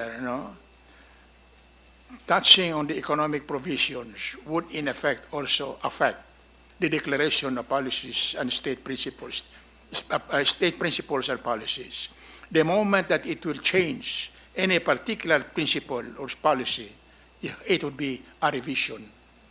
Because the provision now on the article on national patrimony, for instance, or on the general provisions or on education are only implementative of the declaration of principles and state policies. The moment you change it, you have to automatically change also the fundamental principles or state policies. At bukod po dun sa, in effect, amending or revising a basic principle or state policy, kahit may assurances o agreements pa, prior to limit the scope of the discussions, wala namang magpipigil sa kahit sinong miyembro ng Kongreso to propose other changes. Halimbawa, legislators could initiate changes in our basic laws on foreign ownership even of land, on term limits, on the frequency of elections, on limitations on the use of governmental power, even the fundamental rights of citizens. Tama po ba ito? CJ, pakibuksan yung mic Those matters are to be taken up really. It is more than an amendment. It in effect would be revisions of fundamental principles. For instance, in the matter of the plebiscite on the proposal in the PI regarding a change in the manner of voting, it should be joined, and therefore, in effect, it would eliminate the Senate. It would eliminate the Senate because you have the massive majority of the lower house. So the moment you approve what is in the PI, it will open the floodgates of everything. Eventually, all changes will be done without already the voice of the Senate. Which is why po, CJ, Mr. Chair, the Senate opposes and continues to oppose the People's Initiative. Pero meron din po akong agam-agam at gusto ko pa rin itanong yung possible scenario kahit sa pamamagitan nitong RBH6 as an initial doorway na dadaanan. That couldn't it lead to that scenario in a constituent assembly, in Congress jointly assembled, that any representative or even senator could then, once the door has been opened to amendment o lalo na revision ng isang basic principle pa, fundamental policy, na pwedeng kahit sino sa amin, in effect, mag-propose ng amendment or revision to any and all parts of the Constitution. Very clear under Section 1 of Article 17 that there are two ways of revising the Constitution. Amendment or revision may be done by Congress or by a constitutional convention. The third proposal, however, can be done by the People's Initiative. We are talking here of amendment by Congress itself, and therefore it should be a constitutional assembly acting as a con-us, no? But considering that the Constitution is not very, very clear about it, mentions only joint, we have the proposal of Father Bernas, one of the commissioners. Now, it could be done in either of the two ways we have taken up much earlier. Either by way of ordinary legislation, with the two bodies voting separately and in a separate session, or in a joint session, voting separately. Hindi po ba parang nagbubukas kami ng Pandora's box at hindi natin alam anong lalabas dito from the depths of that Pandora's box once the process is initiated? Mr. Chair, Justice Azcuna.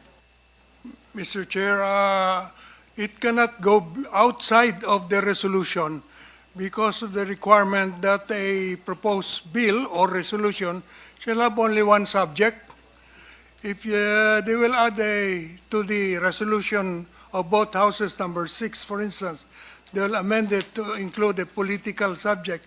That will be in violation of the rule that a proposal shall have only one subject. So if they want to bring in extraneous matters, it should be another resolution. And the Senate will not agree to it, so it won't be a joint resolution. So this joint resolution is limited only to economic provisions. In fact, you can put that in the title, a resolution to amend and economic provisions and for no other purpose, something like that. Then, in other words, limited to the rule of one resolution, one subject matter. Thank you, Justice Azcuna. I'm glad to have that on record as we continue to deliberate this resolution of both houses. Dun naman po sa Senate hearings on the Fraudulent People's Initiative, it was clear as day how many members, unfortunately, of the House were willing and able to use the influence and the resources also of government to advance certain interests. Nung mga, even in those early days, tila buong makinarya ng gobyerno ang nagamit para lokohin yung mga Pilipino para sa makasariling layunin. At sa ganitong klima, and again, I'm proceeding on the premise that of a Pandora's box, not something that can 100% be limited, with all due respect, by that one bill or one resolution, one subject rule.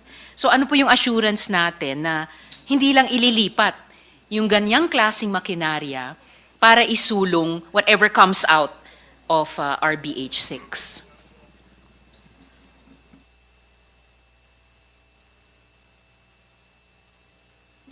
Would anyone want to venture? Justice Mendoza, Mr. Chair. I think that attempt by People's Initiative to amend the Constitution when acting as a constituent assembly is the clearest admission on the part of those proposing it that unless you change the Constitution, the requirement should really be joint session, voting separately. Kaya nga ho, gusto nilang baguhin doon sa People's Initiative, itong procedure na ito. That is the clearest proof of what I'm saying is the meaning of Constituent Assembly, meaning joint session, voting separately. And the best illustration of that, as I said, application is when Congress met after the war. It was a bicameral Congress that we had. And they were passing a very important proposed amendment, parity,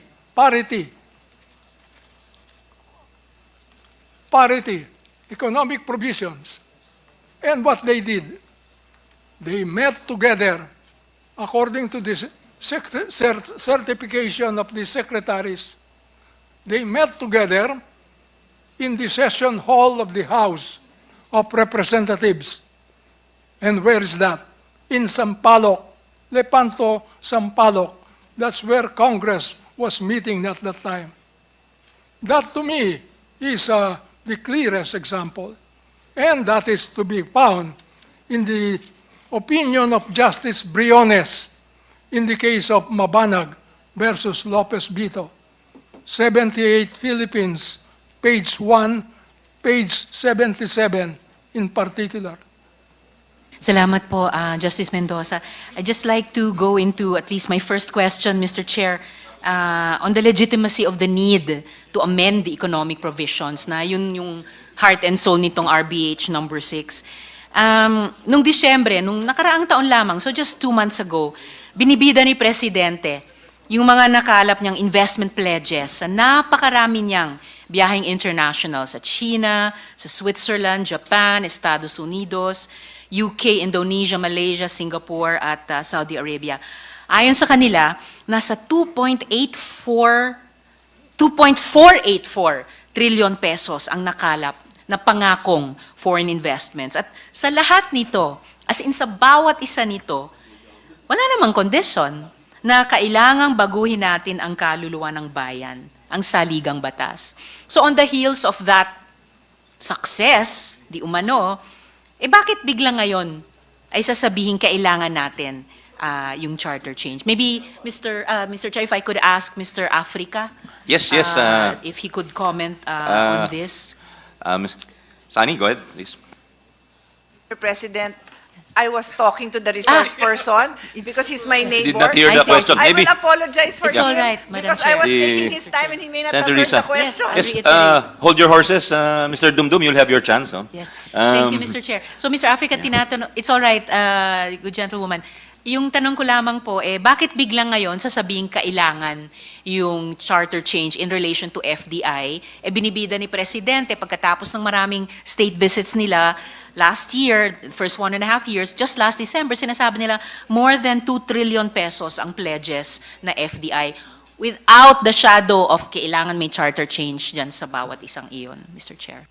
Actually, feeling ko po, I apologize po for the that might be a rhetorical question kasi, well, with that, media and advertising aren't, in education, advertising education aren't really very big areas for foreign investment. So, kung magkaka-argument na, oh no, there would have been more, sana, I doubt, actually, there would have been much more. Pero I think, precisely, I do agree, if those pledges were there, and we assume that they're real, they didn't need the charter change. Much more, they didn't need this specific charter change right now or changing the other provisions. So I think it affirms your point po. Sorry. Yeah. Salamat po, Mr. Africa. And then maybe lastly, Mr. Chair, if I may have one more question. Well, just to let you know, it's your call if you want to hear from him. Mr. Dumdum is raising his hand. I need to ask a follow-up question to Mr. Africa, Mr. Chair. Go ahead. We'll hold your horses, Mr. Dumdum. Thank you, Mr. Chair. In like manner, Mr. Africa, kanina, foreign pledges without any quid pro quo on charter change. Kahit sa binuong Philippine Development Plan, referred to by Christian Monsod earlier, 2023 to 2028, na pinamunuan ng NEDA at si Presidente ang chair nun. So nilatag yung kabuuang plano para sa ekonomiya ng Pilipinas, para paramihin ang trabaho, puksain ang kahirapan, pataasin ang kalidad ng buhay nating mga Pilipino. Nagawa na po ba natin? Is it going well, yung implementasyon ng buong PDP na yan? At saka, do you know, sa 450 pages ng PDP na yan, meron po bang kahit isang pagbanggit na kailangang baguhin yung Konstitusyon in order to implement the plan? I don't recall po seeing anything dun sa PDP. Pero siguro ang pinakamahalagang punto po dyan, is the PDP doing well? Sa amin, mahalaga for the record, despite yung pinagmalaking mabilis na economic growth last year, actually between November 2022 and November 2023, nabawasan ng 70,000 jobs. And the biggest reason na sinasabing lumiit yung unemployment rate to 3.9%, it's because maraming discouraged workers, maraming hindi nagpapantrabaho, walang trabaho pero hindi binibilang as unemployed. Pero siguro, ang key point po, I think even our economic managers, in their heart of hearts, absent any political influence, they know there is so much more that needs to be done and that can't be done and isn't being done right now na hindi kailangan ng charter change. I mean, nadinig ko po yung isang statement about ano pwede gawin para tulungan yung mamamayan na walang charter change. Actually, ayun yun. And I think, I do agree, ganun kasimple lang yun. Kung may gusto gawin, ang daming pwede gawin ngayon. Kung papasok pa sa usapin ng charter change, makaka-distract lang siya, makakagulo lang po siya. Salamat, Mr. Africa. Mr. Chair, may I move on to another question? I still have time. Salamat po. Okay, thank you, Mr. Chair. 2 minutes, so maybe just 2 questions for today. Salamat po. Kasi nga yung isang focus ng RBH 6, public utility. So, talking about, for example, the telecommunication sector. So, nervous system siya ng modernong ekonomiya. Kailan lang binuksan ng Kongreso sa pamamagitan ng amyenda sa Public Service Act. Doon po, sinasabi ng NEDA na yung problema ay yung duopoly. Di umanong duopoly ng Globe at PLDT Smart at kahinaan ng NTC bilang regulator. So, hindi magamit ng ibang kumpanya ang towers nitong dalawang higante. Mahal mag-text at tumawag sa mga subscribers ng bagong kumpanya sa Globe at PLDT. Hindi makuha ng NTC yung frequencies na hindi naman ginagamit nitong dalawa para magamit sana ng mga bagong kumpanya. At saka kahit maliliit na cable companies na pwede sanang gawing mura ang internet, ay kailangan pang kumuha ng prangkisa. Well, sa ating Kongreso. So, sinasabi ng NEDA, kahit noong pa man, bago pa man ipasa ang amyenda sa Public Service Act, wala sa border, wala sa, at NEDA na to wala sa constitutional restrictions ang problema. So, nandito po sa loob ang problema. Ibig sabihin, sa bawat industriya. At wala pa tayong ginagawa sa Senado kahit matagal nang nakasalang ang OADT o Open Access in Data Transmission Bill. So yung una sa last 2 questions ko sa ngayong hapon, Mr. Chair, sa palagay po ba natin ay papasok ang kapital, Pilipino man o dayuhan, kung nakikita nilang may dalawang higanteng nakahambalang at walang ginagawa ang Kongreso upang payagan ng iba na ayusin ang serbisyo sa mas murang halaga. So, to Mr. Africa still, Mr. Chair. Favorite resource person, Sani. So, please listen to the question. Sige po. I'm sorry po, I can't speculate if a big telecom provider will come here. But I think historically, a lot of transnational corporations have come in, even if may corruption, as long as they have the connections to be the ones getting the inside track. So that's a general statement lang po, but kung dun sa specific na question yan, I don't know.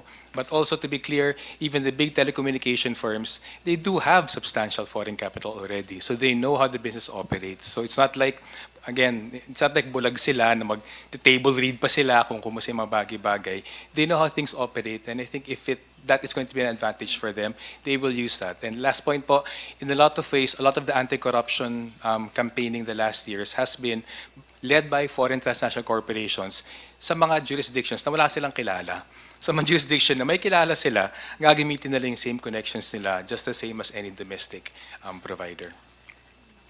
Salamat, Mr. Africa. At huling tanong ko para ngayong hapon, Mr. Chair. Alam po ba natin na sa Thailand, lubhang mas mura ang serbisyo at mas mabilis at malawak ang internet? Pero sila po ay may batas din na nagsasabing bawal maging majority owners ang dayuhan. Gayunpaman, yung 4 sa top 5 na telecoms companies nila ay nakapagpasok ng kapital. Like you were saying earlier that many of these big transnationals kahit sa telecom sector may sarili ng foreign capital sa resources nila.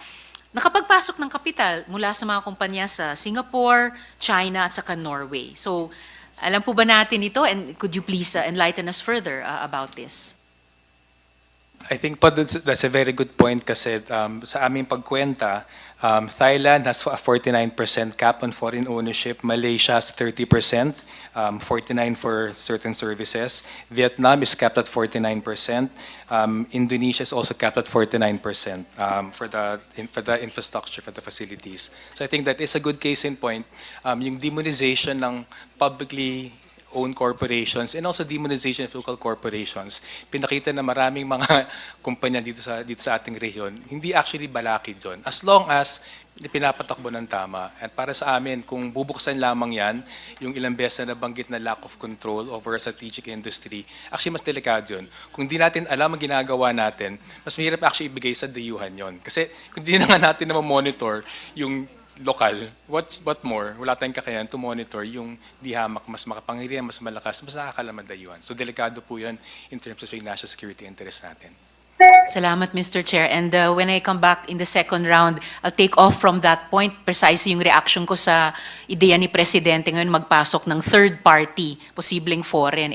Hindi nga natin mapabehave ng maayos pa yung NGCP, ano pa kaya kung may third party at kung foreign pa yon. So, maraming salamat. And lastly, I think what you've pointed out, Mr. Africa, is it's not one single or most important factor, FDIs, it's a whole package of policies and practices para mapakinabangan talaga ng bansa at ng public good, lalo na dito sa mga public utilities natin at saka critical industries. Salamat at maraming salamat, Mr. Chair. Thank you very much, Deputy Minority Leader Ontiveros. I'll give you 2 minutes, Mr. Dumdum. Please be brief. Okay. I just wanted to interject that, so first of all, the question on the other countries that have restrictions, the question is, are those restrictions in their constitutions? The answer is no. Only the Philippines has such economic anti-foreign direct investment restrictions in the Constitution. Yun po yung pinagkaiba. Sa atin nasa Constitution, sa kanila nasa legislation. Ito pa, yung isa pa about the pledges. Magkano po yun? Mga trillion, something trillion. 2 something trillion is what I heard. Diba? Dollars, Okay. dollars, no? Dollars. Ang tanong, bakit ba ginagawa natin itong constitutional reform na ito? Unang-una, tanong ko, kasi ang sagot ko ay tanong. Ilan dun sa mga investment pledges na yan ay naging totoo na? Ilan ba yung mga planta na natuloy na itatag? Ilan na ba yung mga pabrika? Ilan na ba yung mga kumpanya o yung mga operations, yung mga opisina na nagbukas dahil dun sa mga pledges? Mukhang pledges pa lang yata eh. At dun po natin makikita dahil mga pledges pa lamang sila, kaya natin ginagawa itong pagbabago na ito dahil madalas kapag nag-iimbita po tayo ng mga investors, hindi po natin nasasabi sa kanila may mga problema tayo na ganyan, yung mga restrictions na yan. So eventually, dun sila nag-aalma. Ay, may restrictions pala kayo. Kaya kailangan natin ayusin. Yun po yun. Maraming salamat po. Sir Dumdum. Next is Senator Win, and after him, Senator Bato and Senator Aimee, Senator Pia, in that order. Thank you. Senator Win. Thank you, Mr. Chairman. Mr. Chairman, I'd like to direct my questions to our esteemed justices. I was listening intently, and there seems to be 2 schools of thought. No? One is to convene physically as a constituent assembly, and then number 2 is we can go through it just like any other ordinary legislation, meaning we pass the resolution here, then we transmit it to the House, they pass it, they either adopt it or they pass their own version, and then if there are no disagreeing provisions, we can just continue on with the plebiscite. I just want to ask our experts, seems to be 2 different approaches. What will be the best way to move forward with these two different approaches. And I would like to direct to any of our justices if they have any opinion on this or any answers to this question. Yes, go ahead. Anybody would care to answer? Parang pagod na yata ang ating mga resource person, Your Honor. Yes. No. For Anybody me, can, Mr. Justice Chair, Azcuna. the best is what you're doing now through a joint resolution of both houses, passed separately in the manner of ordinary legislation, but with clear signals that you're acting as a constituent assembly. And then adopt it by the required number of votes. And also when you vote, you have to vote by what you call is nominal voting, so that the 3/4 vote is very clear. You cannot do it by consensus or viva voce. It has to be by nominal voting, recording individual votes. If you can have that, 3/4 of the Senate voting to approve resolution of both houses number 6 and pass it to the House, and the House also after deliberation adopts the same resolution by 3/4 vote, nominal voting of the members of the House, then it's ripe for referral to the COMELEC for upon certification by the secretaries and the Senate President and Speaker to the COMELEC, and the COMELEC will be mandated to hold the plebiscite within the required, I think, 60 days from the adoption, not later than 90 days, within 60 to 90 days to hold the plebiscite. That's the best way and the fastest for me, Mr. Chair. Justice, so in your opinion, there's no need to physically convene as a single assembly. We can go through this just like we are doing now and just like any other ordinary law. Yes, Mr. Chair. The only difference is we have to vote, we have to obtain 3/4 in terms of votes, and at the same time ratify it through a plebiscite. Yes, Mr. Chair. There's no need for both houses to meet physically. This is the interpretation of Father Bernas. You can do it like the way you're passing an ordinary law. That means you can do it without meeting together, provided, as I said, it's very clear that you're acting not to make a law, but to propose amendments to the Constitution. But also, again, the quorum and the required number of votes must be observed. Want to, with your permission, Senator, we just to acknowledge the presence of our chairperson of the Public Services and Economic Affairs Committee, Senator Grace Poe. Good afternoon. Your Honor, just on that particular issue. Yes, Chief Justice, please. The best really is the one you recommended in your Senate, both houses resolution number 1. You are proposing for a joint session, and therefore it must be voting separately, but 3/4 for each side, for each house. That is in your resolution. Thank you, but that calls for a physical convening of both houses in one area, in one location. So do we need to satisfy that physical assembly, Chief Justice, in your opinion? One, the Senate President, and there are no rules yet, no, in both the Senate and in the House, in calling for a joint session. So probably the Senate President and the Speaker will agree to call the two houses together in a joint session. The other way is probably for the Senate now to file a resolution requesting for the approval by the lower house of a joint session. Thank you for that. Another question, again, to our esteemed legal luminaries, and this was partly opened up earlier in the discussion, that we are now treating the resolution as an ordinary resolution. And this is the Committee on Constitutional Amendments. After the hearing, the committee will now submit a committee report and sponsored by the chairman or both chairmen to plenary. And I am of the, but what I gathered from the hearing is then on, the Senate will now convene into a constituent assembly.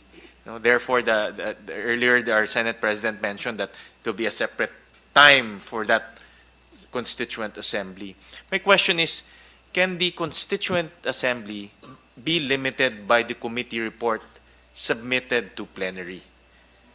Because the committee report will contain very specific provisions on the economy. But when you convene the constituent assembly, can it be limited by those topics alone? Because it's now a separate body from the lawmaking body. So I just want to pick on the wisdom of our esteemed justices and resource persons. That is the reason why I suggested two ways. Either that the Senate President and the Speaker shall decide to call, no? And then the two bodies, the lower house and the upper house, may decide to a joint session, precisely for the purpose of presenting these proposed amendments.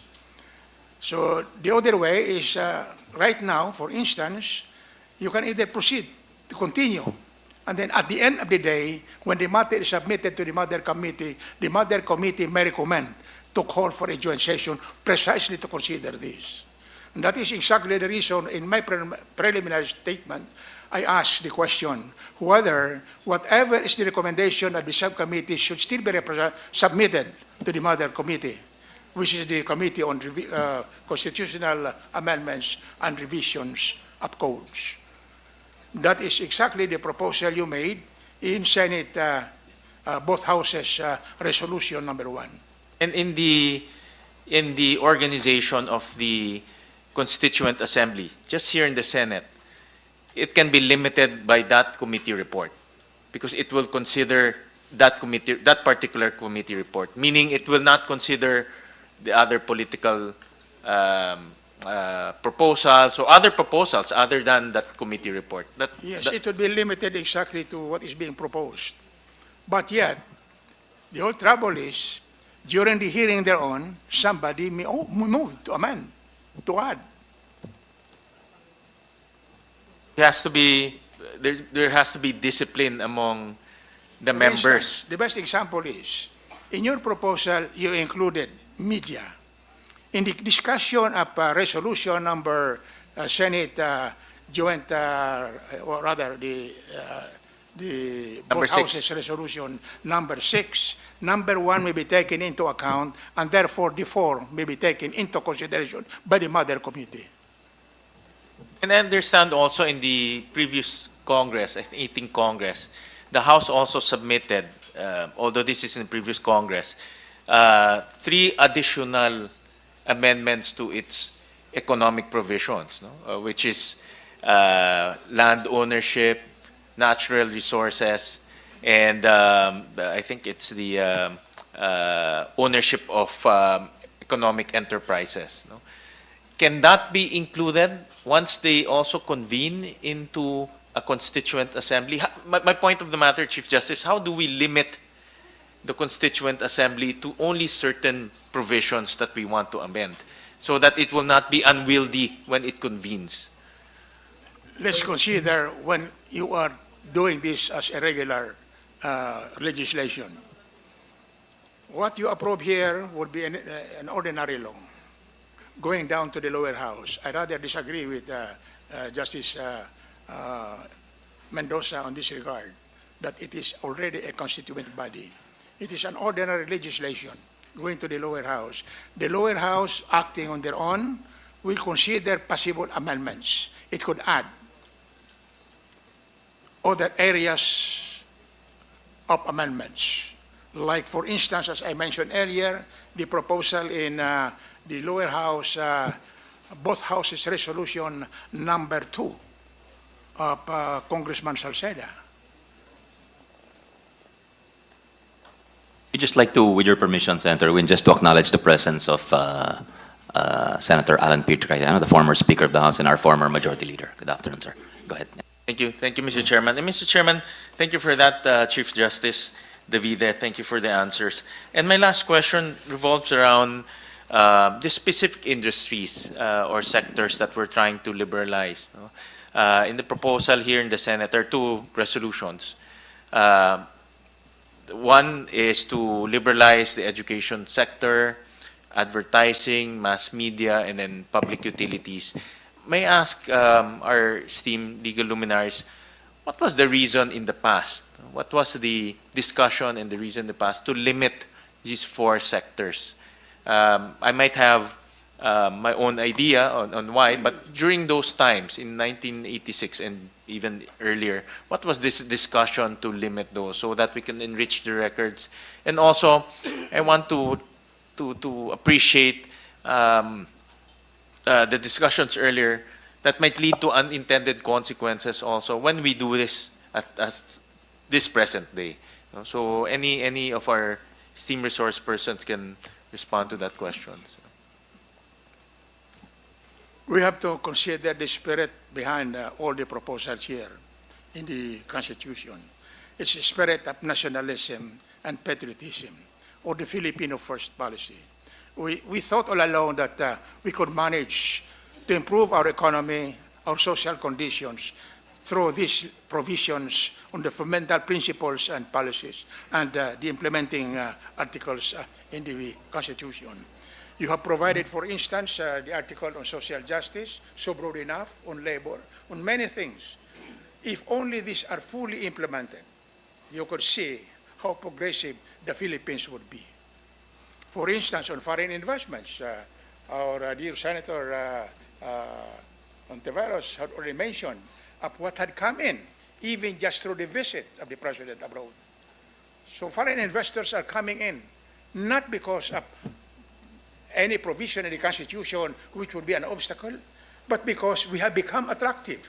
In other words, ease in conducting business, no corruption, then predictable government policies, and so on. These are the keys to progress, not the provision of the Constitution as an obstacle. I think Mr. Dumdum wants to... Yes, go, again, please keep it brief. Yeah.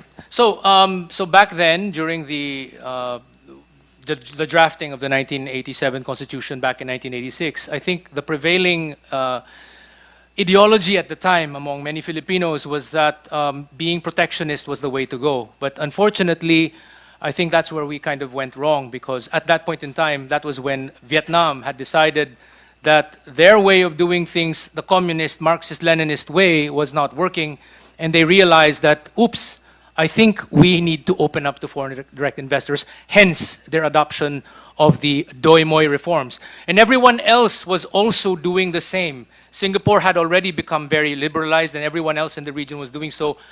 We were the only country that decided to stick towards economic nationalism, and unfortunately, we have been left behind. We are continuously getting left behind because of that. Thank you, Sir Dumdum. Proceeding from the constitutional questions of Senator Win, before I recognize Senator Bato, what is the value, Your Honors, of the U.S. experience in exercising their constitutional amendments or enacting constitutional amendments, since Justice Mendoza quoted the seminal case of Marbury versus Madison earlier? May I ask, would their constitutional experience have any persuasive effect, or would their jurisprudence have any effect on our interpretation of laws and constitutions, Your Honors?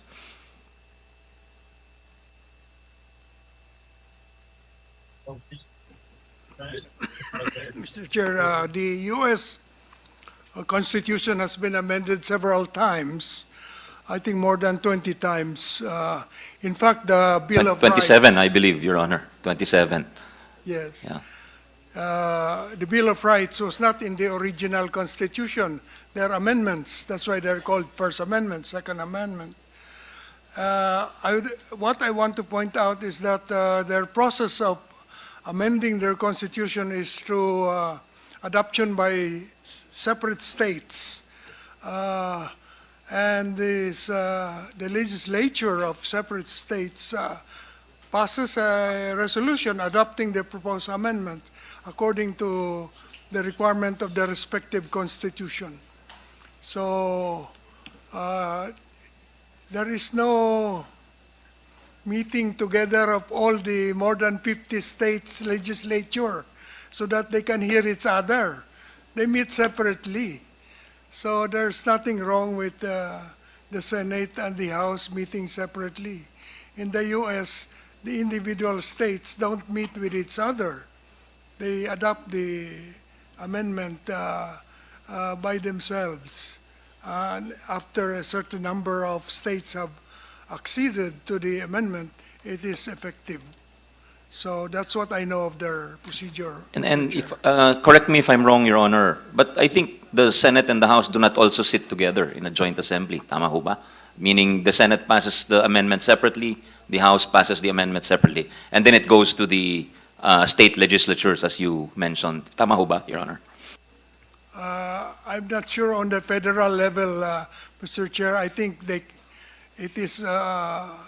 meet together. But what I mean is the individual states, all 50 states don't meet together. Thank you. Just wanted to add there, what the good justice is talking about is the process of ratification, which is different from ours. Ours. No, but what I'm asking, since it was my question, Your Honor, is the process of approving the amendment. Yes. Not I just wanted to point out that what he was describing about the individual 50 states is actually the process of ratification. That's correct. Which comes after the Constituent Assembly process has been done. Thank you. That's all. Mr. Chairman, one line on your question. Can we ask the justices to answer the question before we go to you, Senator Alan? Yeah, any other, if not, I'll go to anyone else want to weigh in on the import of U.S. practice on our constitutional interpretation, Your Honors? If there's none, Senator Alan, yeah. Thank you, Mr. Chairman. Just a point of information, because the U.S. Constitution was a reaction to royalty, diba? To the absolute power of kings and queens in Europe. So it was really made that the Congress was more powerful than the president, the presidency. So if you look at the U.S. Constitution, mas powerful kasi yung legislature. So may protection against absolute power because in the Philippines, it's usually the executive branch, whether it's the mayor, governor, or president who wants the change. It's not always absolute, but just to put that into the discussion, Mr. Chairman. That's a good point. Thank you, Senator Alan. Senator Bato, you have the floor. Thank you, Mr. Chair. I have no question, Mr. Chair. Ang sa akin lang ay isang taus-pusong pagpasalamat sa ating mga resource person, sa kanilang mga insights, sa kanilang mga binigay sa atin na informasyon, na ito'y napakalaking justification sa United Stand na ginawa ng 24 senador, 24 independent republics, nagkaisa na i-oppose itong lumalaganap na People's Initiative, Mr. Chair, because yung kanilang punto palagi is voting separately. So tayo naman, ang ating opposition doon sa lumalaganap na PI is that we don't want to vote jointly, separately. So maraming salamat po sa inyo, sir, sa inyong mga insights. Maraming salamat. Thank you, Mr. Chair. Tama po, Senator Bato. Klarong-klaro na po yun dahil sa sinabi ng ating mga magagaling na resource persons. Thank you. I join Senator Bato's manifestation there. Next is Senator Pia Cayetano. Senator Pia, perhaps you had some questions earlier. You're free. I just want to mention also, Senator Pia is the author of the recently enacted, about 2-3 years ago, the CREATE law. And there, a lot of what was mentioned, the things that we need to do, meaning to incentivize technology transfer, scientific development, not just the jobs created and the amount of investment, but also the future growth. Meron tayong mga provisions doon thanks to under the stewardship of Senator Pia, former Ways and Means Chair. Yeah. Thank you, Mr. President. I'd like to also greet our esteemed resource persons, my professor, Vivi Mendoza, if you remember me, sir. Of course, Chief Justice Davide, we worked very closely when you were our emissary to the United Nations. And of course, Secretary Teves, who I recently have been seeing on the golf course, but then I stopped, so goodbye to my golf career. Anyway, to everyone else, good afternoon, Justice Azcuna as well, and Dr. Sikat, and everybody else. Mr. President, Mr. Chairman, a few questions. As you said, no, I'm coming from my experience as the chair of the Committee on Ways and Means, and one of our resource persons, I was, by the way, listening, thanks to technology, I was listening to YouTube, so I heard the opening statements of our colleagues and the statements of our resource persons, so I may not have been physically present, but some of my questions come from the statements that were made that I caught on YouTube. One of the resource persons mentioned the flip-flopping of our rules or our the way we conduct business and the way we encourage the foreign business community. And that is exactly what we tackled during the hearings in the Committee on Ways and Means. And so when we talk about flip-flopping positions, as we speak, and this is no critique or anything on the ongoing hearings now, but in fact, we are reviewing again the CREATE law. And one of the revisions being, one of the proposals there is to go back to the incentives that was given to some investors that have been there for 30 years or more. And this has been thoroughly discussed. We appreciate that the investments have been made, but it's also time for us to gain a little bit from the taxes that would have been gained. So if we're going to go back to that, then that is our main problem, if I may.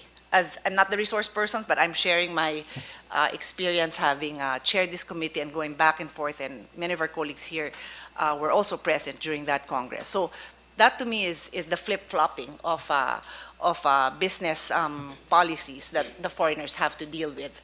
The other thing that I'd like to point out is one of the examples given by my seatmate here, Mr. Africa of Ibon, is the example of the jeepney modernization. It happens to be one of my favorite topics along with Senator Grace Poe. Because I am a proponent of electric vehicles, EV for short, but I am not a proponent of destroying this jeepney industry, which is ingrained in our culture, and changing them with imported vehicles when we could very well be revitalizing this jeepney industry and then making it EV. It's a no-brainer. I'm sure DOST can easily do that. In fact, I've had discussions with the Department of Science and Technology. Why don't we do that? And there is no prohibition for foreigners to participate in that, but it is a lack of political will to save this industry. It is lack of political will to coordinate between DOST, Department of Transportation, the barangays and the municipalities and the cities that have invested their lives in building a community around this jeepney industry. It takes time. It's easier to import. That is our problem. It's just easier to import. We didn't make it hard for them. They can come in, but we're destroying this industry. So that's the second point I'd like to make, Mr. President. The other one is just a quick observation. I share the observation of Mr. Dumdum that he mentioned Vietnam, but other countries. Thailand is one, China is another. They are harping on the need to improve their English so that they can capture the English-speaking market. But you don't need to change the Constitution for that. That's been my advocacy for decades. I speak on behalf of our EDCOM chairman, members. It's part of the agenda. Let's not lose our competitive advantage by giving up on us being a dual language or even multi-language speaking people. Many of the Filipinos can speak 3 languages.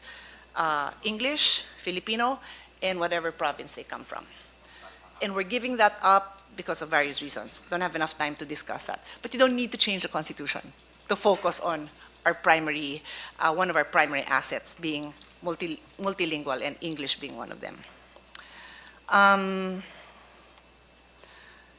Just a quick observation. I think one of the resource persons said, and I had asked my staff, are you ready?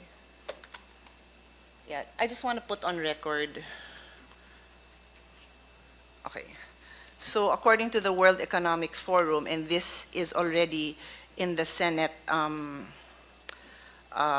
this is already embedded in our archives because we took this up in the Committee on Ways and Means in the debates on CREATE.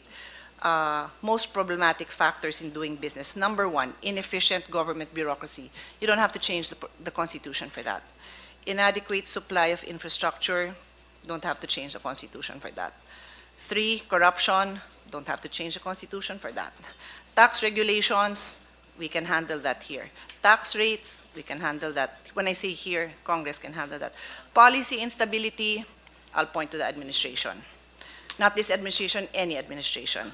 Access to financing, policy decision. Government instability and coups, all this is creating that possibility. Restrictive labor regulations, policy decision, maybe Congress. And poor work ethic in national labor force. None of this requires constitutional change. I quote, not in exact words, no, but as I said, I was listening. Sabi ni Justice Davide, our problems are not due to the restrictive economic provisions.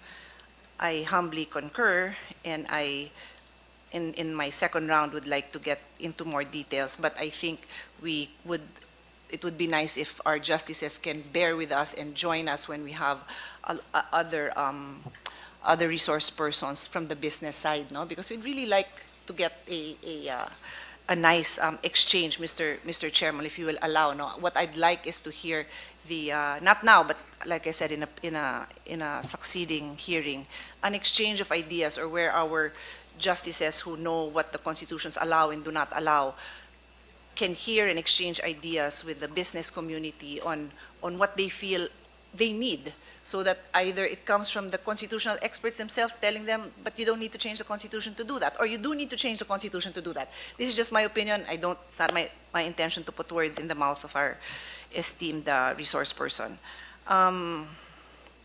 The other thing that I took note of is Justice Mendoza's statement, the Constitution is the alternative to a revolution. And I felt that was such an emotional statement.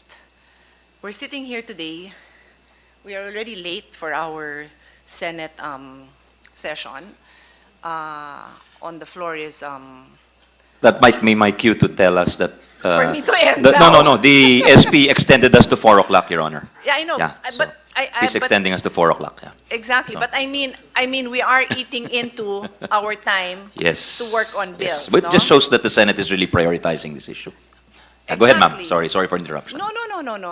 Totally okay. And on a personal note, I was recently elected Blue Ribbon Chairman, and I had a choice to be working on this all morning or to listen to this debate. So these are the things we give up to have this debate. These are the things we give up so that we don't have a revolution. Anyway, I think I will rest on that high note because that was an amazing statement from Justice Mendoza. I have a few more comments, a few more observations, but I think I've made my point clear, Mr. President. Thank you, Mr. Chairman. Thank you very much, Senator Pia. Next is Senator Grace Poe, if she has any questions. If not, Senator Allen, I'm sure has some. Thank you, Mr. Chair. But at the proper time, I would like to discuss for the next hearing the Public Service Act, which I believe addresses a lot of the concerns supposedly being raised on the economy. I feel that one of the roadblocks also is the legal impediments that it supposedly faces in the Supreme Court. So I'd like to know from our legal advisors and luminaries present what their view is on the Public Service Act, because actually it is not quite an amendment of the Constitution, but rather a carved out and a definition of what a public utility and a public services. And this was drafted with the help of our brilliant expert here in the Senate, Senator Frank Drilon. So that will take a whole discussion. So I will give way to our colleague here, Senator Cayetano. Thank you. Very much. We will call a hearing specifically on the public services and public utility, and we welcome your inputs as the author, principal author of the Public Service Act amendments. Senator Alan, please, sir. Magandang hapon, Mr. Chairman, and again to our esteemed guest. We are very, very honored to have all of you, and parang extended po talaga ang service nyo sa bansa. Every time you think that you've retired or that you've given all, you're called back. So we thank you for that. Sirs, I think we can really debate on facts. Dapat nga walang debate sa facts, di ba? Kasi facts siya eh. Pero in a world of false news, alternative facts, nagdi-disagree din tayo sa facts. Especially if it's statistics, then hindi siya facts, no? We definitely have to debate on opinion, and it's always good to hear each other's opinion. But I think dapat walang debate sa principle. Diba? Kasi hindi mo mababasag yung, or mababali yung principle. You cannot really say, magtatanim ako ng mangga, and then you expect santol yung bunga. Diba? Kasi kung ano itanim mo, yun ang yung... So let me look at it as a different perspective. As a Christian, I believe the Holy Spirit inspired the Bible, and you cannot amend the Bible. So I tell people, if you don't want to believe the Bible, I respect you. If you believe other holy books, I respect you. But don't try to amend the Bible, because that, to me, is what God wrote. No one is saying, don't amend the Constitution, because no one said it's not a perfect document. But what is the underlying principle behind the Constitution, and why did the framers of the Constitution make it difficult to amend the Constitution? And sir, feel free to correct me after this statement. No? Correct me or to elaborate. No? Because the underlying principle all throughout history, it started with Adam and Eve, and even before that, it started with Lucifer, who rebelled against God, and then Adam and Eve, who did not follow God.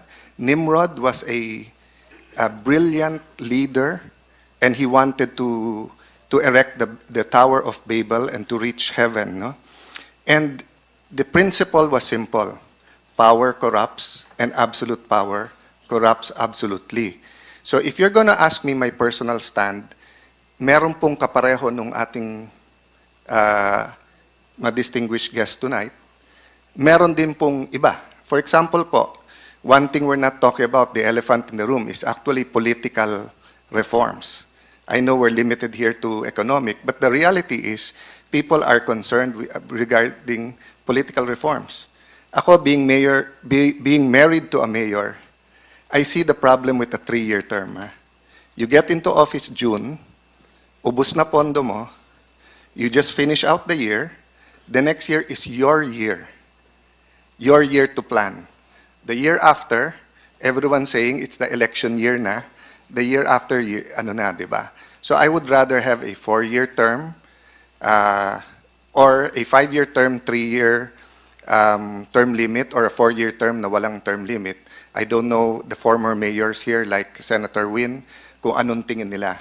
But the problem is, we can't discuss it because everyone is discussing it from the point of view of what's good for them rather for the country. No? So even if many of our congressmen, mayors, governors are sincere, hindi na sila tatakbo, magre-retire na sila. But people will say, but you're thinking about your husband, you're thinking about your wife, you're thinking about your children, di ba?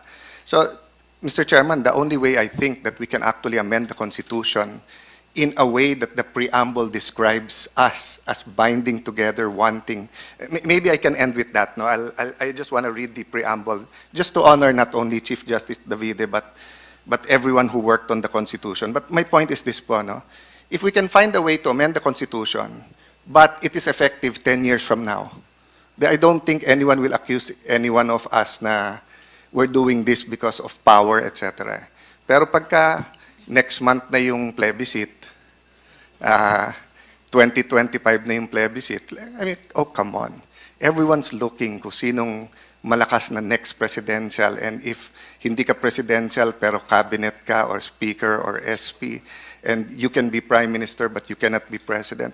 I mean, it's normal. You name the country, people, they say, because the principle is power corrupts and absolute power corrupts. Absolutely, that's why the Constitution was made, to temper this power in the three branches and to make sure that not one powerful group can manipulate our legal system. No? So, but let me conclude just, Mr. Chairman. I really, want to honor everyone who worked on the preamble. We, the sovereign Filipino people, imploring the aid of Almighty God in order to build a just and humane society and establish a government that shall embody our ideals and aspirations, promote the common good, conserve and develop our patrimony, and secure to ourselves and our posterity the blessings of independence and democracy under the rule of law and a regime of truth, justice, freedom, love, equality, and peace, do ordain and promulgate this Constitution. I hope throughout this debate, Mr. President, this will guide us kasi opposite ng truth, justice, freedom, love, equality, and peace ang nangyayari ngayon. But I hope, Mr. Chief Justice and all our distinguished guests, you could elaborate nga on why the Constitution was made very protective, that you can't just change it on a whim. No? I know that's part of the human spirit we don't want to talk about, but it's there. So thank you very much, Mr. Chairman, for this time. Thank you very much for the biblical wisdom in addition to the legal wisdom, Senator Alan.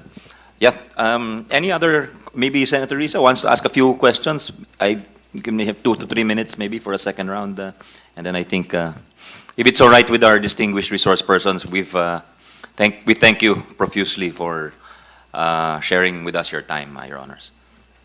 Salamat, Mr. Chair. I'll not refuse that kind of an offer. I do have 2 to 3 more questions sa economic pa rin, if I could return to Mr. Africa. Mr. Africa. Yes. If he's listening. Sorry, sir. Kung makapagtanong, it's okay po. If I could ask maybe 2 or 3 more questions about the economy in relation po dito sa RBH number 6. 2 minutes. So, sa power generation sector naman, within the whole realm of public utilities, public services. So, brownout pa ng brownout, parang shades of the early 1990s. At sa huli, 3 araw nag-blackout hanggang sa Panay at sa Guimaras Islands. So, alam po ba natin, and of course by this, I mean, if you could please elaborate on this for us, na higit 2 dekada ng bukas ang power generation sector, as Chris Monsod also mentioned earlier, para sa 100% na pagmamayari ng banyaga. Pero sa 2 dekadang iyon, ay hindi naman naengganyo na maglagak ng kapital dito yung mga dayuhan para suplayan ng kulang at pupundat-pundat nating kuryente. So, bakit po kaya? Sa amin po, balik kami dun sa earlier na point, mahirap i-manage ang industriya na wala kang alam. So kung uurungan ng gobyerno yung pagkakaroon ng direct interest sa industriya ng kuryente, pasaasa ka lang sasabihin sa'yo ng kumpanya, parang weird, di ba? Parang sabihin mo dun sa kumpanya to be self-incriminating. So sa amin, it is a starting point. That's also why I think bakit sa Malaysia, sa Indonesia, maraming may restriction dun sa foreign investment, but also may direct stake yung governments in utilities because it's easier to manage things you know about eh. So sa amin, we don't know what happens sa Visayas. Siyempre, nakakatuwa yung pakinggan yung balita, but bottom line, it's hard to manage what you don't know anything about. And sa amin, that whole trend towards privatization, isang nawala yun eh, yung kakayanan natin bilang gobyerno na responsibly manage ang isang industriya. So much worse nga yan. Hindi maganda na hindi mo kontrol ang lokal na negosyante. I think even worse, hindi mo kontrol ang dayuhan negosyante na may ibang dimension ng strategic interest sa bansa. So I guess, Mr. Chair, Mr. Africa, ibig sabihin din, magandang may paghuhunos dili din ang gobyerno in terms of privatization, especially in sectors na may mas malaking public interest at stake. And umalam. No? We can't forever give the excuse na hindi yan alam ng gobyerno, mas alam lagi ng private sector. Maganda kung mag-upscale din ng capacities ang gobyerno precisely to take care of and to regulate areas na siya yung pangunahing magbabantay ng public good for the citizens. And balance yung, syempre, profit orientation naman na nasa kalikasan ng private sector.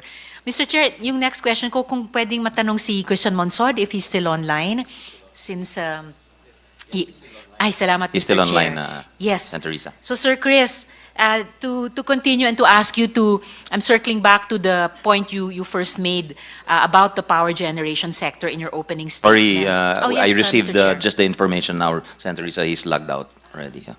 Okay, sorry about that. Thank you, Mr. Chair. So if, Mr. Africa, you could bear with me just to complete this maybe last two questions about the power generation sector. So, alam po ba natin na sa Vietnam naman, tulad dito sa Pilipinas, nagbukas sa mga dayuhan para sila'y pumasok sa generation sector. Pero generation, hindi sa transmission, hindi sa distribution.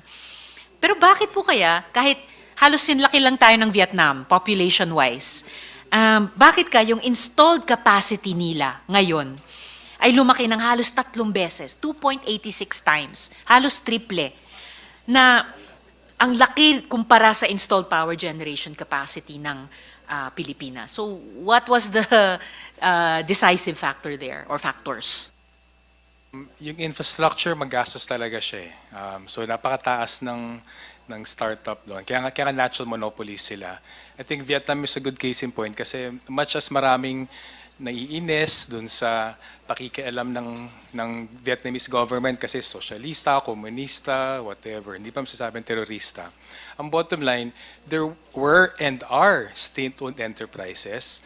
At kung state-owned enterprise yung papasok, una, mas mababa yung cost of capital. Ikalawa, mas madali yung mga licensing, all the regulatory issues, parang that's ironed over eh. So I think magandang point yan. At siguro kailangan din i-correct, hindi totoo na bukas yung Vietnam. Dun sa aming PowerPoint, isabit din namin yung report, yung restrictions across the Vietnamese economy, from telecommunications to power to transport, very strongly restricted pa rin siya, apart from having state-owned enterprise, even sa manufacturing. So, hindi totoo na free market economy in Vietnam. Hindi rin totoo na pumasok yung foreign investment dahil free market economy siya. Pumasok ang foreign investment kasi may mapagkakitaan siya dun sa Vietnam. Under, not necessarily free market economy, under whatever economic regime na meron nila. Kumikita sila eh. And I think that's the bottom line for any foreign investor. And like Mr. Chair, Mr. Africa, you were showing how in different countries sa home region natin, may iba't ibang percentages set or cap set on foreign investments. Dito sa particular na halimbawa ng Vietnam, pinapakita nyo rin, yun na nga, the package of policies and business practices either allowed or supported and regulated by the state na the companies can turn a profit pero merong ding standard set by the government para sa mamamayan nila na mas strictly na ma-observe. And then, kagaya po ng telecoms na pinag-usapan natin kanina, may nakahambalang sa pagpasok ng kapital sa power generation at hindi ang border restriction o ang constitutional provisions na naman ito. And as you were talking about, pinapatunayan din ito ng Vietnam na kahit, as you were also describing, hawak pa rin ng gobyerno at lokal na kapital ang transmission at ang distribution ng kuryente. At kahit nga as you were enumerating for a region earlier, may maximum na 49% limit ang foreign capital dito sa transmission at distribution, ay maglalagay pa rin ng dayuhan ng kapital sa power generation. Because given the whole environment created by government and what exists of civil society in Vietnam, at yung private sector participation, domestic or foreign, ay kumikita pa rin yung mga kumpanya. So, just to bring it home, ano po kaya yung pumipigil sa dayuhang kapital na magpundar ng mas maraming kapital sa power generation sector natin nitong nakaraang 2 dekada, Mr. Chair? Siguro correction muna, as far as we know, yung in Vietnam, yung distribution and transmission ay sarado to foreign investment. As far as we know, I mean, we can double check that. Pero I'm sorry po, I can't speak for foreign investors here, pero I think it makes sense yung sinasabing predictability, even predictability of corruption, it's a big thing so whether it's predictability and the ease of doing business, I mean, there are different ways to package it. Mas mura infrastructure, less corruption na binabayad for mga permits, less cumbersome. I think that actually might be what should be addressed At gusto ko namin i-stress talaga, may mali sa pag-iisip na yung flexibility ang hinahanap ng foreign investors. Kasi because precisely in so many utilities in most of the region, at least in the major economies, marami pang foreign restrictions, but they have more investment than us. Malaysia's thrice, I think, than us. Thailand has double us. Despite the restrictions in the utilities, it means hindi yung restriction yung nakabara sa pagpasok. So that's so simple-minded. I think it's a very reductionist argument to absurdity talaga. And I think it's so easy to repeat something over and over again and believe in it. Pero I think the facts show otherwise talaga. Salamat, Mr. Chair, Mr. Africa. So, sabi nyo nga... May I interject? Mr. Chair, my last question is still for Mr. Africa. This is if the that's time all of right, Mr. Senator Chair. Risa, so will you allow Mr. Dumdum to interject? It's your call. It's your discretion. Mr. Chair, Yeah. you gave me time for 2 to 3 questions. Yeah, and my we'll last- stop at 4 o'clock because that's Opo. that's the authority given to us Opo, by the and my last Senate question President. is really for Mr. Oh, Africa, go ahead, still ma'am. on the economy, if I may. Thank you, Mr. Chair. And salamat, Mr. Africa, for pointing out yung it's not the restrictions, it's not the so-called flexibility, but really more of predictability. Restrictions they can live with, but also enough space to still conduct their business there, and as you said, remain sustainable, if not profitable. So yung huli ko lang po for today dito sa power generation sector.